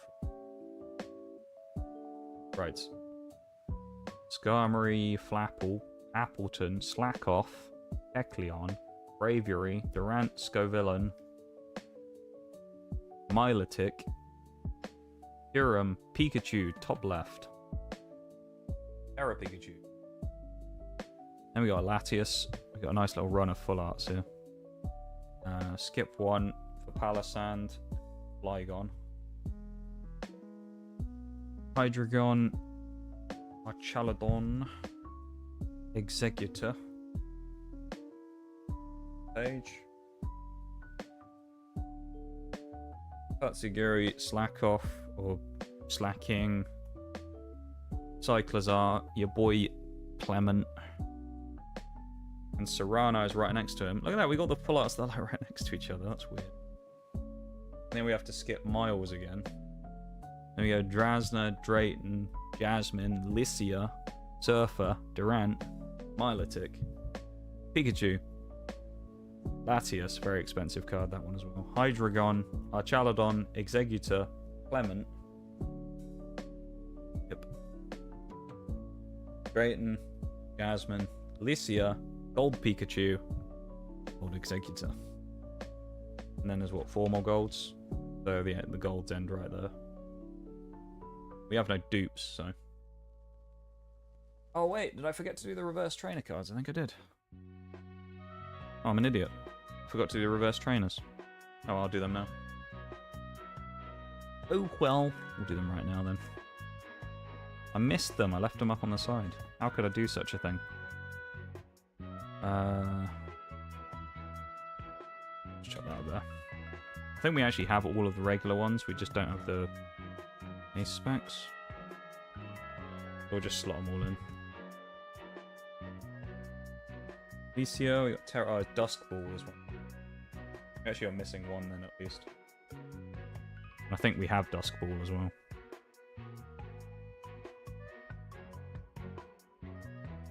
But, yeah, there's Dusk Ball. It's probably that one.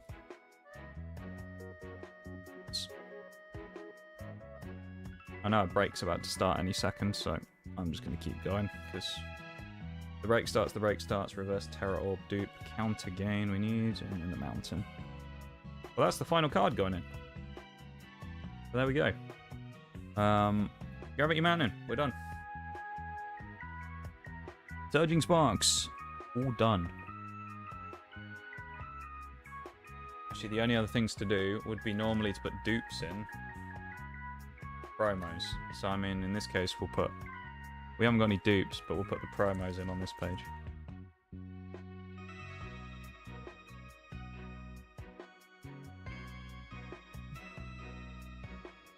Which in this case, we'll sleeve it in a minute as a Magneton.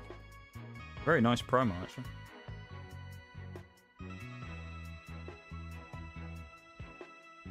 So I'm going to sleeve that up real quick. Should have a Surging Sparks sleeve though.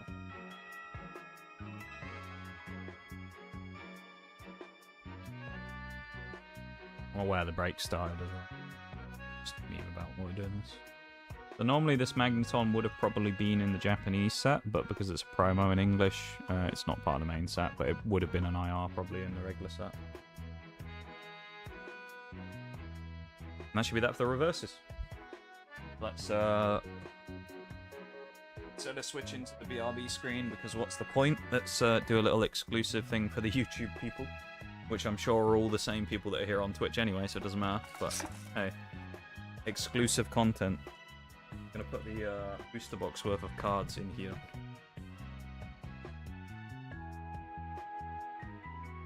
They all just want to fall forward, so we'll take them out. Add those guys in.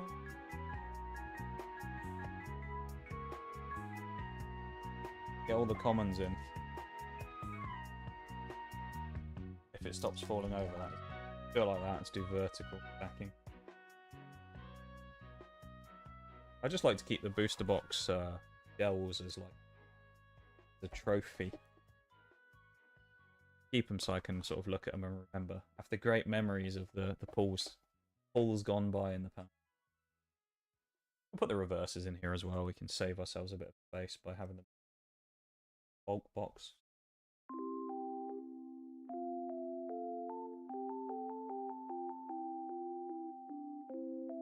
Code as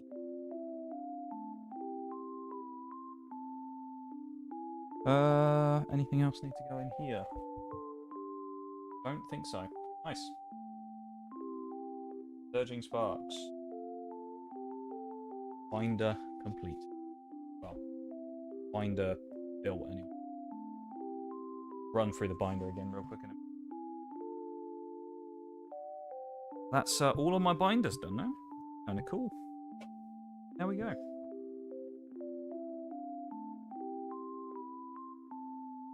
We'll go through this one, then we'll do Stelar afterwards. Missed it earlier. Alright, binder number 1. Surging Sparks. We'll wait until the break finishes. Go back through it real quick.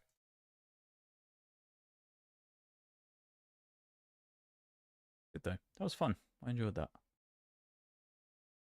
I had a fun time doing that. Welcome back from the break, everybody. Hello, hello. We have finished our next binder. We've just finished Surging Sparks as a binder.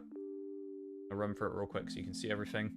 And then we're going to go and do something else for a minute, I guess. Last time. This is the binder right now. Run through every page. We're missing a few bits and pieces, a few EXs, and a few random commons and things here and there. So some of the pages are looking a bit bare. Yeah. So it's not terrible, but it's certainly, it looks like a set where you've only opened one booster box. You know, it looks a little empty, a little sad at the minute. There's some bits that are really, really full, like this nice double spread where we've got everything. But then there are also parts that are just a bit, you know, looking a bit sorry for themselves, where we don't have a lot. A lot of the holes, though, in these bits, of course, are the EXs, which are, you know, slightly not harder, but less likely to pull because you can only get so many in a box, right? Nice vivid ace specs there in the pink, and then we go into the very sorry looking state of the IRs and things. We've got the illustration rares, the Fampi down the bottom, the Mesprit up top, Alolan Dugtrio. The 3 full arts are looking nice, those guys together, and then we have the 2 on the back, the 5 full arts we pulled in total, and then we have a full completely open page of nothing, and then the gold Executor at the back, which I actually posted a picture of on Twitter today as well. So not bad. Very heavy binder, that one, because it's also got the sword and shield at the back. I'm pretty happy with that. That's a decent binder. Looking fairly good. So this one's the one from earlier, the Stellar Crown. If anyone missed that, we'll just go for it really quickly. We opened more Stellar Crowns, so we have a more complete set of Stellar Crown as well. As you'll see on this one, it's basically only a few small holes for EXs. Pretty much everything else we've gotten at this point. So we're looking fairly good here. Well, there's some Melmetal EX there. 1 Ace Spec trainer card, and then a bunch of the illustration rares. But actually, we're looking really good on the IRs. We're only missing a few. We got half of them. We have 7 of 14, so that's pretty good. Full arts, admittedly, we're not looking so good. And then we've got the 1 SIR in the bottom of the Lacey there, and the promos and dupes on the back page. So yeah, we're not looking bad at all. We're definitely doing well. I've got to say, I'm fairly happy, and I think we've done something rather productive today. Enjoyed that. That being said, it's productivity time to be over, so goodbye from Handcam, everybody, because we're going back to the lab, because there's no point staying with Handcam anymore, because I've got nothing else to do. So I'm going to switch back to the lab, and I will wave you goodbye, and I will see you soon again from Handcam, which I can now close the cap on the camera and switch my light off again as well, which has been on for ages. Get the light off. Normally I wouldn't do this right now, but because of the purposes of me being about to potentially just play a game for a few minutes, I'm also just going to disassemble my gooseneck with my camera on, because it's right in the way. It's on the front of the desk, mounted on with a clamp, so it kind of sits right in front of where I would be leaning into the mouse and key.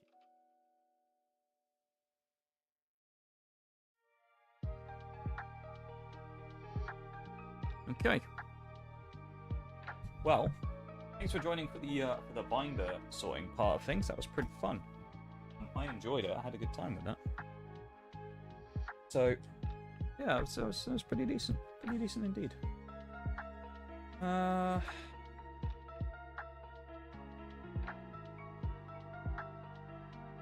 Yeah, I guess we'll jump onto War Thunder now. I don't know how that works. I guess I have to change the title now on YouTube as well. Let me do the titles real quick. Play a couple of games of War Thunder at the end of the day. I'd do marbles or something, but there's no point. So.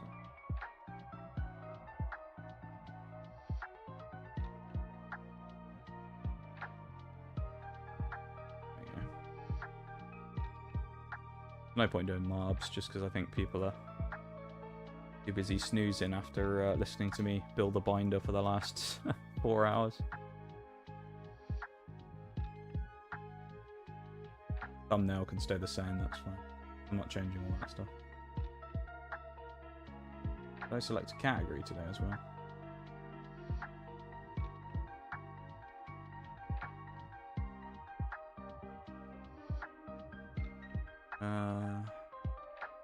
The stuff on YouTube is kind of new to me doing that stuff. Oh, can I not change the category I'm in? Effectively? Oh no, I can. War Thunder. Save, right. Let's move my OBS across now. Keep my pop-time chat over. Yeah, thanks for joining for the for that portion though, everybody. I appreciate you being here and vibing while I was doing some chill vibe stuff. Now I'm going to open a game in the background and we're going to play a little bit of War Thunder for 45 minutes, an hour or so, and then we're going to head off for the night. So not so chill vibes now, but yeah, we'll hopefully have a fun little time on that for a bit. So yeah, we shall see. We shall see indeed. But yeah, thanks for being here. Appreciate you guys hanging out and stuff.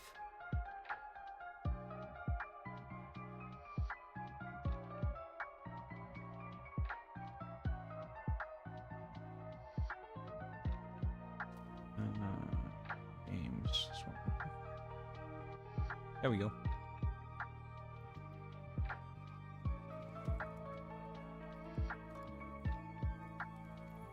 Right.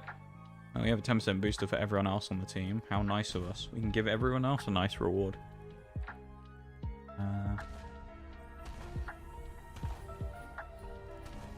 Anything here that we need to remember about? Oh, we're just going for the chieftain. We won't unlock anything new today. Okay, let's just get into it. Why not? Also change the music over as well. Go to the regular lo-fi playlist. Yeah, stream beats lo-fi. Stream beats lo-fi, but I'm going to add some of our classics in. I'm going to add the double Jubilife in here. We're going to bookend. We're also going to put Feliz Navidad on as well, because there ain't going to be many more times we can listen to the Christmas music. We're going to put that on there. Has to be there. It's the new map as well.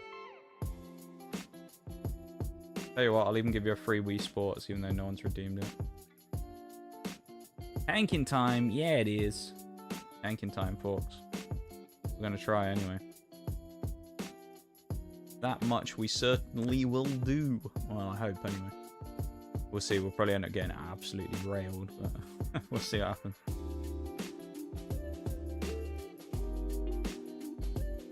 Alright, well that music should come on now, and then YouTube will be unhappy with me because it'll probably be copywritten.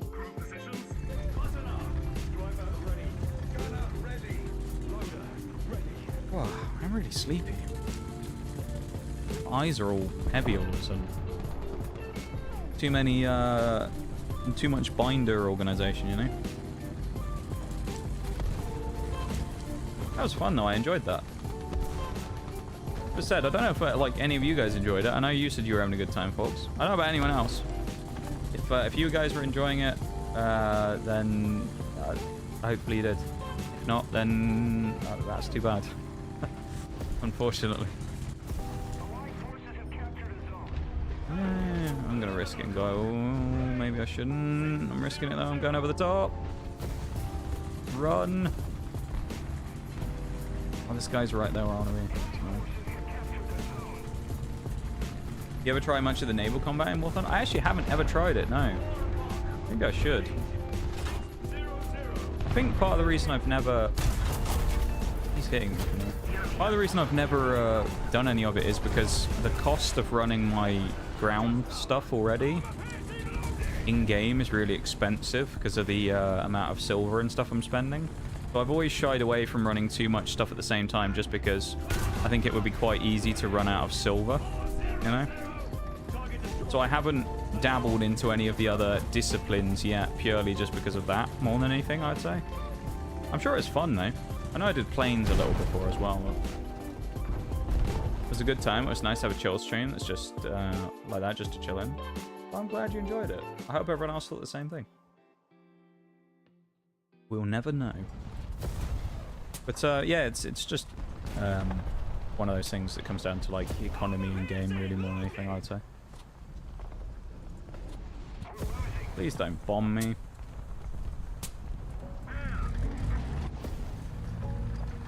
It's that lo-fi version again. Jubilock Village is the best thing that came out of Legends Arceus. Don't get me wrong, I don't think the game's bad. I quite enjoyed it. But that music, man. Magical.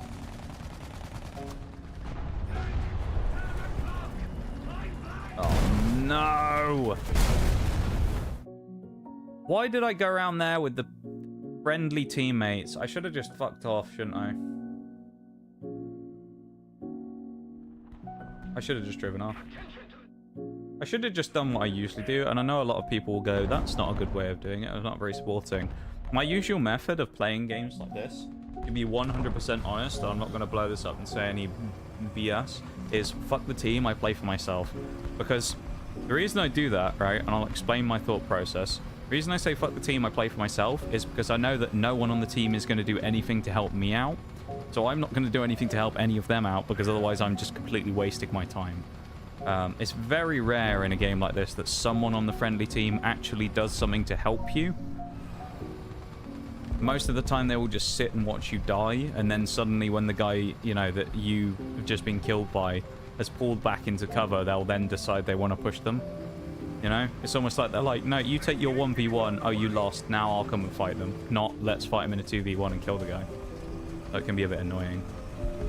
Speed picking up here as well. Did the naval stuff when he had the sponsorship, and it was pretty fun. Reminded me of my battle station Midway in Pacific days. Yeah, I forgot, because that was how I got into doing War Thunder on stream, was a stream sponsor. I'd played the game before, back in the day. I mean, compared to now, I wouldn't say I played a lot compared to what I played now, because of course I got like 500 hours or something. I'd played the game before over a long period of time and done some stuff in War Thunder. I'd probably never gotten particularly far into the game, but it was fun.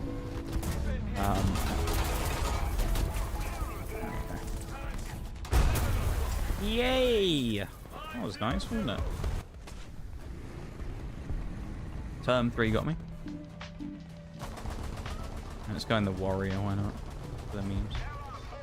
Yeah, no, I forgot that the reason we got back into it was doing the sponsor, though. So that's how we got back into playing the game. Was I'd stopped for a while, and then there was a sponsor opportunity that came up to play War Thunder, and I was like, well, why not? I played it before. I'm not shilling out really, because I'm playing a game that I previously played and enjoyed. So I was like, why not? That is the thing though when it comes to the sponsors that I will always say, even with the mobile games. I never do any of the ones that I don't either play myself or would play myself. There's only certain reasons why with some of them I stopped playing, like Ant Legion. The reason I stopped playing that was because they nuked the guild for some reason.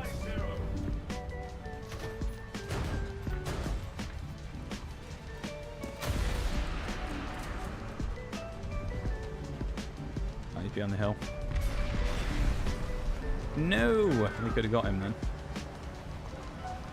But, yeah, other than that, like, Watcher of Realms that we did the sponsor for... No, dead. Nice. But Watcher of Realms that I did the sponsor for in, July, was it? The last sponsor I did? I still play that to this day. I log in daily and do all the stuff. I've got, like, I don't know, whatever it is, 190, 200 days logged in. So... It's not like I just randomly do them and then go, oh, that'll be nice to make some money, and then just throw it away and never touch it again, you know? A lot of them I do continue playing, so... and that will continue in the future as well if we do any more, which I do have plans to do some at some point in the not too distant future, hopefully, so... Everyone get your phones / PCs ready for the next sponsor round.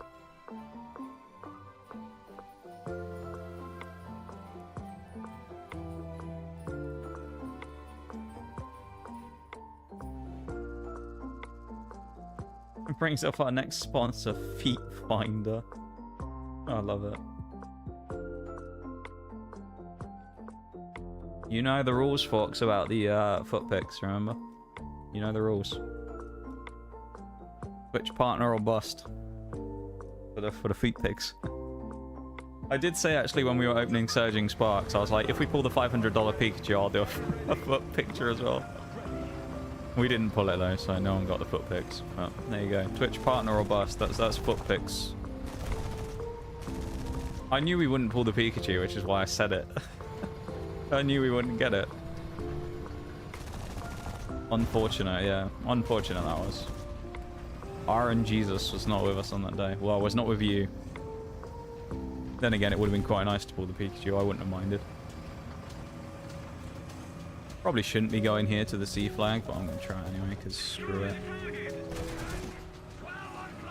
Sometimes I make non-smart tactical decisions, and that is today. We're going to be doing that again. Roll into the cap. Well, we're not actually going to go on the cap, because I don't want them to know I'm here, but we'll go nearby and then try and snap on someone in a minute. Like that bulldog. Who hopefully will be driving out. Someone on the sea cap. That's a T-54 or something. T-55 AM. Around the corner.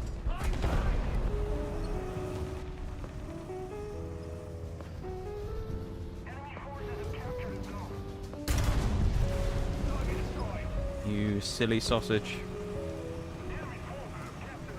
I think the T-10 is coming.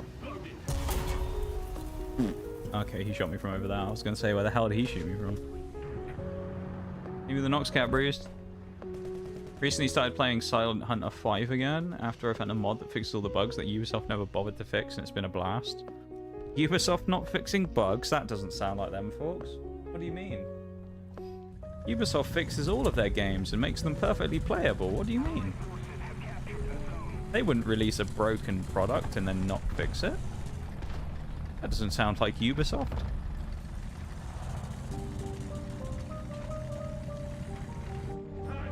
Well, we can get revenge here, can't we? I think that T-54 had killed me is around there somewhere.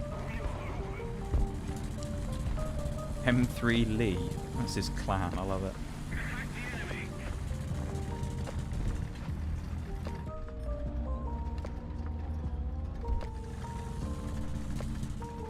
I want that T-54 to run, but he's going to just sit behind the buildings, I guess. Yard Tiger might come out. Fairness. Yeah, he's looking like he's going to, so we'll keep an eye out there, but T-54 probably will swing this at the same time now. Not my luck.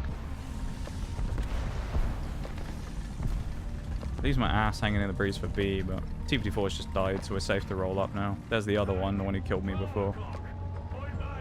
That's a dead comrade. My ass is hanging in the breeze to B here, so I've got to be careful. Okay. Are you looking at me? No, you're not. Absolutely clout the bulldog.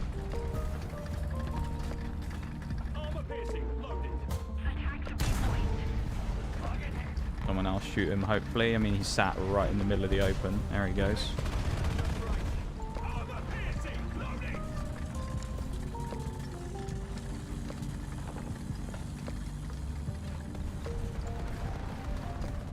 Probably gonna push this corner. They're behind the buildings right now. Talking game-breaking bugs. Hang on. Was on a mission where you had to sink 40 tons of cargo and the game would not progress no matter how much you sank. That sounds like a classic Gooby run right there. You've been Gooby softed right there. Wii Sports in the background here as well. Just a bit of Wii Sports, you know. Everybody likes a Wii Sports, don't they? Well, most people like Wii Sports.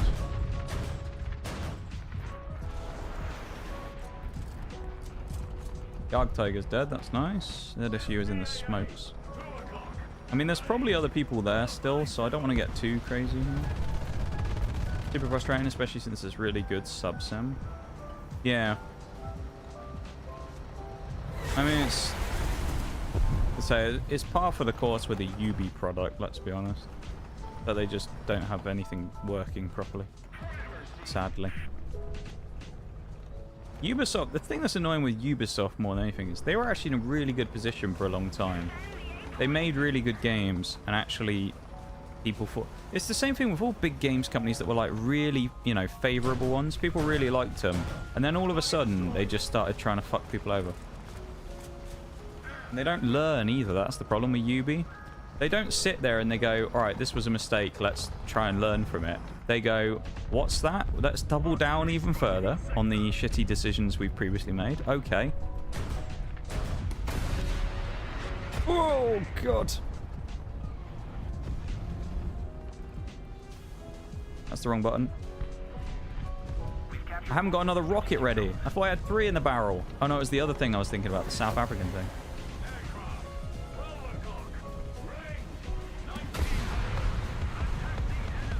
Yeah, chew on that one, you big Russian something. I don't even know what it is. Medium tank, I think. Ooh, oy, he shot me. That wasn't very nice. Now, was it? He has a missile of his own. I'm dead.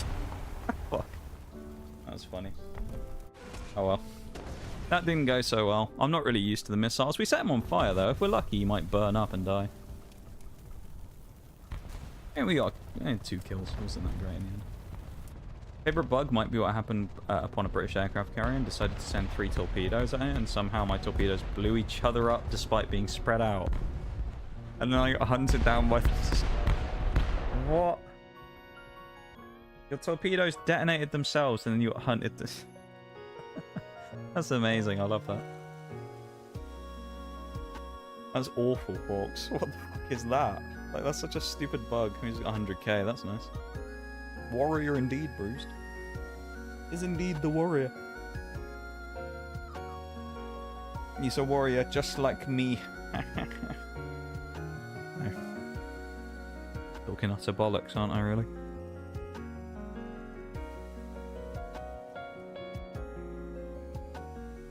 You go Vickers first, why not?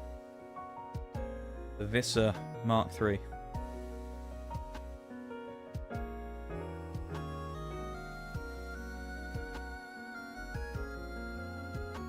Not got too much more time left anyway before we head on out.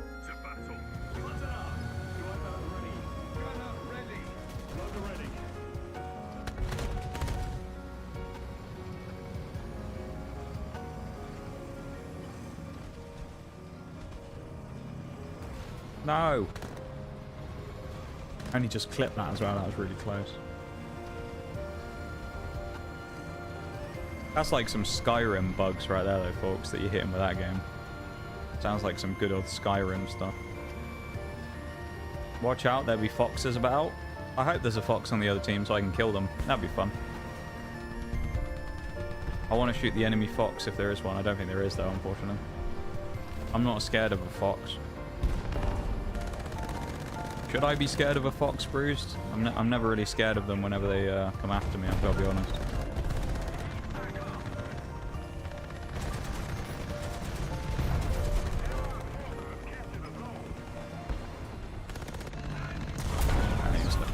He was. Hey, yikes. Just respawning the booster that are back up there. That's annoying. I was assuming the IS-3 would be shooting at someone else who was completely out in the open, but there you go. I guess he wanted to try and kill me.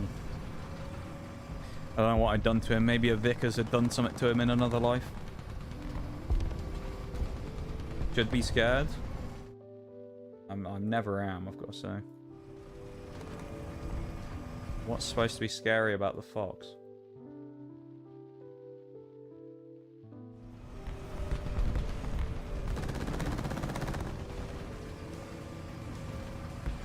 Let's see if I can get a... Might dug in around the side here, maybe? Work. Maybe.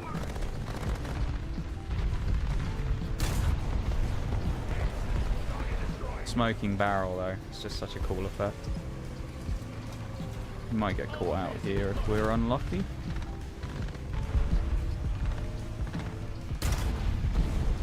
There goes the IS-3 who killed me before.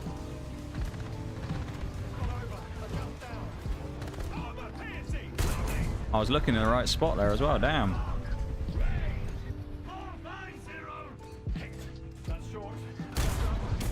Oh. Further back I need to shoot. If I shoot there instead, I think he dies. Oh. People underestimate them. Swarm will appear. Uh-huh. I ain't seeing no foxes in this lobby. Nice. Ready, pen me? Straight for the turret. Yeah. And he got murked by an XM80. Oh, XM800. That's quite funny. Poor guy got absolutely clouted. He got clattered.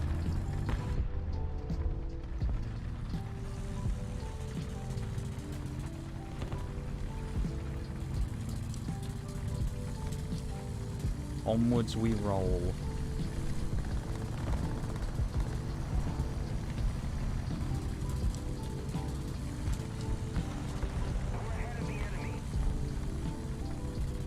That's the guy who got me. Although he died, he just hasn't respawned yet. Conqueror wouldn't have been a bad choice here either, to be fair.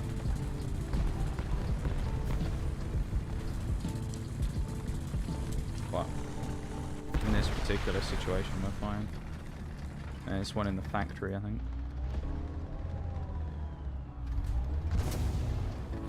Go around the back if we can. They might have already seen me, I don't know. We'll try and go into that same spot we were in before.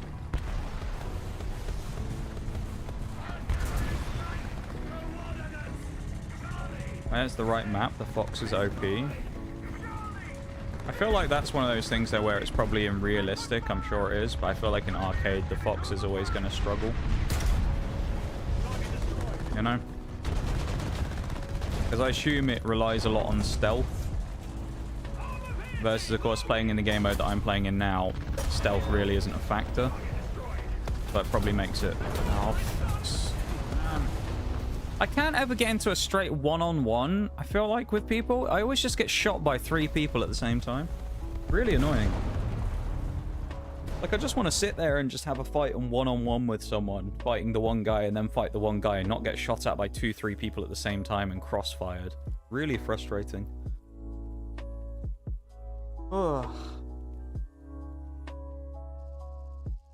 Again, though, I suppose that's one of the perks and also downsides of arcade. Everybody can see me, just like I can see them. Although I'm playing in some obscure spot, everybody can see me and they're probably going to shoot at me if they can. Because people are like little lemmings. They see something. They're like magpies. They see, oh, shiny red name, and they just start aiming at them, even if they're behind 16 walls. And then there'll be a guy like sat 2 feet in front of them that they won't shoot at. Arcade, stealth is not an option. Yeah, it doesn't really work. I mean, it kind of works, but it only really works in the sense of you basically have to play against people that just don't look at their screen. You have to do well in stealth in arcade, you basically have to play against people who aren't using the monitor when they play the game. Otherwise, they'll just see you immediately. Or people who are so tunnel visioned, it's unreal. It's a lot more about timing on when you take a shot at someone, really, than anything else, I'd say. Because you can get away with, like, peeking and not getting shot at, but you've got to be really quick on, like, when you go. And pick your times. I don't even know if I should push up on this, to be honest. I think I might wait until someone goes on to B from the enemy team first. Or should I? Nice. Come on. Really? Just got YOLO'd by that guy. Amazing. Now he gets immediately revenge killed by the Rakuten. As it turns out, I should have stayed back, further back from where I was. I shouldn't have pushed up as much. I should have predicted I was going to be YOLO'd by an idiot in a turn.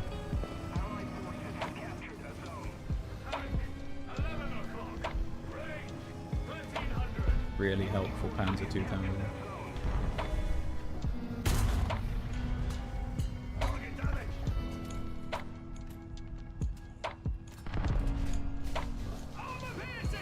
Take an assist, I guess. Played 9.0 to 9.7 arcade, and oh boy. Oh boy good or oh boy bad?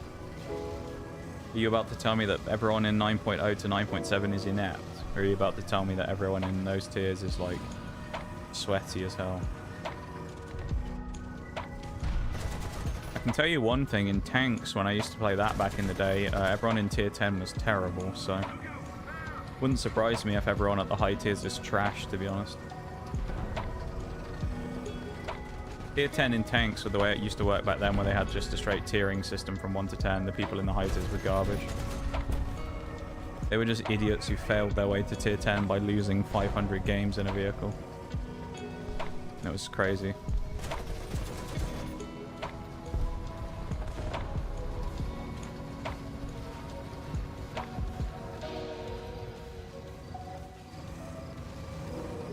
What even is this leopard staring down? D10. Good job I was paying attention then, because that could have gone very nasty very quickly if I wasn't. Can't say much besides when people don't have to stop and stabilize and stuff like that. So it's just drive-bys, I guess.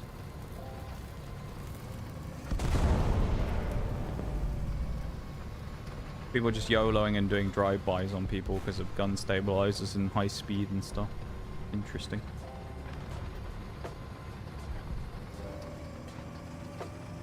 Probably the best position to be in for vision, anyway. Maybe not for shooting, but... Okay. It'll be fine, I'm sure, right? Probably, maybe. Maybe not, I don't know. Basically out before I can see anyone. That's fair.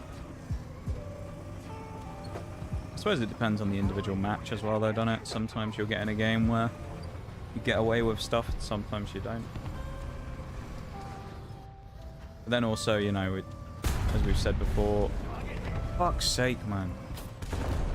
Use your goddamn eyes, Ferdy. I was like, damn, I wonder why my shot went so wonky, and he tries to shoot him through a fucking wall. What a genius this guy is. Yikes, dude.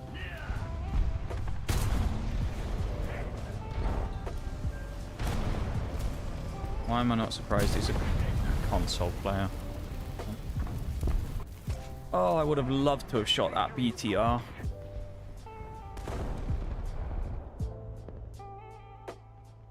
Those are the ones that are, like, really get on my nerves a little bit when people drive into you, because I've kind of been in that position for a while. It's not like I just drove immediately in front of him and then stopped, like, pumped the brakes 2 feet in front of him and he hit me.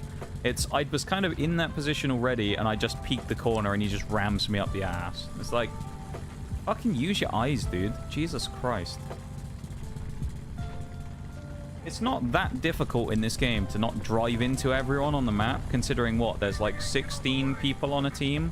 There's only 15 other people that you have to not drive into. And half the people who play this game can't actually get past that part of not driving into everybody else on the friendly team. Which is, in my opinion, the easiest part of the game, is not driving like an idiot. But there you go. I suppose it's just a reflection of real life, really. People are just knobs on the road. They don't care either, is the other thing. IRL and both in-game. People just drive around like a fucking idiot, drive into everyone, ruin their game, and then go, oh, I didn't realize I drove into you. Yeah, okay. Actually, then again, them saying that they don't realize if they drive into someone is pretty accurate, because they're actually that non-existently fucking paying attention that they don't even realize they just rammed into you and pushed you out in front of 5 enemies. That's how, like, brain dead they are. They just sit there, push you out in front of a whole army's fucking firing squad, and then they're like, oh, I didn't realize you were there. Okay, dude. Didn't realize you were there, a lot like your brain cells. Surprisingly lacking. Way too accurate for IRL. Dude, honestly, the amount of times, if I could have a pound for the amount of times when I was out on my bike, when you go around a corner or you pull out of a junction somewhere, not on a light, like a red light or anything, but just on a regular junction, and you pull out of a turning and someone very nearly hits you, and then they look at you and go, what the fuck are you doing? And it's like, you're supposed to let me pull out of the junction. In some cases, you know? Or you'll get people that'll be like, you know, they'll cut off a corner and nearly hit you straight in front. And they'll be like, why are you on my side of the road? And it's like, you're literally on the wrong side of the fucking road. What do you mean, you moron? Like, you're gonna, like, wipe my ass about riding unsafely. What the fuck do you mean? I'm practically on the opposite curb from you, and you somehow still almost hit me, and it was my fault. It's like, all right, dude. Maybe you should just pull your head out your ass instead, and accept responsibility for a mistake every once. That's the biggest problem these days. Do you know what? That's the biggest problem I think with modern humanity. Genuinely, one of. People, no one is willing to accept when they make a mistake anymore. No one can make a mistake and actually just live with it and accept it. Everyone has to make fucking excuses for it now, and then, oh no, it wasn't me, I didn't do that. You know? Like, someone will be sat there on their phone in a car, and they'll hit someone and cause an accident, and then they'll be like, oh, the guy fucking pulled into me. And it's like, he was stationary at a set of traffic lights. What the fuck do you mean he pulled into you? Just accept the fact you weren't paying attention and you drove into the person. And move on. You know? No one can fucking accept responsibility for anything. It's so dumb. Arcade high tier is like telling a bunch of crackheads that a random guy has crack on it. God, that sounds about right. Like seagulls at the beach trying to nick people's chips. People are so dumb. People can be, man. Not everyone, but like people can be. People are just stupid, and people don't care about other people either. It's almost like people are so like in this weird false sense of like life where they assume that other people don't actually exist. They're just like simulations or some shit. Honestly, I know that's a bit of a meme, but like you will see it where, like, as I say, someone will nearly like kill someone on the road. Or someone will, like, you know, like a person on a motorcycle will like go in between and they'll filter through traffic, which I know in some parts of the US I've heard is illegal and you can't do, right? But like over here in the UK, it's perfectly legal to do that anyway. And you'll go and filter between traffic, and then you'll get someone who will just, while you're at full speed, or, you know, whatever speed you're at, 30 miles an hour, something like that, driving between 2 lanes of cars, someone will just pull across, close the gap, and clip your bike. And it's like, do you not recognize the fact that it's another person riding that bike, not just like a fucking random thing? Like, it's not just like a fucking bot or something. It's a person that you've just crashed into and given, in some cases, potentially life-altering injuries. Like, they could fucking paralyze someone and sit there and be like, ain't my problem. You know? And it's like, that's how fucking bad humanity is these days. Someone could literally be sat there and go, oh yeah, well, you overtook me in a queue. You wouldn't let me pull into a queue of cars, so I just paralyzed you from the waist down by crashing into you. Sucks to be you, buddy. And it's just like, how fucked are people these days, dude? Where, like, that's the level of humanity that we have these days in the modern world. People give so little of a shit about other people that they could literally cause life-altering injuries to someone and not even feel bad about it. They just go, oh, not my problem. I don't have to live in a wheelchair for the rest of my life, so why should I care? You know? Fucking sad more than anything. Guess they watch The Matrix way too much? Yeah, they think we all live in a simulation now. It annoys me, man. Especially as a biker on the roads. Dangerous enough as it is, let alone when there's fucking idiots everywhere trying to kill you. You know? Do you think sometimes it's like, people meme about it as literally like cyclists, people on push bikes, but they'll, you know, like I'll joke about it every once in a while, or someone will say like you get bonus points if you hit the cyclist or something.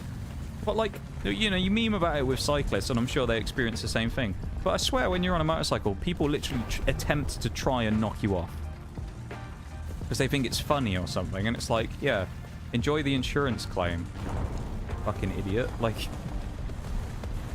or in the case of America, where this happens frequently, enjoy getting sued into oblivion by someone. You know, it's like, what's wrong with you? I'm not going to peek you, Mouse. I'm not an idiot. Why would I peek you?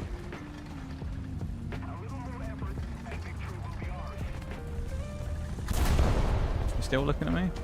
Somewhat.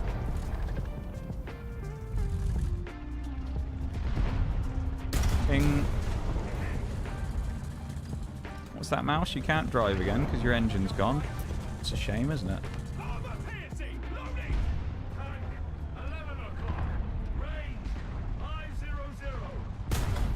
Not sure what that STV2 is behind. Man didn't let me go first in line to get a donut, so I pulled out my 12 gauge and turned his knees into dust. Yeah, but you honestly hear about it. It's like me and Forks were talking about earlier where we said about the Pokemon stuff, where you'll get people who will start like fights over getting fucking Pokemon cards and stuff. Think about Black Friday, all those memes that people used to laugh at where they went, haha, all these people literally fighting people to get like a shitty TV on Black Friday they don't want anyway. That's the norm these days. Like, what was it? I saw some shit the other day. This is a fucking news story that I saw. Oreo told me about as well. And then I saw it afterwards. There was a guy in America somewhere, I think it was, who, what was it? He went into a store somewhere. I can't remember what it was, whether it was like a Costco or something like that. But he went into a store with like a hazardous chemical and fucking smeared it all over like the food and shit in there. And it's like, what the fuck is wrong with people these days?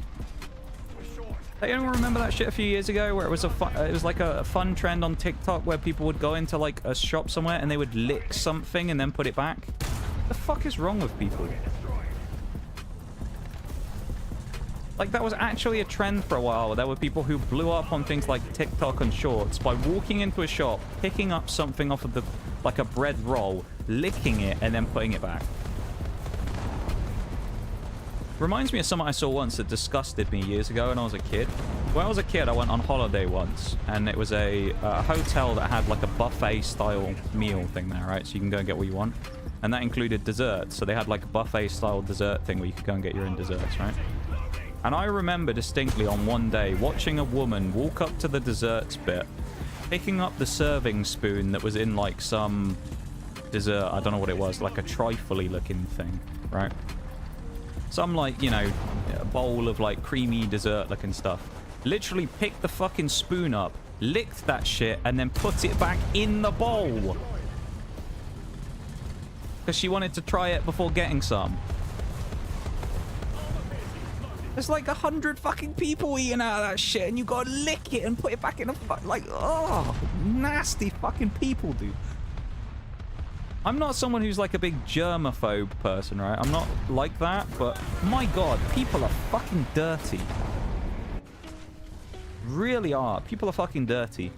It's like in shops over here, right? Bread rolls and things usually are like out in like a basket and you can just pick them up and bag them yourself. The amount of times where I'll see someone who goes in there and it's like, they'd probably just wipe their ass, so it's been scratching their fucking ass and come out the toilet or something. And they'll go and, like, stick their fucking hands on, like, 10 of them. And then tap them and pick them up to make sure, oh, that one doesn't sound right. Or that one's got a mark on it. I don't want that one. And it's like, bro, I don't know where your fucking hands have been. You might have just come out from having a shit out of the toilet. You've walked out and then gone, let me just touch all this fucking food. Lovely. It's like, you dirty bastards. I don't want to go near any of that now because you people disgust me. Like, fucking hell, dude. Some nasty people out there. Ugh. Go in, Duke. How's it going? Great time to come in. Ranting about people being unhygienic. Happy New Year's, my dude. It's going good. It's going good. How are you? I hope you're doing well. No wonder COVID... yeah, no, honestly, no wonder it spread so fast. Yeah, they classed it as a prank. How's that a prank? Haha, killing people by putting hazardous chemicals in the food prank. Gone wrong. Gone wrong, they didn't die. That'd be the fucking title, dude. No, actually, knowing what it'd be like these days, it'd be putting chemicals in people's food prank. They actually died. Ops called. That'd be the fucking title. It just makes me, like, seethe, dude. I swear. Living the dream, just come out of the toilet and Lidl purposely pissed on my hands and rubbed them all over the donuts. Honestly, though, I'm sure there are people who do that. Not intentionally, but people who go in there for a piss, don't wash their hands, and then walk out and go and touch stuff. Oh, it just makes me... Ugh. It makes me angry that people like that exist. You know? Why have people got to do that, man? Why have people got to do that? It doesn't take 2 seconds to wash your hands. After going for a pee or whatever. Just, ugh. If a child did it, right? If a kid who didn't know any better didn't wash their hands when they came out of a bathroom, you'd be like, okay, it's a kid. If it's like a 50-year-old man, you think, oh, Jesus, but you know better.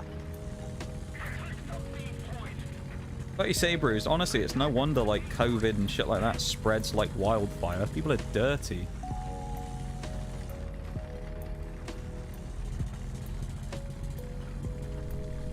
Like, think about how many times someone's walked into one of those shops and they've had like you say there with like the donuts or something, and they'll go up and sneeze right in front of it.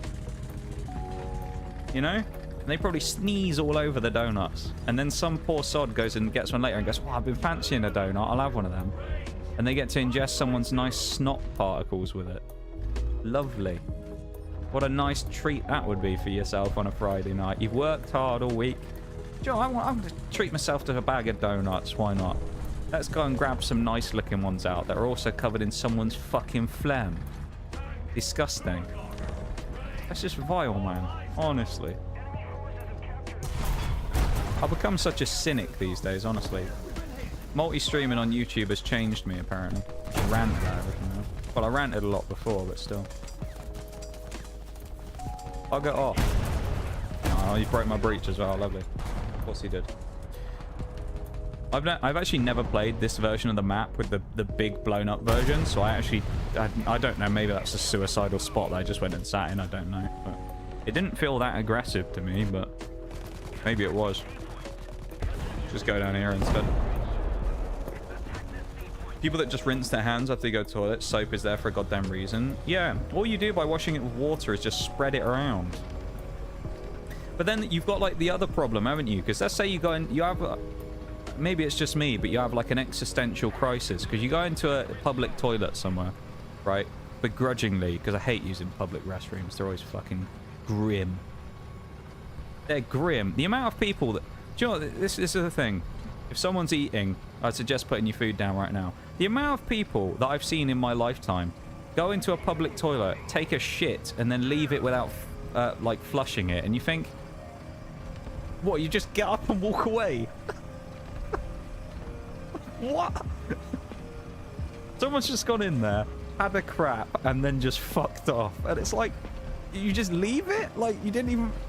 Did you not wipe afterwards? Like, because if to wipe, you would have had to have flushed it away. Like, what happened, dude? But yeah, shit like that, and you're like...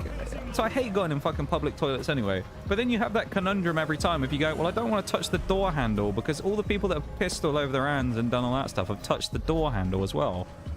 So I now have to try and awkwardly open the door with my foot so I don't end up touching the door handle. And it's like, oh... It's not worth it half the time. Anyway, what a nice end to the very wholesome Pokemon binder sorting stream that we've done today, and now we're talking about people pissing on their hands and touching donuts in a shop. Great, isn't it? Can't say there's not a nice variety of stuff on this channel, you know? We certainly have the variety part of variety stream a lot now. My story a pal told me about when he worked in a shop, and it's, some old guy did very much filthy stuff in the store and has to wait outside. Wait. Some old guy who did very much filthy stuff in the store that he has to wait outside.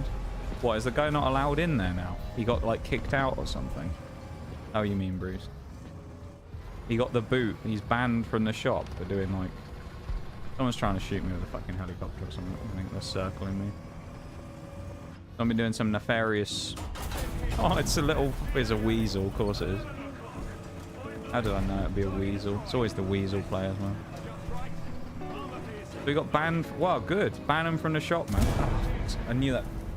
I thought there was someone coming. I just thought they were further back. I didn't realise the leopard was right there. Fuck. I'm going to Vickers. It's going to Conqueror, actually. We haven't used that today. Probably only play like 1 or 2 more games after this. Yeah, like, ban people like that, man. If someone can't be trusted to go into a shop and not infect everything with their nastiness, they shouldn't be allowed in a shop to begin with. I don't want to go in and buy food that's been tainted by someone. Disgusting, man. Just gnarly, innit? Like, it doesn't take much to not be absolutely vile when it comes to things like that. People are just dirty. It just makes me sick, man. Because, like, it's the problem you get. I've talked to this about people before, where they'll talk about, like, environmental stuff, and they'll say about, like, Well, shops and places like that should have, like, free service things. You know, like cereal and stuff. In really posh shops, sometimes you'll get it where you can, like, scoop your own cereals and stuff. And you can just weigh it out in a bag and buy it by the weight. Right?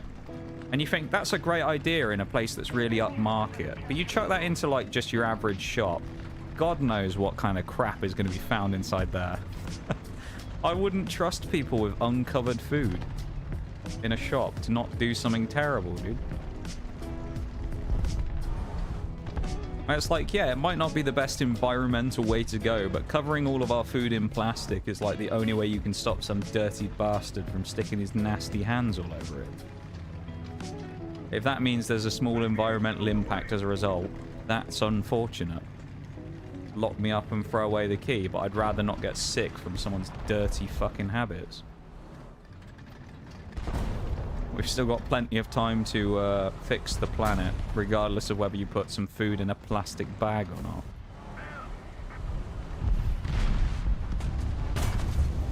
Target destroyed. From what I recall, he's banned from nearly every shop, and he has an old git as well. Yeah, it sounds about right, though. Yeah, but I think, honestly, and this isn't a thing against them, old people are just, like, just as bad, if not worse, than others, though. Because they just, like, well, they just do shit and like that, and just no one's gonna question it, are they? They just do stuff like that. It doesn't necessarily matter what age you are, but, like, you know, I see it a lot with older people in shops, as you say, just doing dirty shit, and it's like, no. Welcome back, Shags. You came in at a great time. I'd get sick of your habits, chat. Yeah, I was talking about you guys, you in chat. I'm sick of you guys and your habits, honestly. You need to sort yourselves out. We're gonna have to start doing that now every stream, aren't we? We do the BRB and I'd be like, have you washed your hands if you got up and went for a BRB, everybody? Did you get your snack after washing your hands? No, you didn't. Go back and wash them then. Go and wash your hands. You're not allowed your snack, your midstream snack, until you've washed those hands. Start doing it like children, you know?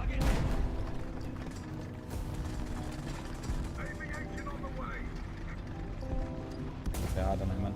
World's a weird place. People don't give a shit anymore. That's the big problem. People just don't care anymore.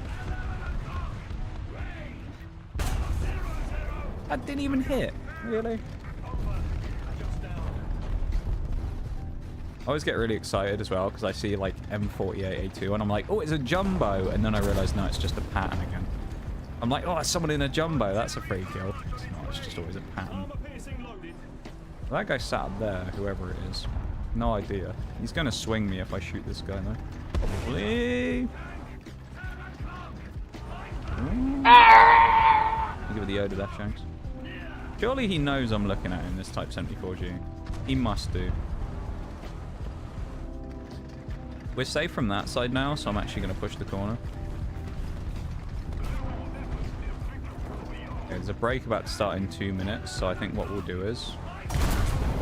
He was looking at me. Really? He's got a teammate right in front of him. There's a guy sat right there in the Merkava, and he's shooting at me. Really? That guy must be shit at his job of distracting. God damn, that was awful. Bloody Merkava, not doing anything. How dare they teamwork? Dude, this is what the first thing I said in the first game today is I went, fuck teamwork, I play for myself, and if you don't like it, then you don't understand the game. Because nobody helps each other. There you go, right there. It means the guy was either sat there and he was doing nothing. I mean, he was repairing at the end, right? But he probably wasn't the entire time. He was either sat there the entire time and did nothing, or he was just not even attracting his attention at all. Craziness. Anyway, I think that's enough stuff for one day. We were only here really to do the binders. We weren't here to play War Thunder, so they're just extra throwaway games. That was fun, though. I enjoyed that. I enjoyed today quite a lot. I think the binder idea was good. Again, I don't know how some of you guys feel about it. I threw a few feelers out during the stream, seeing if you guys had any particular opinions about it. From the gist of the three that I've seen from Oreo, Shags, and forks, you guys seem to enjoy it. So you usual suspects give me some good feedback on that. So thank you. So with that, I mean, I'll probably do it again maybe sometime if we end up having another binder that needs making and a new set that's come out, perhaps. So, yeah, we might do it again. Thanks for doing that crazy idea. Oh, it was crazy, Shags. It was crazy. Unhinged, it was. Unhinged idea. Crazy. But it was kind of your idea anyway. I mean, I'd said that I thought it would be kind of fun, and then you went, why didn't you do it? And I went, okay. So I kind of thought about it anyway, but I just thought it'd be fun to do, and I enjoyed it. I had fun. If you guys didn't, you probably all fell asleep. I mean, maybe it was really boring, I don't know, but I thought it was interesting, even if no one else did. Maybe that says more about me than it does about anyone else. I found it thrilling doing that. Anyway, I'll do like I did yesterday. I'm going to end off the YouTube stream here because obviously I don't know how raids and all that work on YouTube. So thank you for being here, YouTube people. I know it's probably all people that are already in this stream anyway, in which case thank you for doing double duty and being insanely kind to me by doing both streams at the same time. I really do appreciate it. It's very kind of you. And yeah, thank you for being here and hanging out. I'm going to be ending the stream there, though. So thank you for participating in the YouTube side of things. I appreciate it, as always. And I will see you tomorrow for next stream. So bye-bye, YouTube people. Goodbye. I will see you on the flip side. In the YouTube stream. Nice. 5 hours and 7 minutes. Peak concurrent viewers of 5. Wow. That's actually crazy.